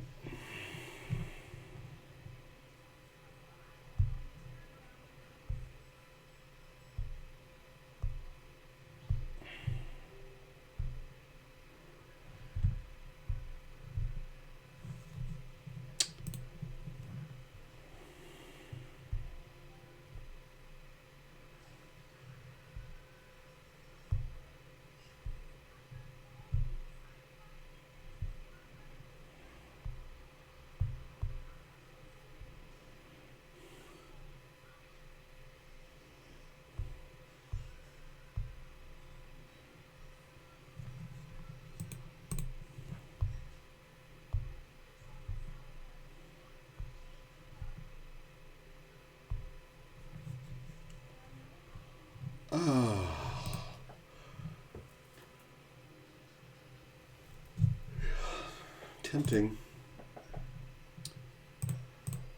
Still in late reg.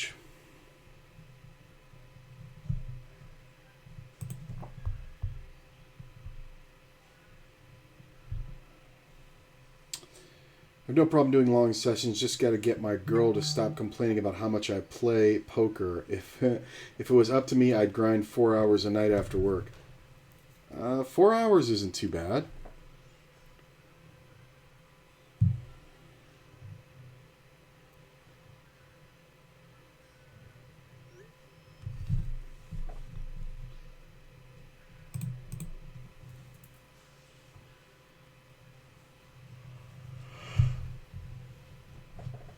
I mean, I used to go to work and get home, and I was just dating Courtney at the time.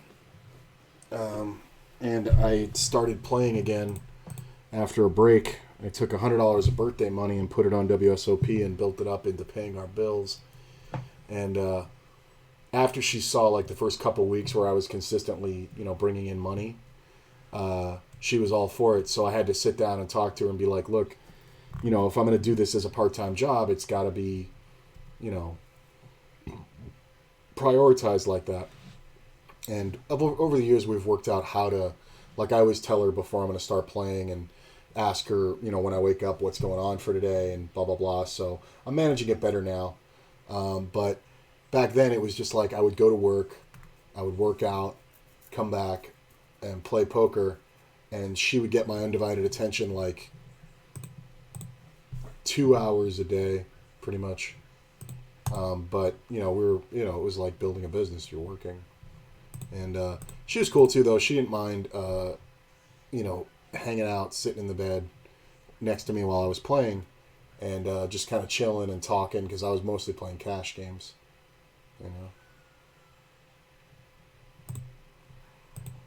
But I've never been one of those guys to like. I had a friend once.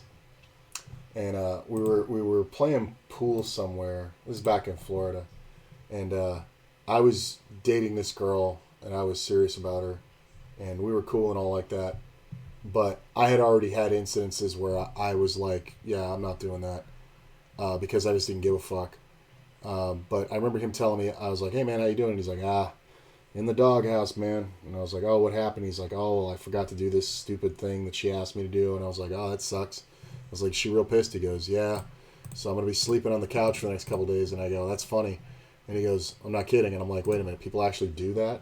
Like, "Yeah." And I'm like, "Didn't you buy the fucking bed?" And he goes, "Yeah." And then she walked in because she was a regular. And I'm like, "Are you seriously making him sleep on the couch?" And she went, "Yeah." And I was like, and I just shook my head, and she was like, "What, you don't agree?" And I'm like, "No. He paid for the fucking bed." I'm like, "You got to be kidding me. What are you, a fucking child?" And I was like, "What are you fucking talking about?" I'm like, "You guys can live your life however you want, but if anybody ever tried to tell me that, blah, blah, blah." And she goes, "Trust me, there'll be a day when some woman can tell you." And I'm sitting there going, "No, there won't. I won't let anybody talk to me that way. Because I'm an asshole. I can't do it." And sure enough, Margie, my girlfriend, walks in and she goes, "What's going on?" Because the girl was getting kind of upset. And she goes, blah, blah, blah. And she goes, "No, he absolutely wouldn't." She's like, and I go, "Honey, what would I say if you said go sleep on the couch?" She says, "I'm pretty sure you'd say go fuck yourself." And I was like, "Yeah, that's about right."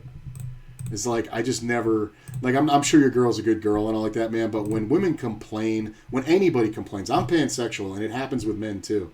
When they complain about the things you're doing that make you happy or the things that you need to do, you got to check that quick. Like, I always, like, I'm just like, I have one that I'm dating now, and he's just like, "Oh, well, this, that, and the other, and blah, blah, blah." And I'm like, "Well, I have to work." And he's like, "Well, you play poker." And I'm like, "Yeah, I do. What's your point?"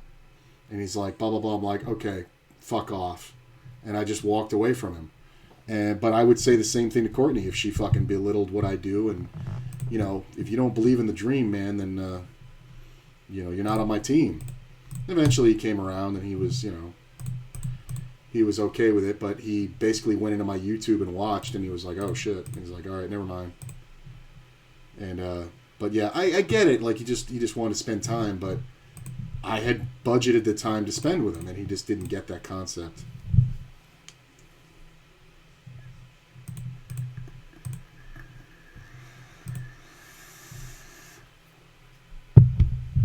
Yeah, I used to work 8 hours a day, come home, literally go to the gym, and then shower, eat. I eat while I was playing. I would start playing and be eating, and play 4 to 6 hours a night. And with Courtney sitting there chilling and chit-chatting and talking and hanging. And then after I was done for the night, we would either hang out or go out somewhere or whatever. Sometimes we would do that before I started so we could go to a restaurant, because I would usually finish around midnight or 1 o'clock. But, we had a lot of good Denny's dates, and I'd be asleep at 4 a.m. and get up and do it again.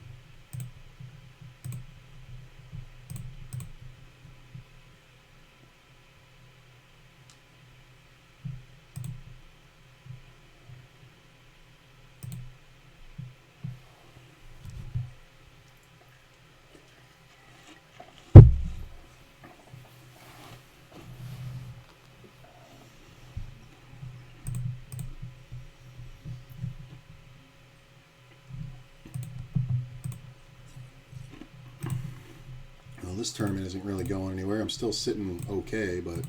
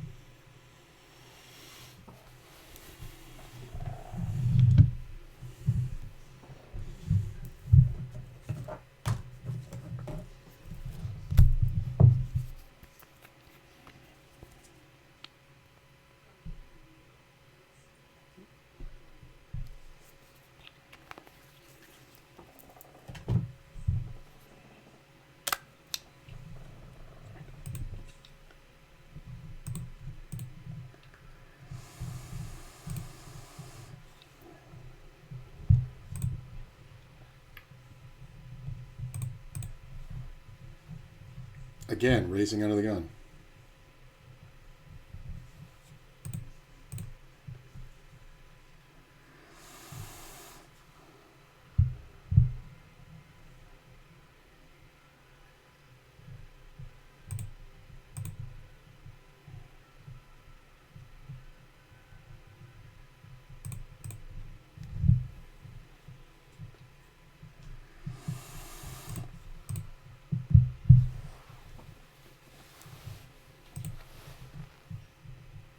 Oh, an in-betweener.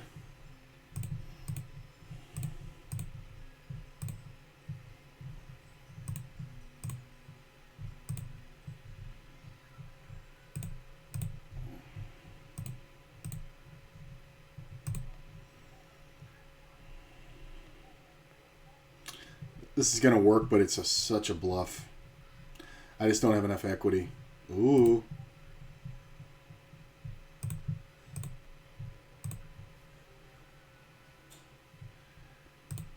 I mean, it's supposed to be one pair, but I don't know. I don't think you fold 10 jack here.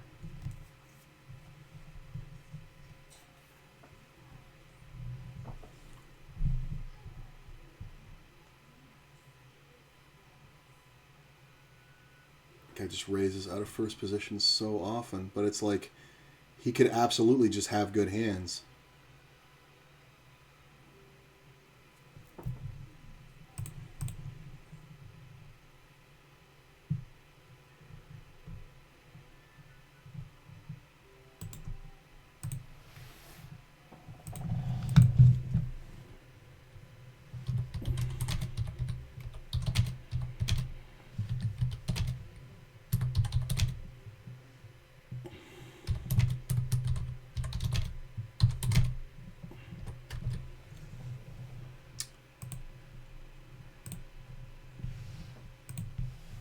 All right, so we're 4 off the cash in this one. Don't really like where I'm at. I kind of just got to wait for the cash. We're pretty much guaranteed to get in with 77,000 chips. A double would be fine. I'd be up over the average, so I'm cool. I'm not freaking out. I'm 35th out of 58. There's a lot of short stacks. Even on this table, there's 3 of them. So this player's getting annoying, super annoying, but, you know, he's just either crazy or getting the hands, so I'm not going to try to go crazy. This one, nothing's happened. Lost 3,000 chips. Gonna have to get it in pretty quick, but optimistic. Haven't made enough to convince her it's worth time, but she understands it's something I enjoy. Well, that makes sense. You know what I'm saying? Like, when me and Courtney were first together, you know what? I gotta go to the bathroom. I'll tell the story when I get back. Hang on. Nagging. I'll get back. Hang on.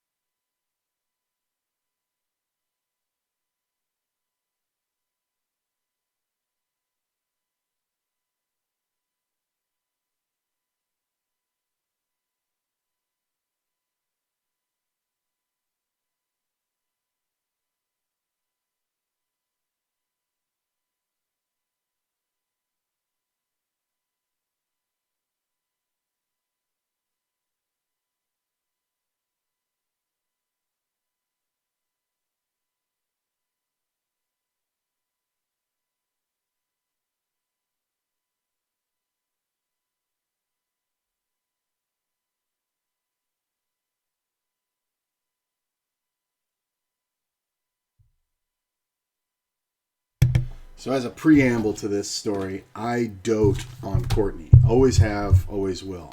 That's the way I was taught how you treat, somebody you're involved with. You do things for them. You're nice to them. Blah, blah, blah, blah, blah. I saw my father do that for my mother my whole life. It's just the way I've always treated my significant others, right? But I have a tendency to like strong individuals, strong women. I like feminine. So the men that I like, people would go, he's a wussy, but I'll tell you what, they're pretty strong. Sissies, they're just feminine. But I like strong personalities, and strong personalities come with their own will, which, you're going to clash on. And she's done this to me too. And I'll tell you something else. You get involved with a big black woman, you're going to have some arguments. And we had one, I remember when we first moved in together, where in the middle of the argument, I sat down on the couch and didn't say a word. And I said, I don't mind anything you're asking me to do. I don't mind anything you need help with. But you don't fucking nag me. And I was like, what are you, a fucking 1930s fucking housewife? This ain't Everybody Loves Raymond. You don't nag me. That's the end of the fucking story. And I was like, and if you do, this shit can be over right fucking now, because I don't put up with that. I quit my job at Starbucks that I loved because the manager fucking nagged me. And it was for no purpose. It was just like, nah, all the time. And I was like, and I quit that job and I loved it. I was already paying the bills playing poker completely, and I still worked as much as I could because I loved the job. But, that's the thing. You make concessions and you kind of all have your lines that you draw in the sand. If your girl understands that, it's something that you really enjoy and blah, blah, blah, and she gives you space to do it, then she's a good girl. I just hate when women, or anybody, thinks that their interest is worth more than your interests. It's like, you're a big piece of my life, but you're also a part of it, and other parts have to sometimes be prioritized. It's like the brain, what I'm saying? They say you only use 10% of your brain. That's not true. That misnomer came out because it was studied when parts of the brain were removed that the person could still function and all this kind of stuff like that. And that trope was made up because we are using 100% of our brain, but it's compartmentalized. Sometimes certain parts of our brain sleep. Sometimes certain parts of our brain are very active. You know what I'm saying? So that thing like you see in movies where they're like, if you could access 100% of your brain, you could move mountains. It's bullshit. You use all of your brain, but the point of it is that it's just like life. All different parts have to be equally, prioritized, and sometimes things get prioritized more than significant others. It's just always been my philosophy. It's very difficult, though, because I find that women and feminine men, probably should have called that one, but I'm just looking for jams. Women and femmes and trans and CDs and all the people that I like, they tend to, men have hobbies. Masculine men have hobbies, and not just going to the gym. They like poker, or they like cars, or they like, working on, wrenching on things, or building things, or something like that. Every man I know has some kind of hobby. My father plays the violin and he gardens. These are his hobbies. You know what I'm saying? I mean, and he worked his ass off as a doctor his whole life, but he had a hobby of golfing and running. He was a marathon runner and he was a golfer. My brother, has 4 kids and fucking, significant other and, fucking a business. And he has a hobby of shipbuilding. I mean, the motherfucking guy is a fucking sailor. It's crazy. Every man I know that's well put together has some kind of hobby. The amount of women and feminine men that I've met, or just feminine people that I've met, that's why I think the brain works differently in between feminine and masculine. The amount of people that I've met that don't have a fucking hobby, that are feminine, and it's like I've lived my whole life with hobbies, things that I'm seriously dedicated to, like pool, and before that it was bowling, and before that it was fencing, and martial arts was in there, and archery was in there, and boxing, and I always had something else that I was doing other than just going to school or work, because it was like, what the fuck am I working for? And it's just like, even the guys, who I knew who basically worked 5 days a week for the weekend, they played pool. You know what I'm saying? They had a hobby. They were on pool leagues. They had some kind of social something. I like Courtney with the nails became a whole obsession and became a profession. But before that, she went through clarinet and keyboard and calligraphy and like all these different things. And I always encouraged it because I was like, yeah, once you find something that really like sets off your tuning fork, it'll take over your life and your life will be richer for it. And sure enough, when she got around to nails, like, I remember we were in lockdown and she was like, I really wish I could do nails for a living. And I was like, well, you've been doing your nails your whole life. She's like, yeah. I'm like, well, why don't you? And she goes, well, you got to go to school and this and the other. And I'm like, do you want to go to school? Because we can figure it out. And we figured it out. And she went through school and she's amazingly talented and she does really great work. I'm very proud, to have her nails on my hand. And she's really good at it, but she's obsessed. And it's funny because the other day she was telling me, or like last week, she was telling me that like she was sitting there realizing that she had worked on nails and read nails and researched and practiced things and looked at other stuff, blah, blah, blah, for like 12 hours one day. And I was like, yeah, congratulations. You have something that you're passionate about. It was like, holy shit. And she really, she really kind of got it. And she said, life is richer for it. And it's very true. And but it's amazing to me how many women don't have hobbies.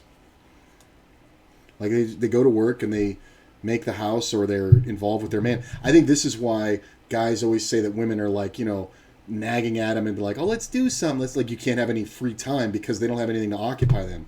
Getting your woman a hobby is probably the best thing you can do for yourself. And this, even if your woman's a boy, trust me.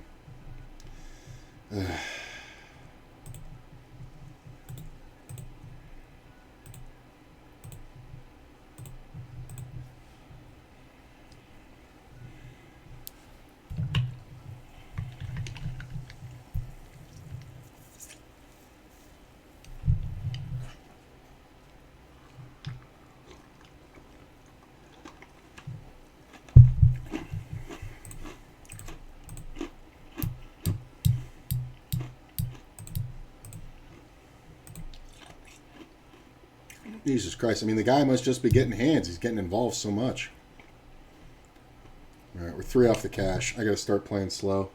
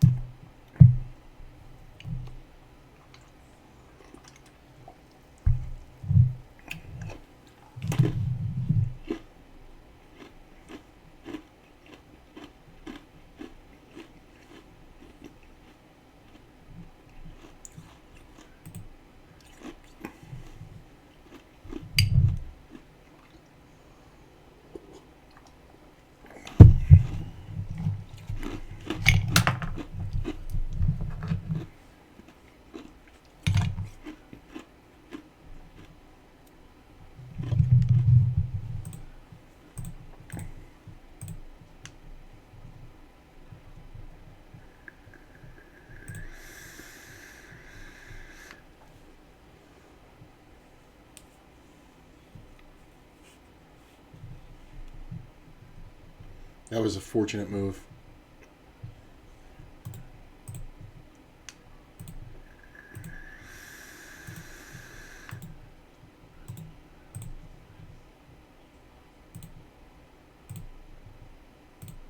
Oh, that sucks.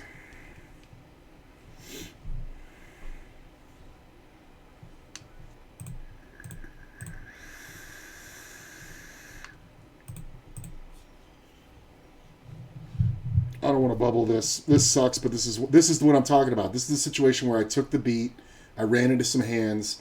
I'm 36 out of 56. I would love to just jam this hand in, but because we're 2 off the cash, I can't do it. These are the 2 short stacks right here.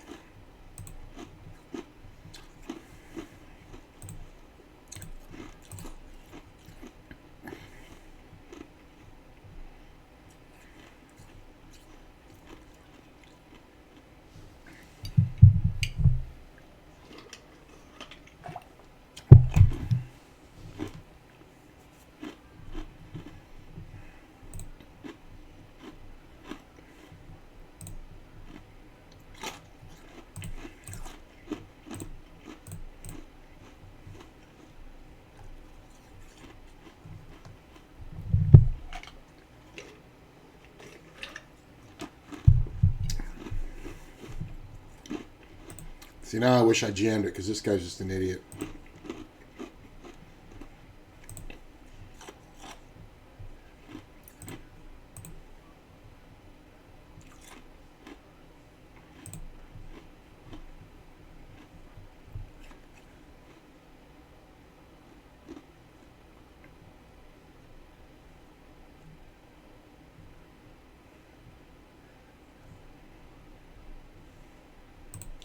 Well, I'm going to do the computer hand.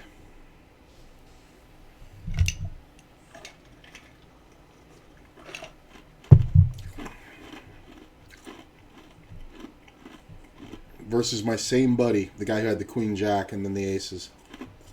You're calling. Just call.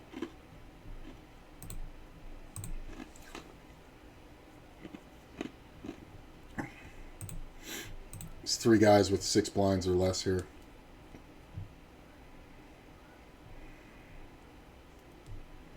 We know you're calling. Get cracked. Oh my God. I'm going to go out to this fucking moron. You're never thinking. He's always calling. Alright, I give up. It's too much. Blinds are too high. Can't come in with 10 blinds. Alright, it's down to this one. How's that look? I guess I could move me over.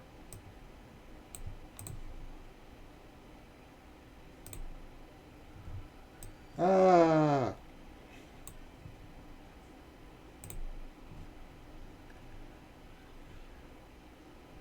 Fill the screen here. There we go.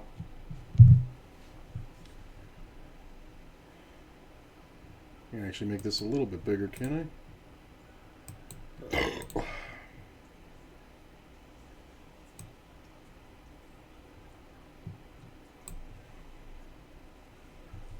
It's not bad.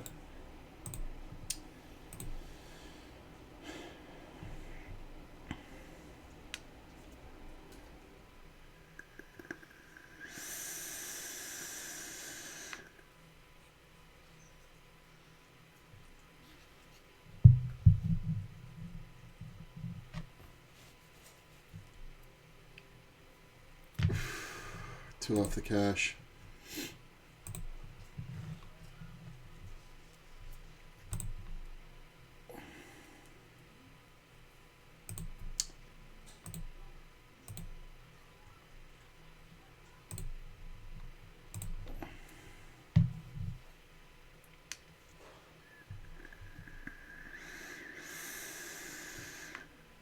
Blinds going up. I got 10 blinds.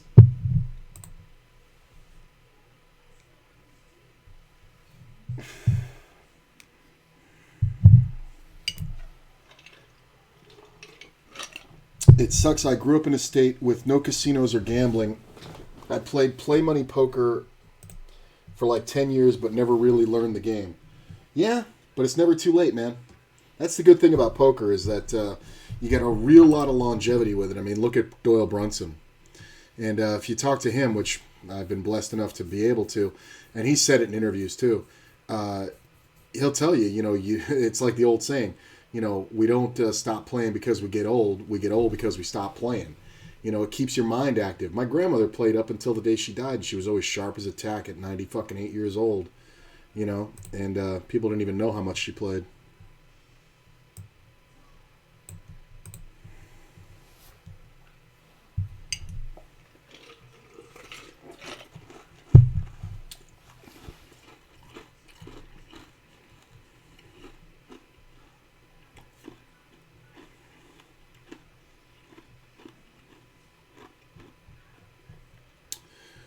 Should go hand for hand soon.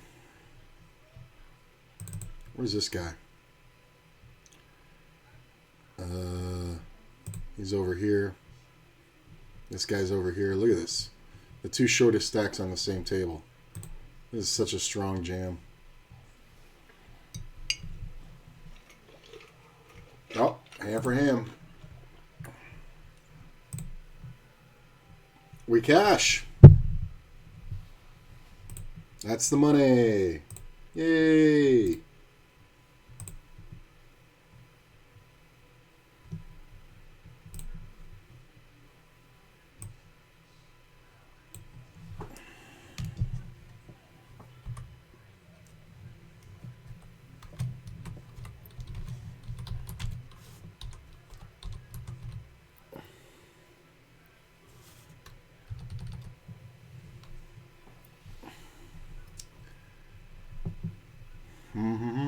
Yes, this is what happens.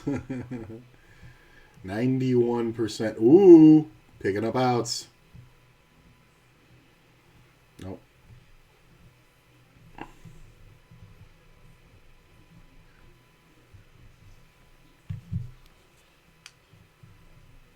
Fold, everybody fold. We're not giving up. It's not an auto jam. Even if this guy jams, we have to fold.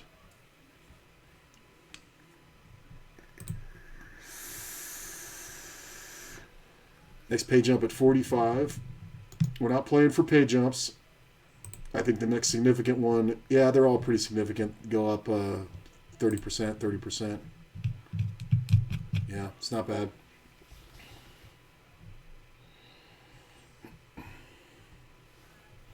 Nice cash, though.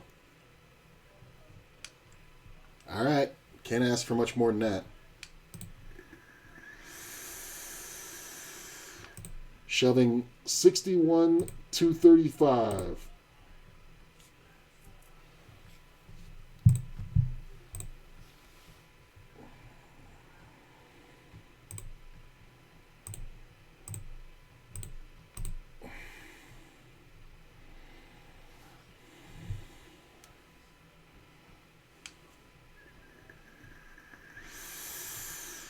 All right. 75K. One double. We're over the average. All right.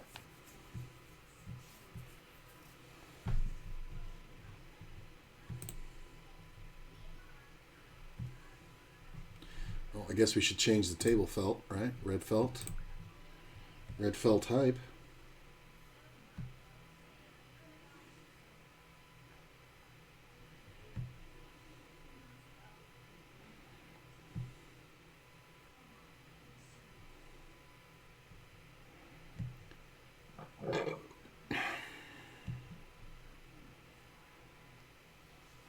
Oh, there's the Nutter Butter.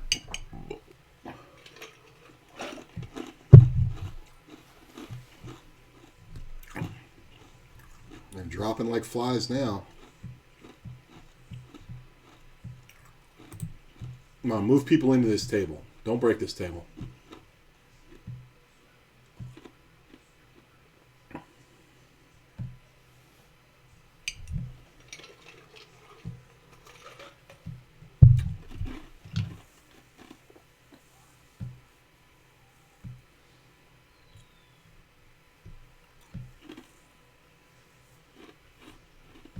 All right.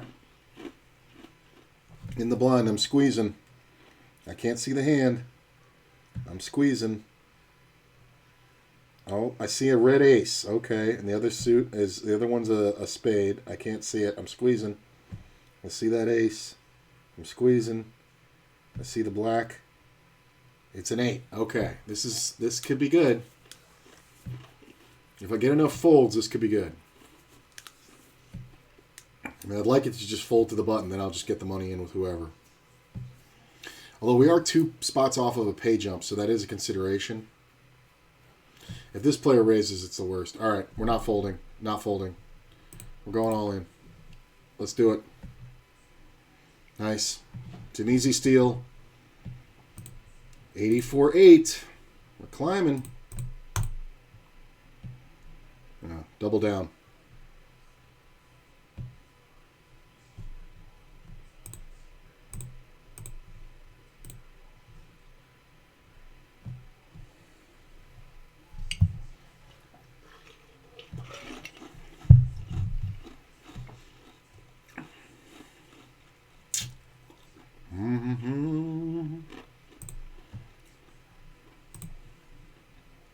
That's the strongest jam. This mid rack player who should get called behind. It's the strongest jam in that position. All right. We're squeezing. We're one off a pay jump and we're squeezing. I see a queen of clubs. I'm squeezing. Spade. It's a number. It's oh god, I thought it was a queen. All I could see here. All I could see was this. Check this out.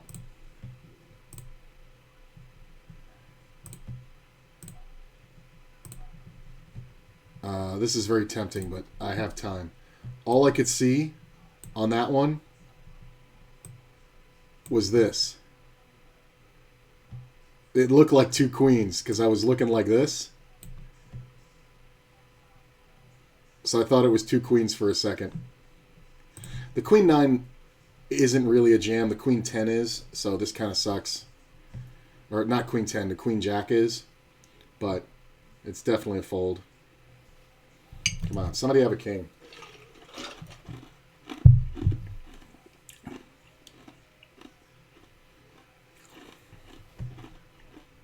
Pay jump. It's going quick. Next pay jump at 36.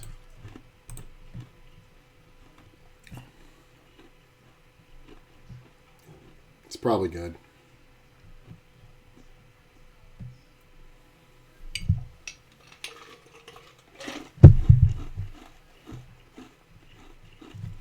I'm squeezing. I see a king, another good one. And I see a spade. Oh, it's an ace. That's what we want. Let's do it. Player in the big blind only has half a blind left, so we're getting called. It's just a matter if this guy wants to call. Hold. Hold it. Yay. All right. I'll take it. It's a little win. Where are we at? We had 100K? 100K. 100,400. We're still squeezing. I'm still squeezing for jams. I see an 8 and 10. Not without a small blind. I mean, with the small blind, it's still not a jam, but... All right, we got 100K here. So, average is 168. So we're doing all right. We got some maneuverability here. There are some raises now that aren't jams. Blinds go up in 6 minutes to 8K, which will knock me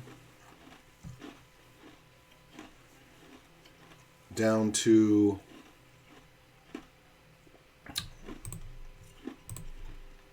down by about 10%. This is kind of, well, now it's not a decision.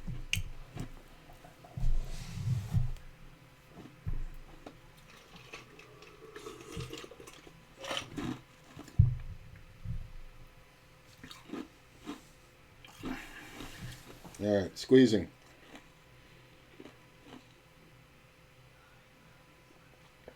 I see a king.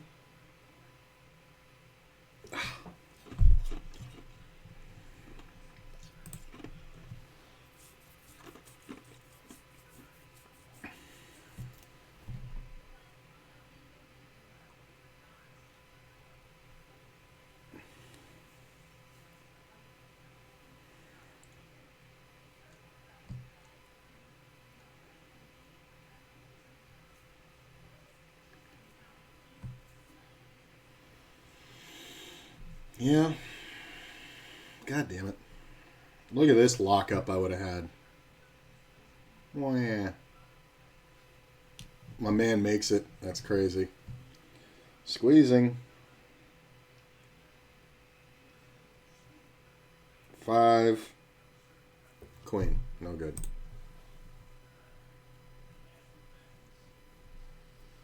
My dude made this straight.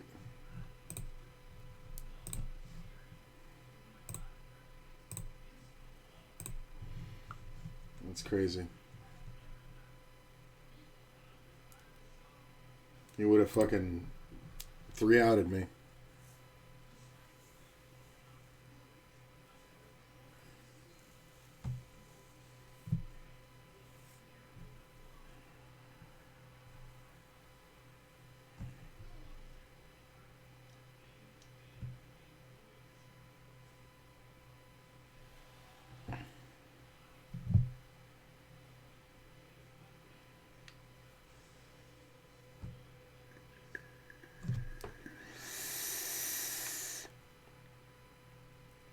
right, I got a 7 of diamonds. Squeezing. I got a spade. It's a 6, yeah. He's going to jam from the small if nobody does anything. If anybody raises, I can't really call. I could do a stop and go if this player opens.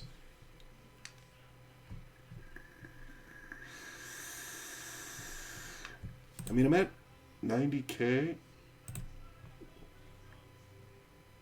If there's a min raise, I can call it and do a stop and go if I hit a piece of the board. But the only one that can do that really is this. Yeah, everybody else is just going to jam.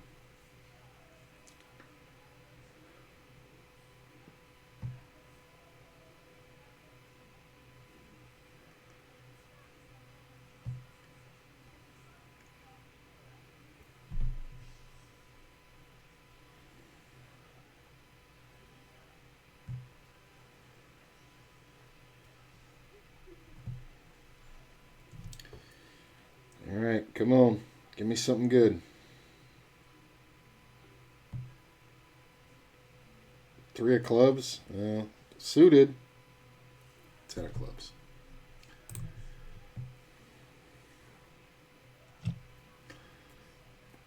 Classics.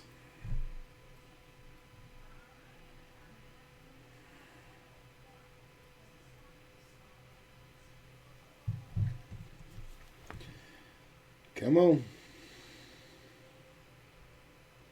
Got to move tables. Behind the blind, too. Nice.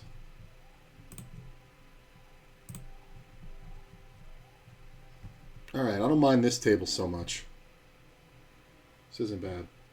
Barry, back. Hope you're still going. Yeah, me too, my buddy. Me too. All right, we're 3 off the next pay jump. Squeezing. 3 of clubs. Yeah.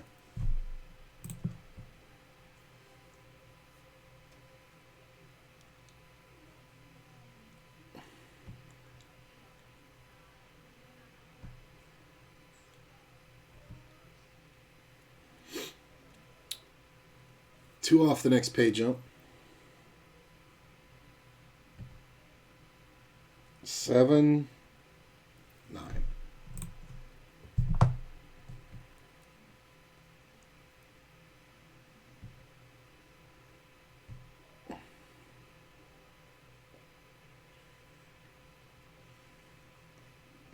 Wow. Well, I know it's only 4 blinds, but still.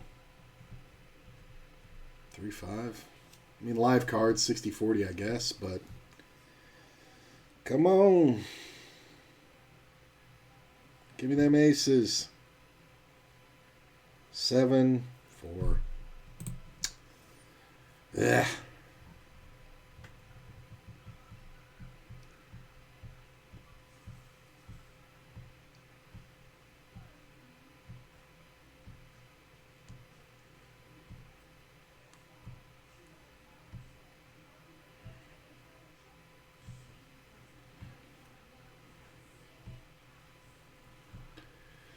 Average stack is 200K. So a double plus the blinds will get me to the average. Next jump is to 10K. That's a huge jump. That's a 2K jump in 8 minutes. I'll have 8 blinds, so I really want to get it in this round. I'm squeezing with the vape.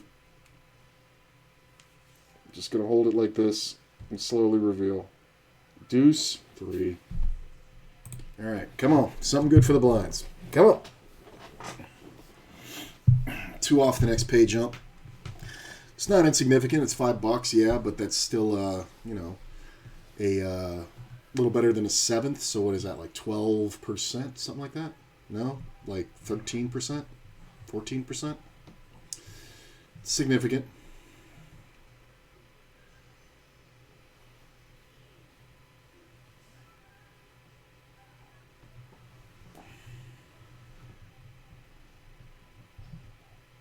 Look at this.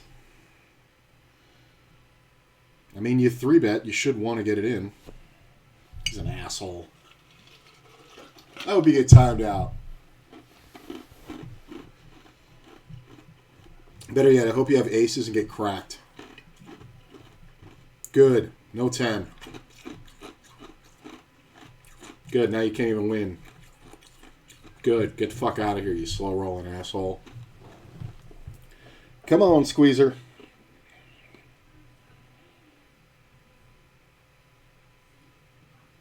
Eight of spades. Next card is a spade. Queen. That sucks. I would have loved to have taken this flop. But when this player 3-bets, it's just no good. One off a pay jump.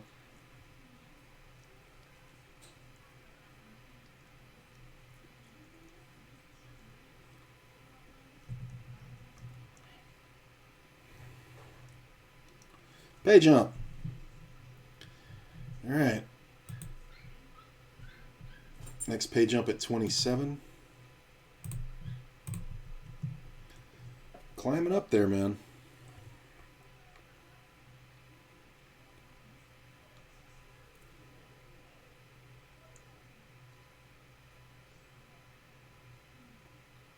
I got a 4. And a heart. 4. All right. I think we're going. I think we're just too low. I don't think we can pass these up. Let's do it. I'll take a fold, buddy. All right, hold. Damn it. 4. Come on. One time. Ah. Oh, well. What are you going to do? So I made $42.75 on that one, and I got $7.50 for a bounty earlier, so it's about $50. I had $71.80, so about $20 loss on the day. I mean, not bad. And I actually spun that. So I spun for $20, so not bad. I'm going to go ahead and send you guys out on a raid. I'm definitely going to be back later. It's only 3:30. I think I'm going to eat, take a nap, probably go to the gym, and then come back around 8 o'clock. So that's about 4.5 hours, maybe 5 hours my time. Play some cash on WSOP, make some money today. I appreciate you guys being out here early. I really do, and hopefully we'll see you later. But have a good time until then, and yeah, I think it was a really good, well-played day. A couple of bad beats in there, but nothing really to complain about. I think I made a few small mistakes. Maybe I c-bet a little bit too much. Maybe I didn't make enough moves at the right time, but overall, I think I'm happy with it. Stick around for the host. One of my favorites is on. I'll see you guys later. Have a great time.